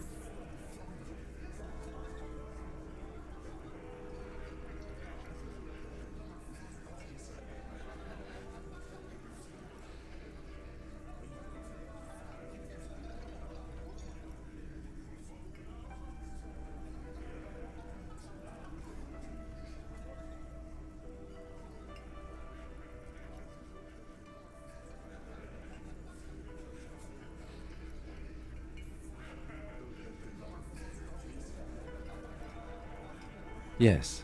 In fact, I think she thought it was a little funny. Funny? No good goddamn psycho whore. Alright. All fucking righty then. I guess it's good then. That fucking... Please try to control yourself in the presence of visitors, Titus. This is just perfect. Just fucking perfect. Any thoughts on this, lawman? You don't have to say everything out loud. Just mix and match.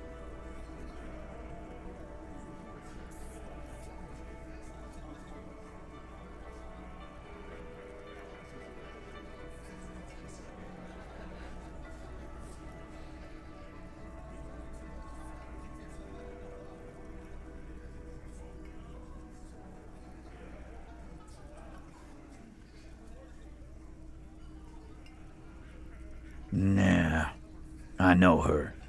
She's just a girl. In over her head.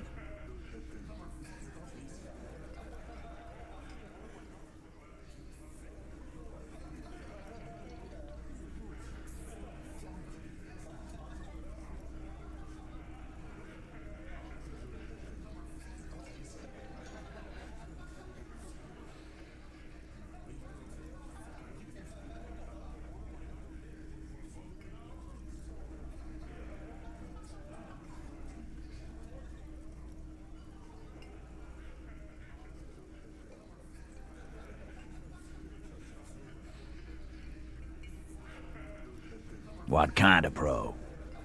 Y'all saying she's a hooker?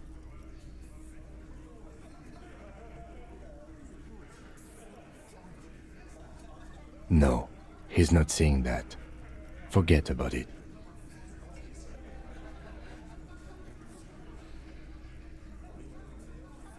Yeah, they're all queers. Can't bump, hard fist, or anything. That's alright, Glenn. I just thought I thought anyone would come around if they heard that shit. Apparently I was wrong.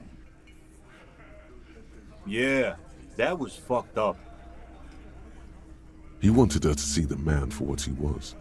Now that you know, you might want to lay off this topic. or else you might antagonize him. I just got too worked up. Big man lost his shit. It's cool now. Yeah, maybe. That is a possibility. He does not sound very convinced anymore. I already told you. We fucking hanged him. There's less gusto in his voice now. His men too are growing increasingly silent. The man is slowing down. Looks like a bad blood sugar crash. He can't keep track of all the variables anymore. Come on, Titus. We know you didn't hang him. He was shot. I know you're tired. So am I. Why don't you just... You know what? I am tired. I'm tired of you and the whore upstairs. Next time you see her, tell her Titus said, "Fuck on!" That lying, scamming. We're done. This is over. You understand? Your little investigation is over. Yeah. On the floor, beer drips out of the can into a small puddle. No one does anything about it. What is this quiet funeral shit? All we need is some beers in us. Bartender, 20 beers for the Dock Workers Union. Why do we make it 40, huh? Why do we make it 100 beers? You're not loud enough. 100 beers? Now we're talking. Hoppity hop over here, cafeteria manager.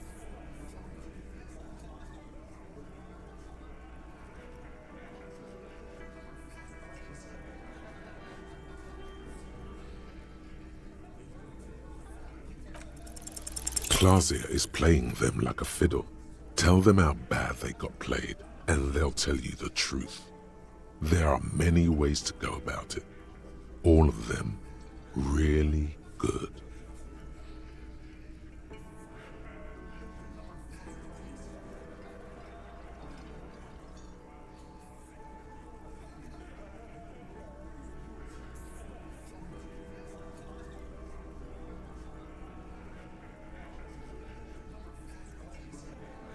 What fucking story?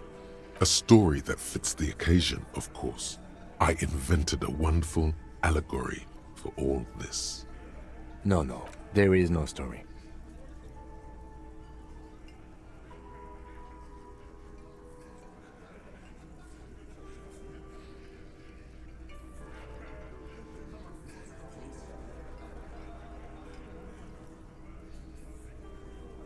Fair enough. I was just gonna make it up on the way. Here comes... What fucking story? A story that fits the occasion, of course.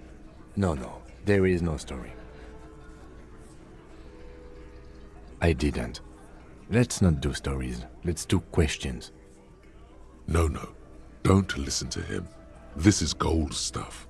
Now let's get didactic.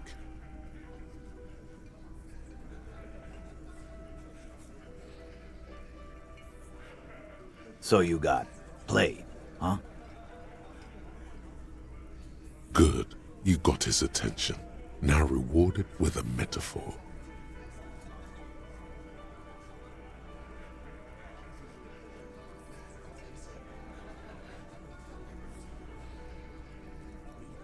Yes. 3-string banjo.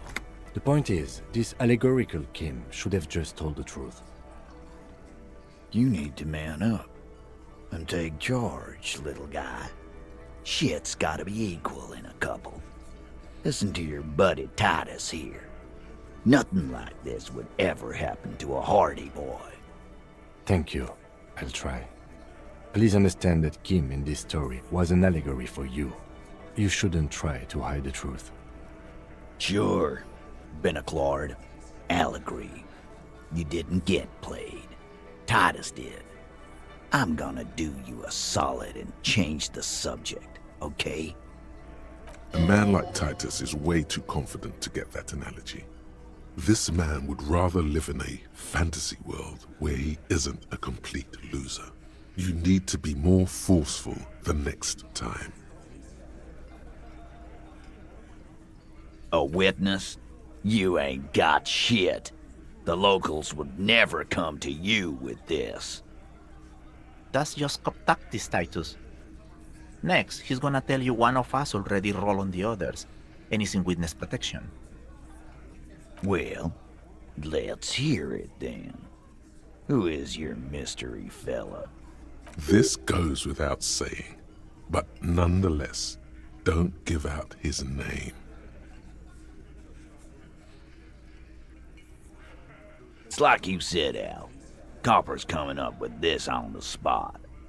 There is no witness. I've seen this shit a million times, Titus. Fly fishing. They are desperate. Tell us, Copper, what wacky claims did he make?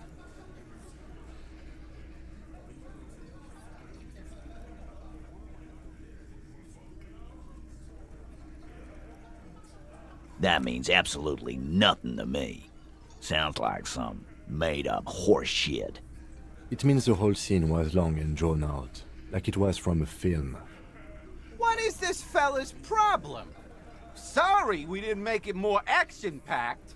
It wasn't the first thing on our minds, you see? Shanky. It's Shanky, right? I thought there's something wrong about the lynching story. Now I know there was. You don't know shit. I know you are lying, Shanky. You didn't break this wagon fort, but you did manage to rattle the people inside a bit. Arabagite? Boss, I think he's trying to save me and Theo. Well, yeah. What is confusing you? Eugene, Theo, and Elaine were there too. I already told you. We were all there. It's you assholes that feel the need to go around like a fucking brass band. The Hardy Boys are dead silent. Yeah, it's like they put cowbells on you before they send you to the streets. What's with the cowbells, policeman? They're avoiding having to answer this question. We were drinking, weren't we, guys? I hit the bottle hard. I was drunk as fuck. Right, I'm convinced, Glenn. Nothing off here. Just a regular hanging. Bullseye. Glenn looks around uncomfortably. The lieutenant hit a nerve. Great witness.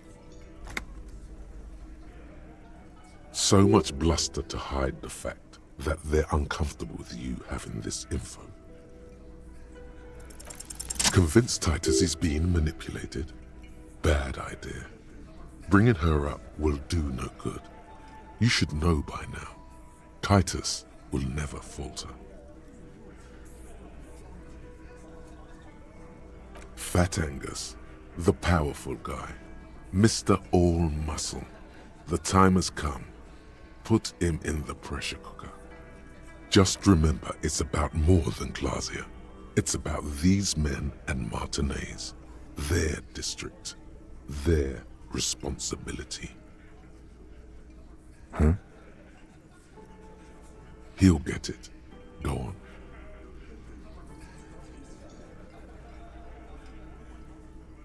Got it. Kill you because they don't like you. All because...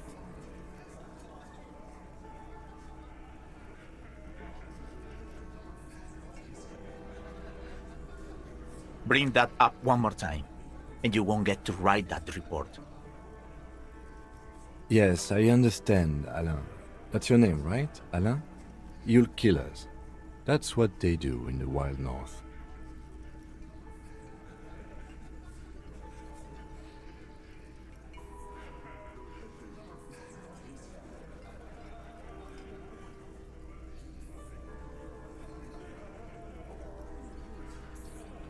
It wasn't that. It wasn't... We just couldn't get him down, okay?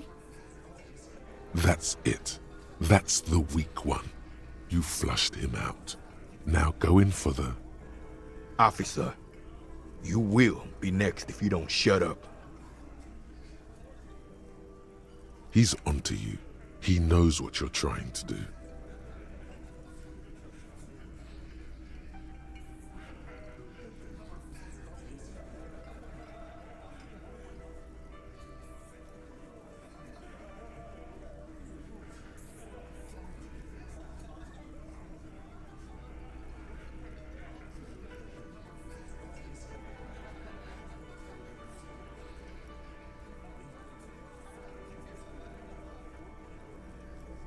The lieutenant has put down his notebook.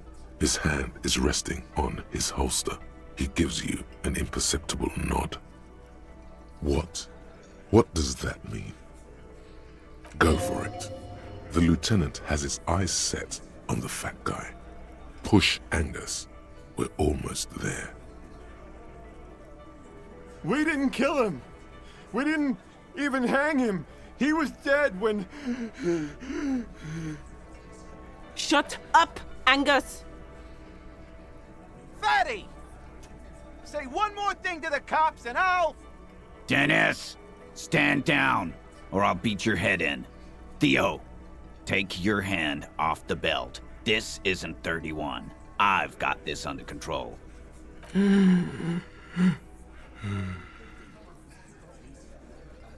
Angie, where's your goddamn inhaler? You sound like you're dying. I left it home. I can't get it. I'm too fucked. I'm sorry. Why are you so fucking fat, Angus? Now it's all pointless. Because of you. You wasted my time. I told you, Titus. I told you just give her up. Lizzie, your help is no longer needed here. Go tell Everard. Fine. I'll tell him. After a long walk along the coast. What just happened between these two? You're in. He's all yours. Questions.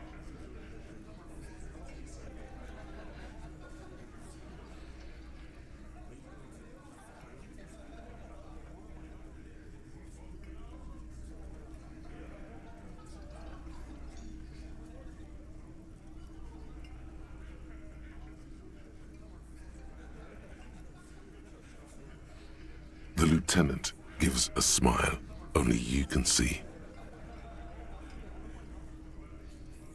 Me too.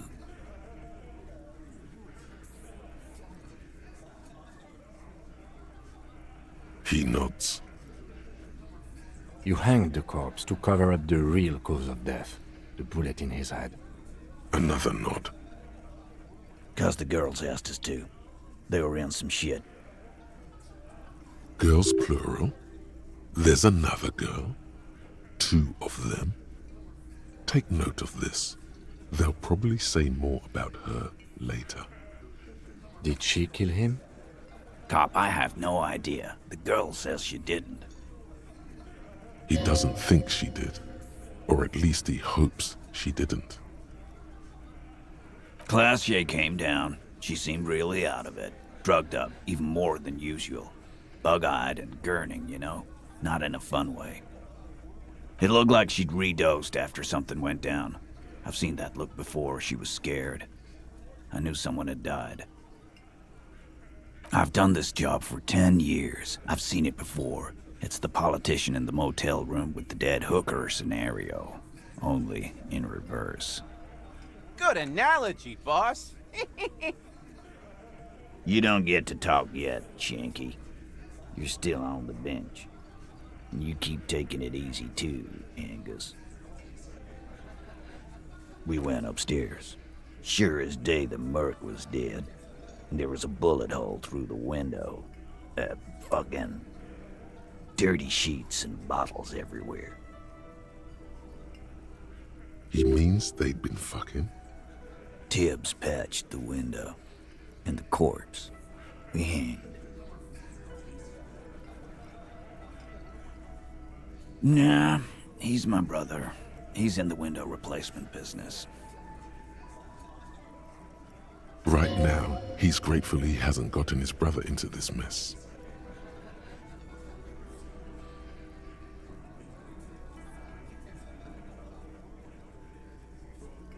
You may have noticed our girl's in some shit of her own.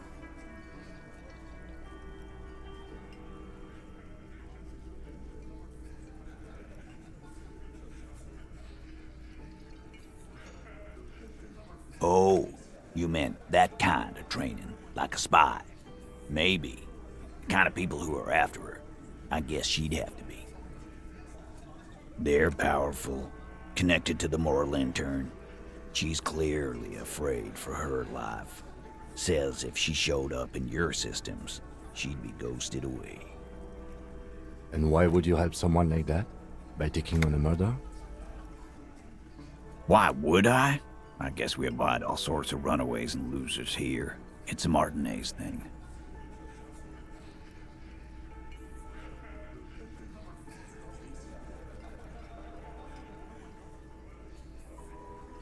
Not yet. Just some ideas. She says the shot came from outside, behind the window somewhere. So that's a clue. I'm thinking someone's past caught up with them. Either hers or his. Hers, you mean? I mean the people after Klausya. Maybe the shot missed. Maybe it was meant for her. I like that. Been thinking the same thing myself. My dude. One of those mercenary buddies of his could have done it. They got guns, training, years of bad blood, probably. Or it could have been someone else from Crenell. Tell you what I'd do. Check out the coast for vantage points. Maybe consult with a ballistics buddy of mine. That's what I'd do. If I wasn't too busy doing this clown dance with you. He's calm now, threw all that turmoil away, and became himself again. In a manner of speaking. Remember the two girls? He may be talking about the other one. That's right. It was her idea to hang him. I liked it for political reasons. It sent a good message. No, you're not gonna be on a first-name basis with this person. You're not getting to her. This person is affiliated with the Hardy Boys. It's Klausya you want to talk to. Ah, here we go. Jigsaw pieces falling into place.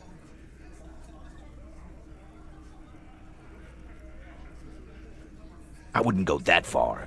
She's just a woman who's sometimes in our company, who sympathizes with Klausya. Let's leave it at that. You know, actually, some of the guys have been talking, and, No. My answer is no, Glenn. We're Hardy Boys, and that's how it's gonna stay. You do that. Hey, cop, before you go, Klausya, came to Martinez to hide. Many of us did. This is where you wash up when there's nowhere left to go. The Union takes you in. Now, she refused that protection, but... Still, after all this headache,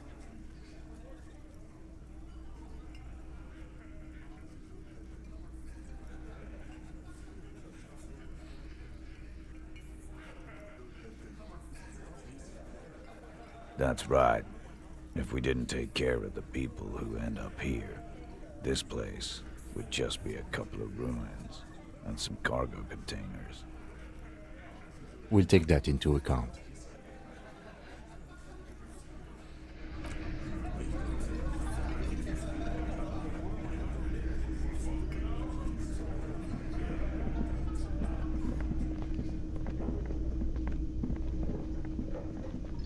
Oh, hello, dear. There you are again. Goodness, how is he? Did he say why he hasn't returned yet? He's fine, ma'am. As we had suspected, he couldn't get back earlier because the water lock on the canal was broken. Now he's just finishing up some work. Oh, yes. That's my Morel. He's bound to catch a cold staying out there for so long. But I am so relieved to hear that he's okay. Thank you for putting an old woman's heart at ease, if even a little. you haven't, however. There are dangers out there.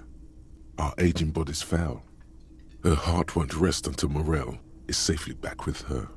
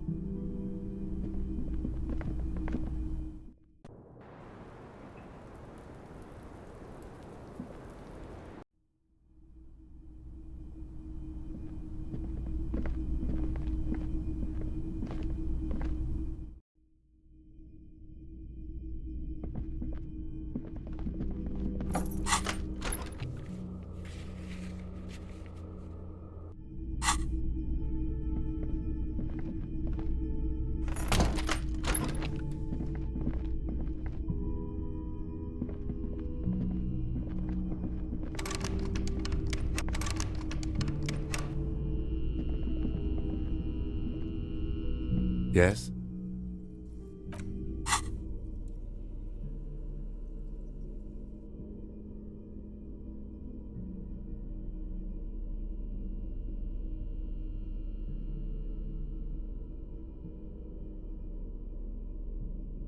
The porter reel is just what you needed. The reel's attached to the apparatus with a satisfying click. The tape is routed behind the magnetic reader. You press the large button marked Commencer, and the tape starts spinning. There's a small delay before the song starts playing.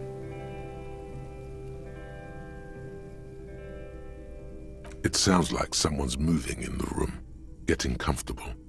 Then the organ starts playing a simple, melancholic tune, echoing in the hallway. A lone singing voice joins in, telling you about the tiniest church in Cessons, surrounded by even tinier yard. You almost feel the seaside mist on your skin. It's mega sad. Within seconds you know, this is the one, the real shit you've been looking for. The one you trust your room to that Claudia told you about. Perform it. A click, then silence for a bit. Then the tape stops spinning.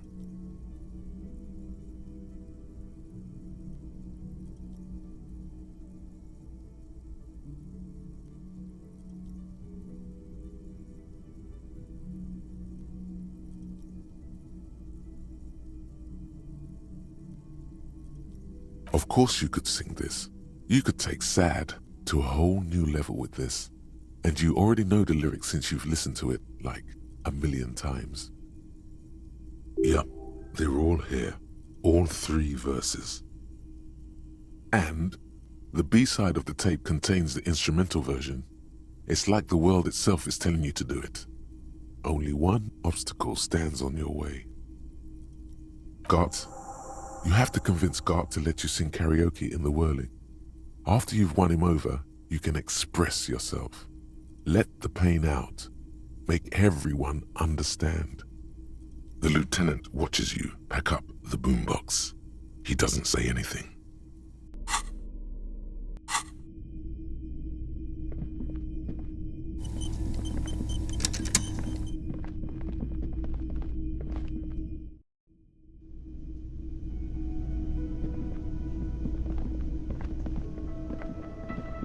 Can I help you?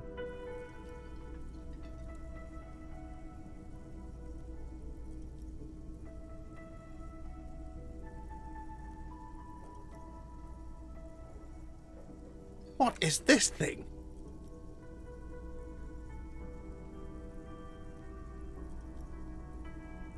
What, the interior decorating kind? You know, I'm sorry. This is actually a nice bird. A competent piece of taxidermy. I can fix it to the plaque and have a new bird in the establishment, I guess? So, I don't know. Thank you. I'm gonna go with thank you. People just don't know how to accept gifts, especially taxidermy. He likes it. He likes the bird. It solves his broken bird problem. I feel good about our work here today. It's all about the little things, like bringing people random stuffed animals. It's not actually about that, but he likes it. No, you don't. It's not happening.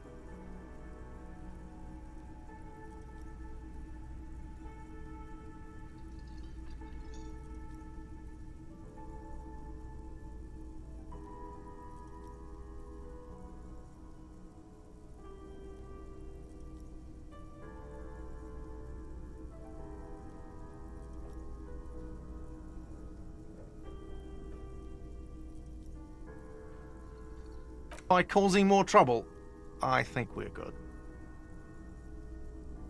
The Whirling's not a charity or a musical therapy clinic. It's a commercial establishment. You're going to scare away the customers. The Whirling doesn't need more sad style. That's one of the styles it can do without right now. It's for no one. It's a prop. I'm not letting anyone use it after the great karaoke catastrophe of '44.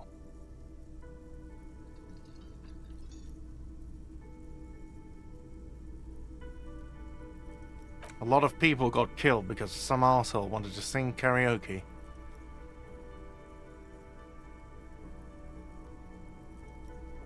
It's not for bands, it's for clients. Some clients, okay? Not you.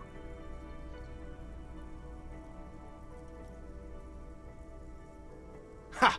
Well, we don't have any tapes. They all got stolen.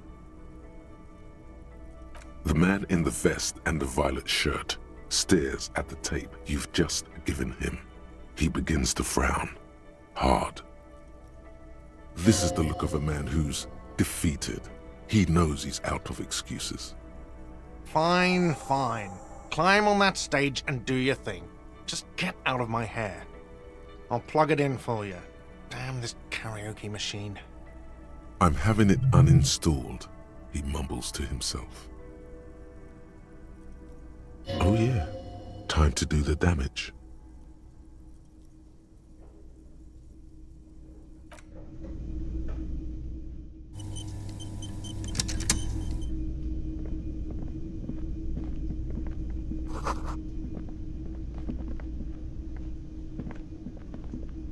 The stage is all set up for your performance. Feels silent. You can hear the pellets creak under your feet. You feel a little dizzy, a little unsteady suddenly. So, are you ready for your thing now? Let me know when I should turn on the karaoke carousel.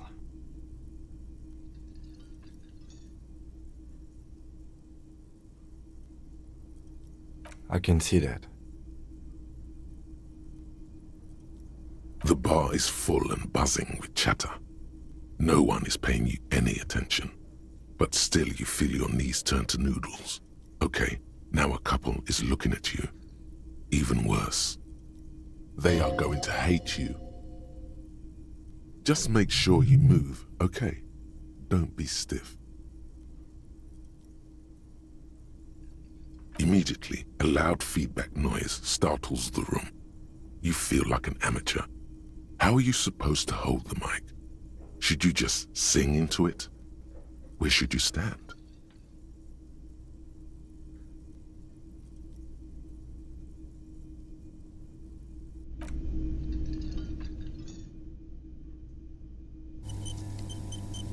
The stage is all... You feel a little... So, are you ready for your... The air, someone dims the light.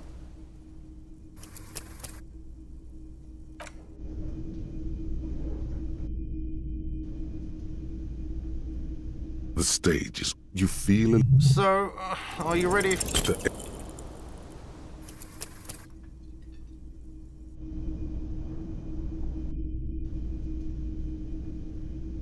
The stage, you feel... So, are you ready for... The air...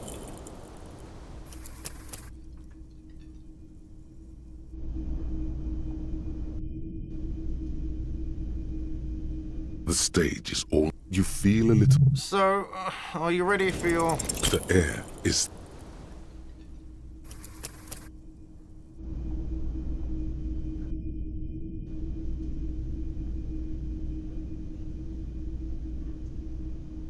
The stage is... You feel a little... So, are you ready for your... The air...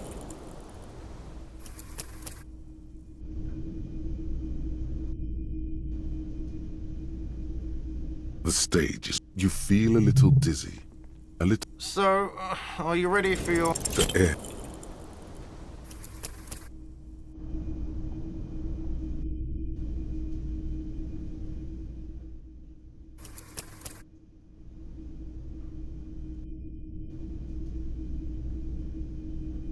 The stage is all set. You feel... So...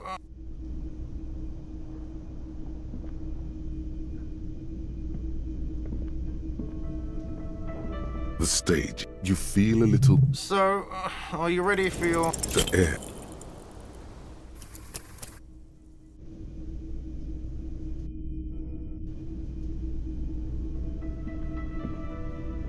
The stage is all... You feel a little... So, are you ready... The air is thick with anticipation. Someone dims the lights as the music starts. Okay, here we go.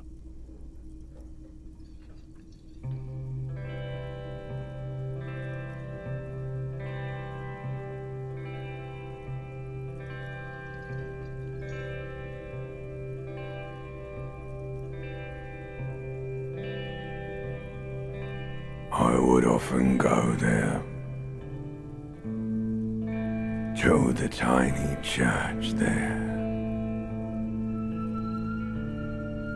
the smallest church in Saint-Saëns, though it once was larger, how the realm may rest there. Down through the mist there, toward the Seven Sisters, toward those pale cliffs there. I would often stay there, in that tiny yard there. I have been so glad here, looking forward to the past here. But now, you are all alone. None of this matters. No, none of this matters at all.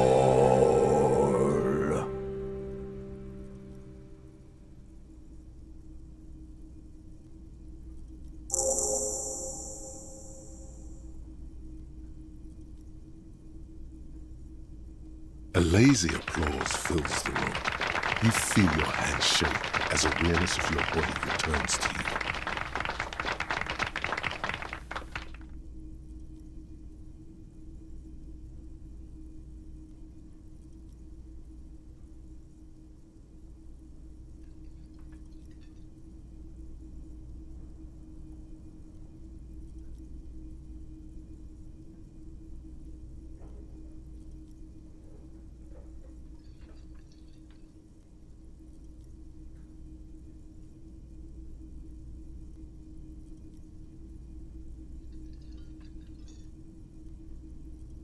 The lieutenant doesn't say anything, but gives you a quick smile before turning away. Good, good. Are we ready? I want to unplug the microphone now. Last words?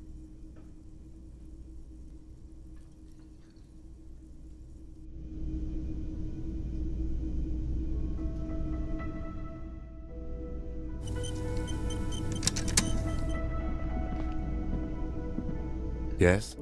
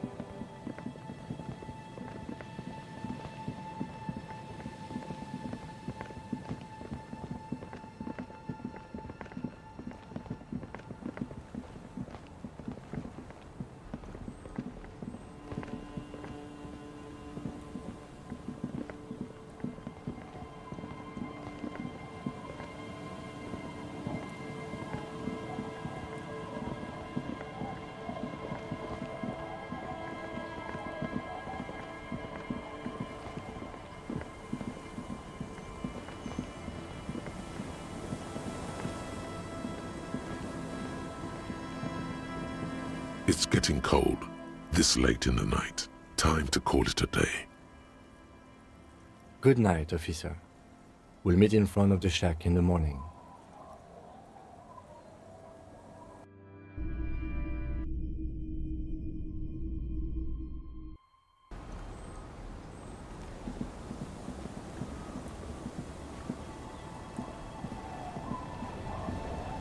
Hi, the sea's gonna calm down soon. I can feel it. The wind is turning southeast. What's on your mind, officer?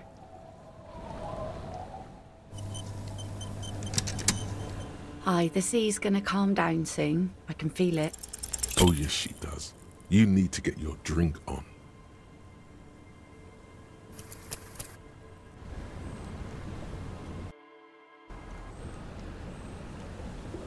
Hi, the sea's gonna calm down soon. I can feel it.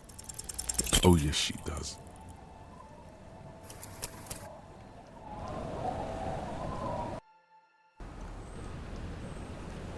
Hi, the sea's gonna calm down soon. I can feel it.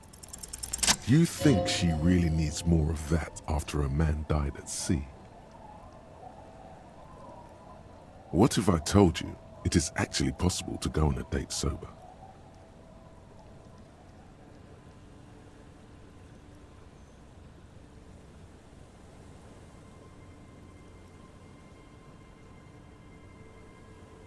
Before recorded history, men and women were able to do simple, very primitive things together sober. Acknowledge the situation and keep it basic.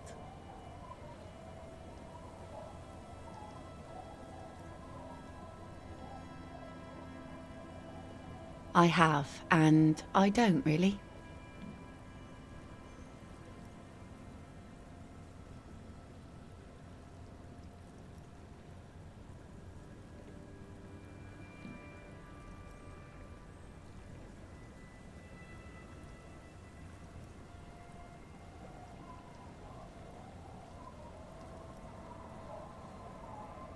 Just a walk?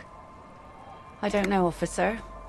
I would not have taken you for an innocent perambulator.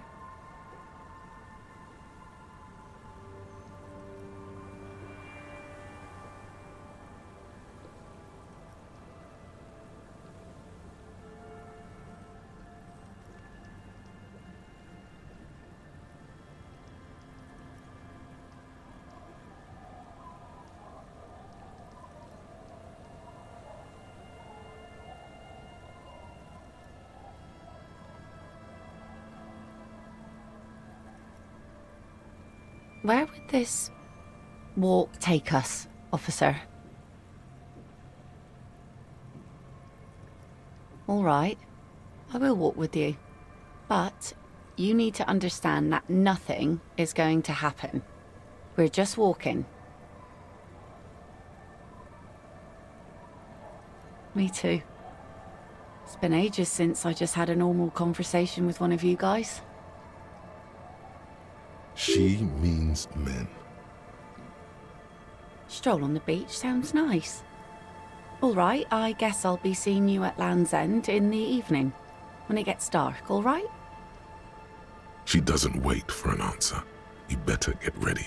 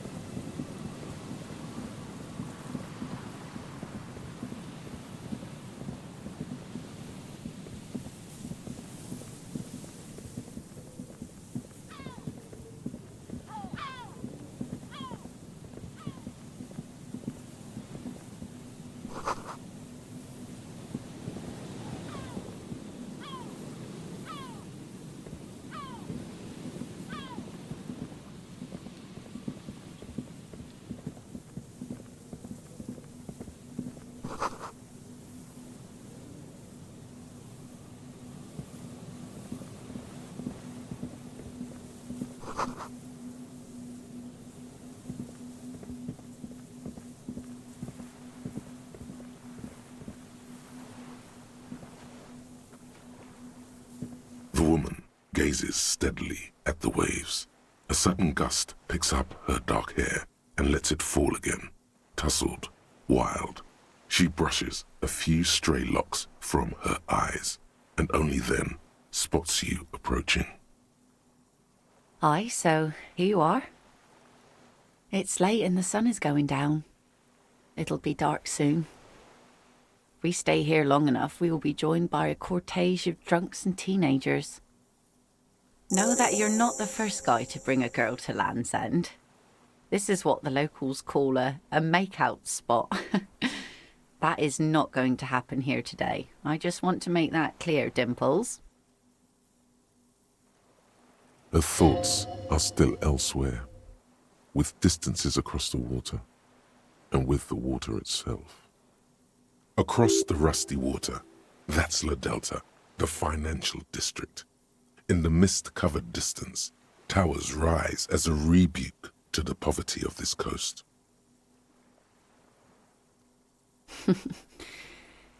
Drinking men aren't known for keeping their appointments.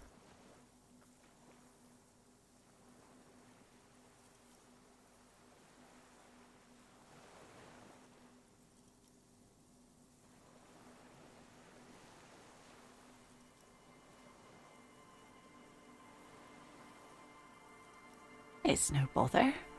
Don't get many excuses to spend time alone. What with my trio of monsters. She means her kids.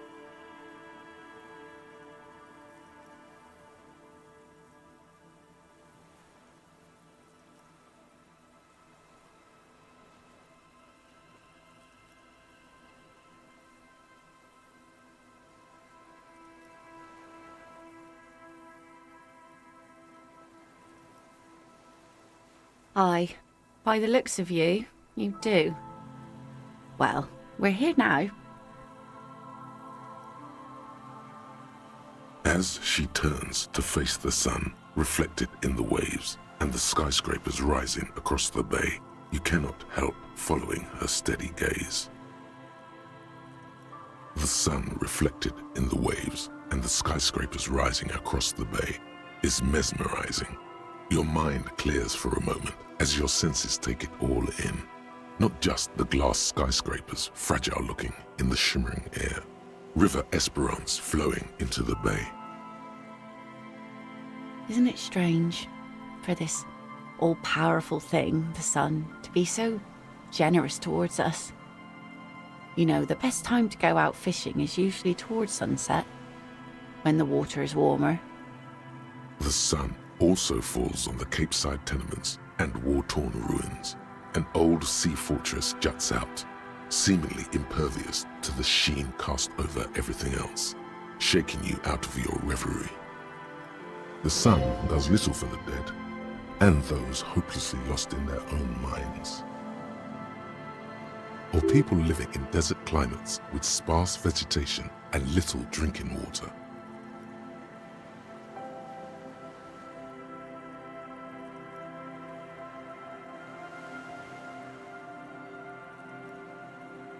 Oh, that was a bit of pride and a bit of superstition.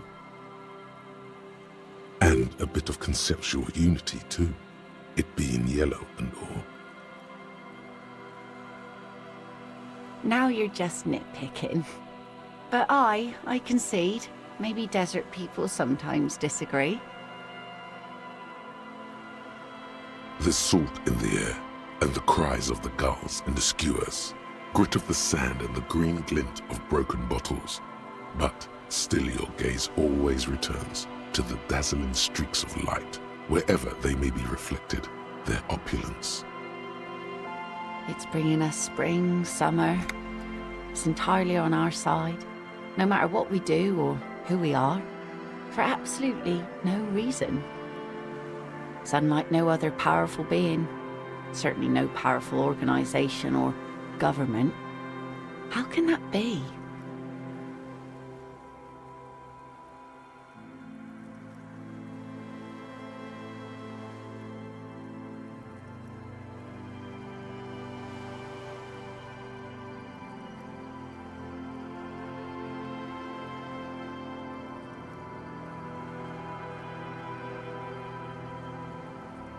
Do they?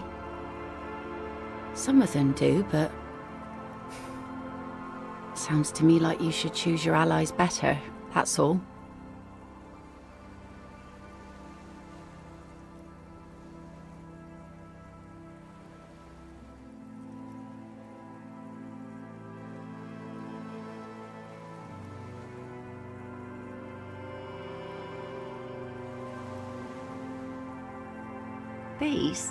These aren't real fishhooks, silly. They're earrings shaped to look like fishhooks. A drunk called Rosemary brought them to me. I kept them.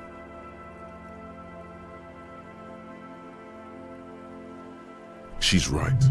They're made mostly of plastic. A cheap novelty gift you can buy from a flower shop or a kiosk. The wind ruffles her hair, silver-streaked in the moonlight. Thank you. I'm half Ubi. My mother was from Ubi Sunt. Not a lot of sun there, I hear, though I've never been. The wind ruffles her hair, silver-streaked in the moonlight.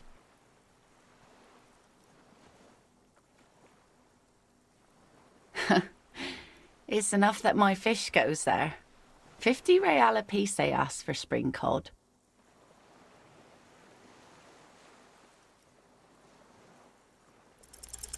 Here we go. 2 different approaches to cap this off with style.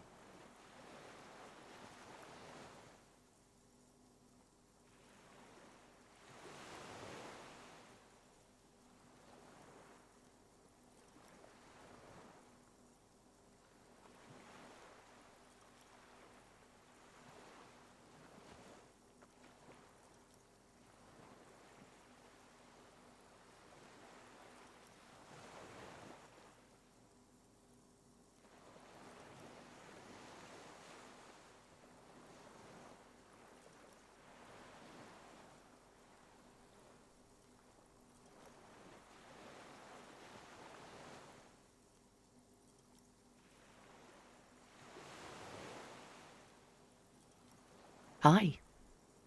And a benevolent one. When did you last have one of those on your side?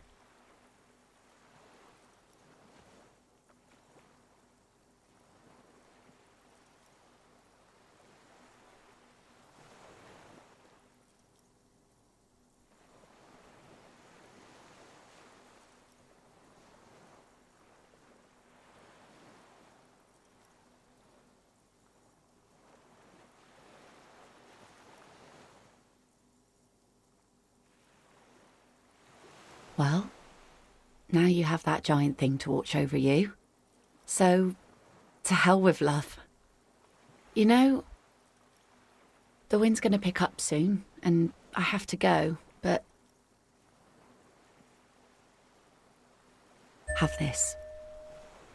The sun's good, but it doesn't stick things. I've no use for it anymore.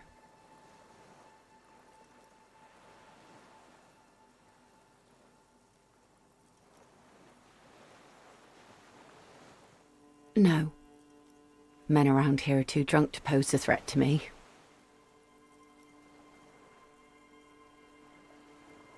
Doubt it. But thank you for the company. This is as far as it goes with her. You'd need to put a year between you and your last drink for anything more.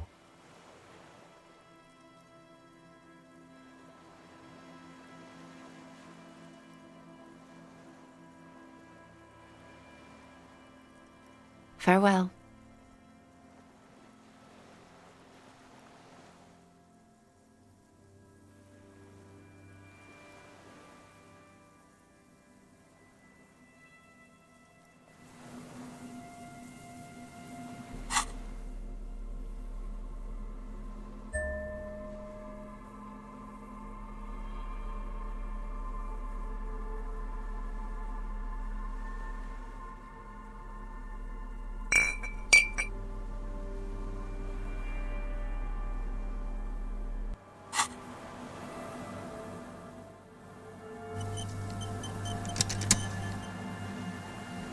Well, hello. Someone seems to have found himself a bottle of alcohol. Here's where the magic happens. Light reflects off the green glass of the Commodore red. The gods have been generous. Better pop it open before they change their minds. Wow, the gods of mass production have made this alcohol container laughably easy to open. A child could have done it. There's a satisfying pop as the cork jumps out, and the hair on your back rises like an army at attention. You've been here before. Welcome back, detective. You're home now. A golden sun melts down your throat. Its rays filling your nostrils with sunshine. Your stomach melts from it into a happy, gooey mess. So does your mind. All the bad things are melting. You're you again. A real cop. A real detective. Incredibly well done. In the bottom right corner of the screen, there's an alcohol button. Alcohol gives +1 to physique skills. Physical instrument, half light, electrochemistry, endurance, pain threshold, and shivers. This is good before rolling a white check, but damages your morale.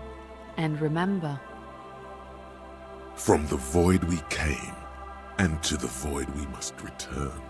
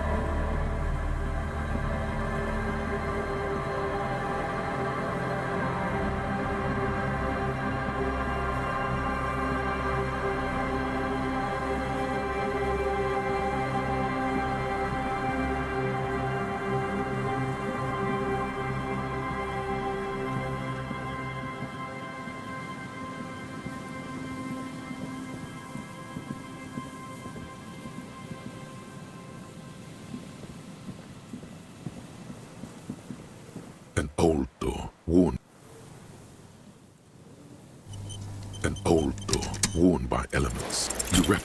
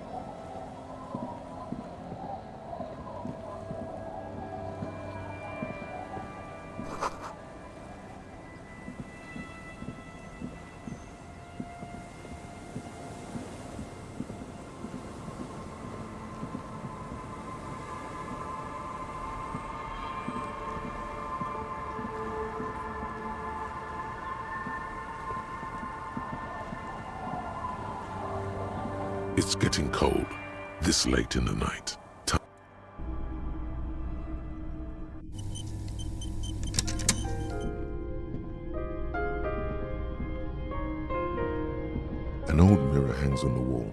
You see the reflection of your face in it, adorned with the expression. The bed is comforting, if a bit run down. Still, you've earned a rest. Across the room, the heating system hums its soft lullaby. The mattress feels soft and sheets warm. It only takes you moments for the world to fall away.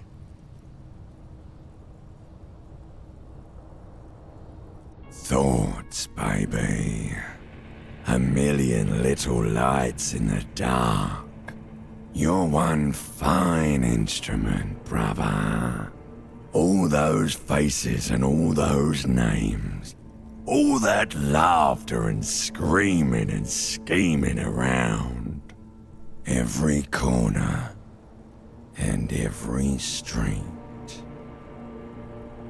Recorded in you forever on Faraday.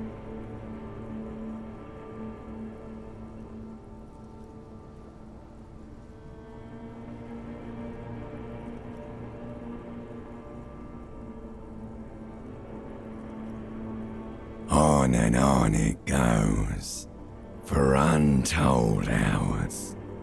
At the disco where you first asked her to dance. Rising, above the dark curvature, the great wingspan of sleep, studded with stars. Behold, there are millions of them down there. The first time, the last time, the smoke in her mouth, the plotted flowers, the faces turning, changing. It's the world, Harry boy, and you're made of it. Every day you're out there, you make more of yourself from it. I'm afraid you can't be unmade now. You can never forget this shit.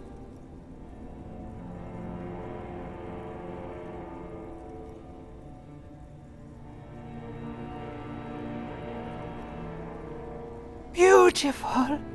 It's stuck on loop, whirling, spitting out words and images.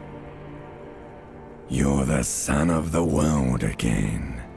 Harrister, a ceaseless agent.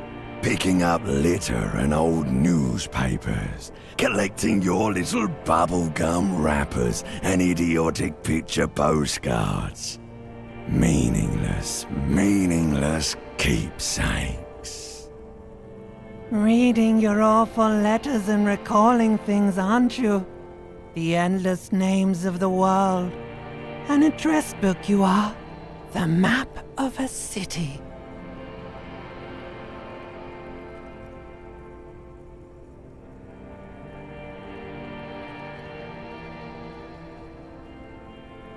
It's too late.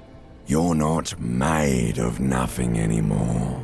You're something now, Harry. I tried to drown you in the black water, but you re-emerged, kicking and screaming, running. And for what? For the greater good. Solving your little crossword puzzles. Doing your tasks. Crossing names off lists. Trying to become some sort of world detector. It won't make it okay. It won't put smoke back in her mouth.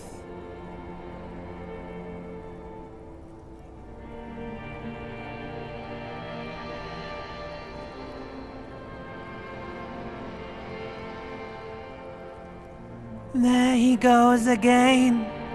He's a real political animal, our Harry. He still doesn't see that it's the world changing around him.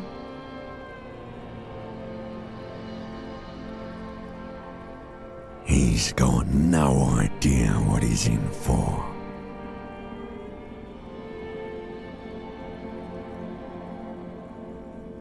'cause only love can break your heart.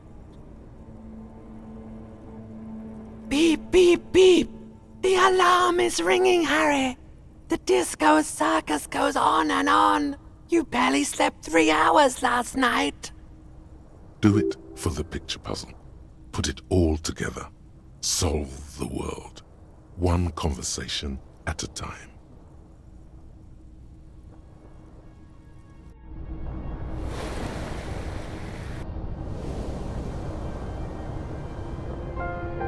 Good. You're up. Listen, there's something that's been bothering you for a few days now. It's a suspicion, or a feeling really, that things are not quite in hand around here. An earth-shattering deduction from your psyche. What will those guys come up with next? Every day, things seem to spin more and more wildly, out of control. The center isn't holding. And despite your efforts to moderate and contain these energies, things only seem to be getting worse. Oh, sure. You've been making progress on your case, interviewing people, solving side tasks. But who's focusing on the big questions?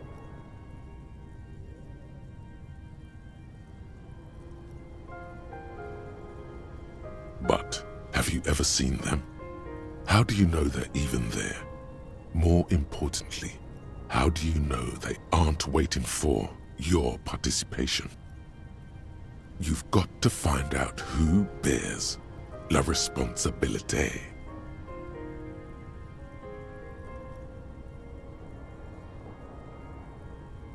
The most awesome, terrible thing. It is human nature to crave la responsabilité and to deny it. That's why it must be distributed across many different organizations, agencies, offices, and portfolios. Harry, you're thinking about this too narrowly. La responsabilité isn't concerned with trivial questions like who killed who.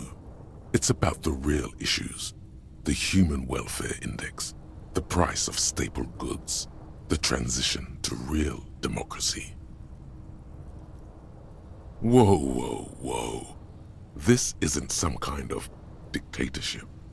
You can't simply seize la responsabilité for yourself. It must be given by a legitimate authority, like a committee.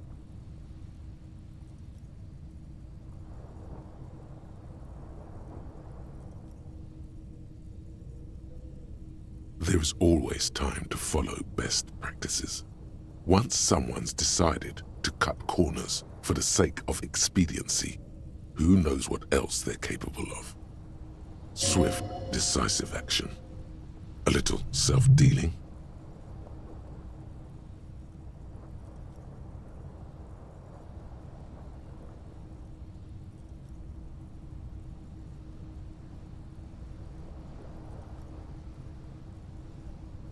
Only the most even-keeled minds in Martinez. Your half-brother, the lieutenant, is a natural place to start. Together, you'll be able to discover who has la responsabilité in Revachol. And, if necessary, you'll have the wisdom and expertise to assign it among yourselves.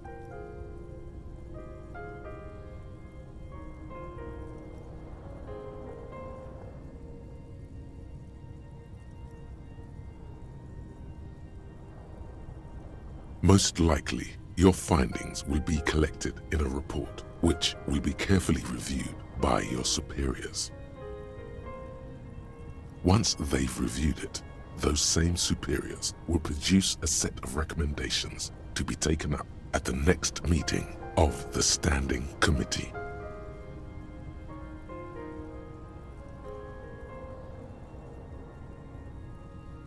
Rest assured, no matter what happens, it will be done through the proper channels. Good luck. Your report is eagerly anticipated.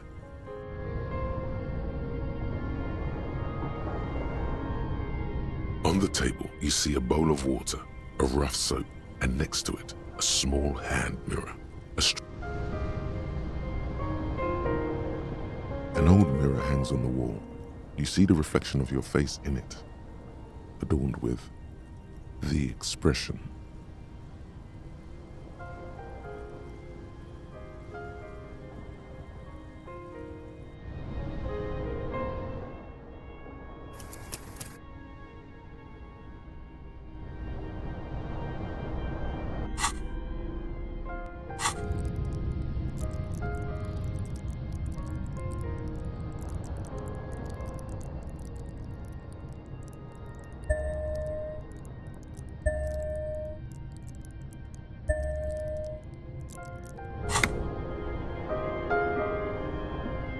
On the table, you see a bowl of water, a rough soap, and next to it, a small hand mirror.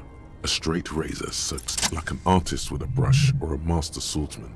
You use the small mirror and the straight razor with some soap to remove all that unkempt hair from below the nose line. The sharp blade chafes against your skin, producing a scratching sound. The surface underneath the beard feels tender, the air brushing against it chilly. They feel so smooth, surprisingly so. A feeling of freshness overcomes you, as if you just came from a cold bath. The water reflects back a vague image of your clean-shaven face. Despite the bulbous nose, unkempt hair, and persistent swelling, you look a little younger, maybe. You almost look like a professional. The beardless nature of your cheeks makes the expression seem even more like a terrifying grimace.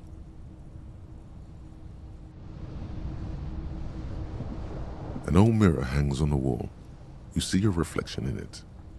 The expression fixed to your clean-shaven face. You're still not accustomed to it.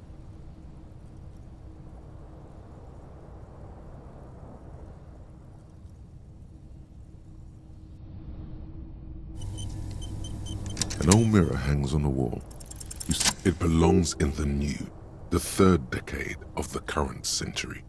Enough time had passed from the failure of the revolution that, for a fleeting moment, free market economy seemed like the ultimate, uncontested way of life for our species. Things were good. It was smooth sailing. People made gold and champagne-tinted interiors and facades to suit the times, calling this the new style. But more importantly, disco happened. Forget about ostentatious orchestrations. For Revachol, your city, that meant only one thing. Guillaume le Million. Out of the dazzling swirl of disco music, in an open-air boîte de nuit somewhere in Revachol West, Guillaume's blonde mane appeared on the screen. He sang some bullshit. Then he made the expression.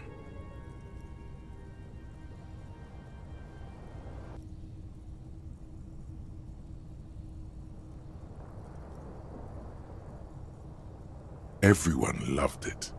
Maybe you thought some of the stardust would rub off on you. Maybe it did.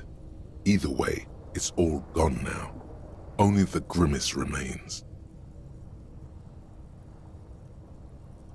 The click is used to spur on a horse. It also features heavily in Guillaume le Million's regional mega hit, Don't Worry, Your Pretty Little Head.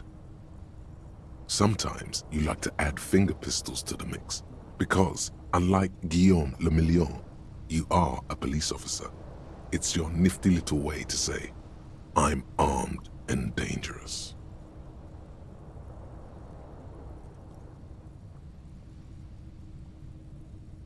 There is a vast ocean of time between right now and the expression, looking good on you, or anyone. 2 decades, if the calendar is to be trusted. Humanity has run aground in that time. It's a different world now. The expression is a relic.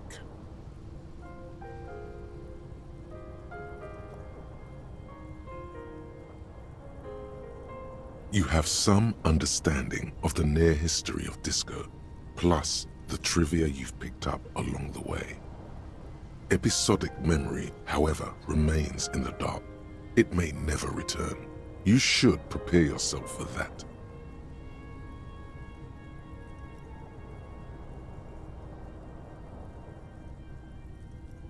Not really.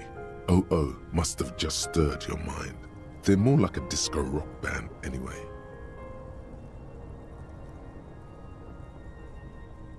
It doesn't have to be. You can swoon over Guillaume and his champagne-corked smile whenever you want to. Maybe some of the stardust will return.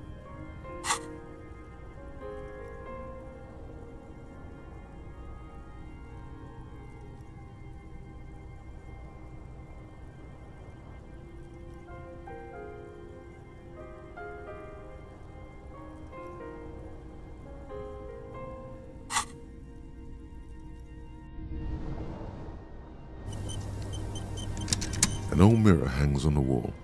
You see your reflection. Still not happening.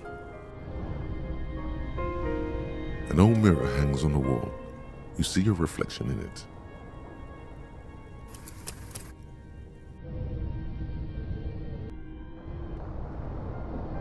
An old mirror hangs on the wall. Still.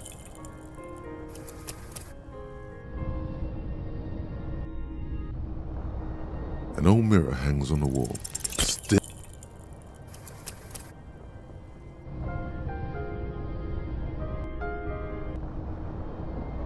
An old mirror hangs on the wall. It's like something snaps in you. A nerve ending. A thought. A sadness. Your face in the mirror is suddenly clean of the layer that had distorted it for God knows how long. Just like that, it's over. The running gag that your life had become. A sad old man looks back at you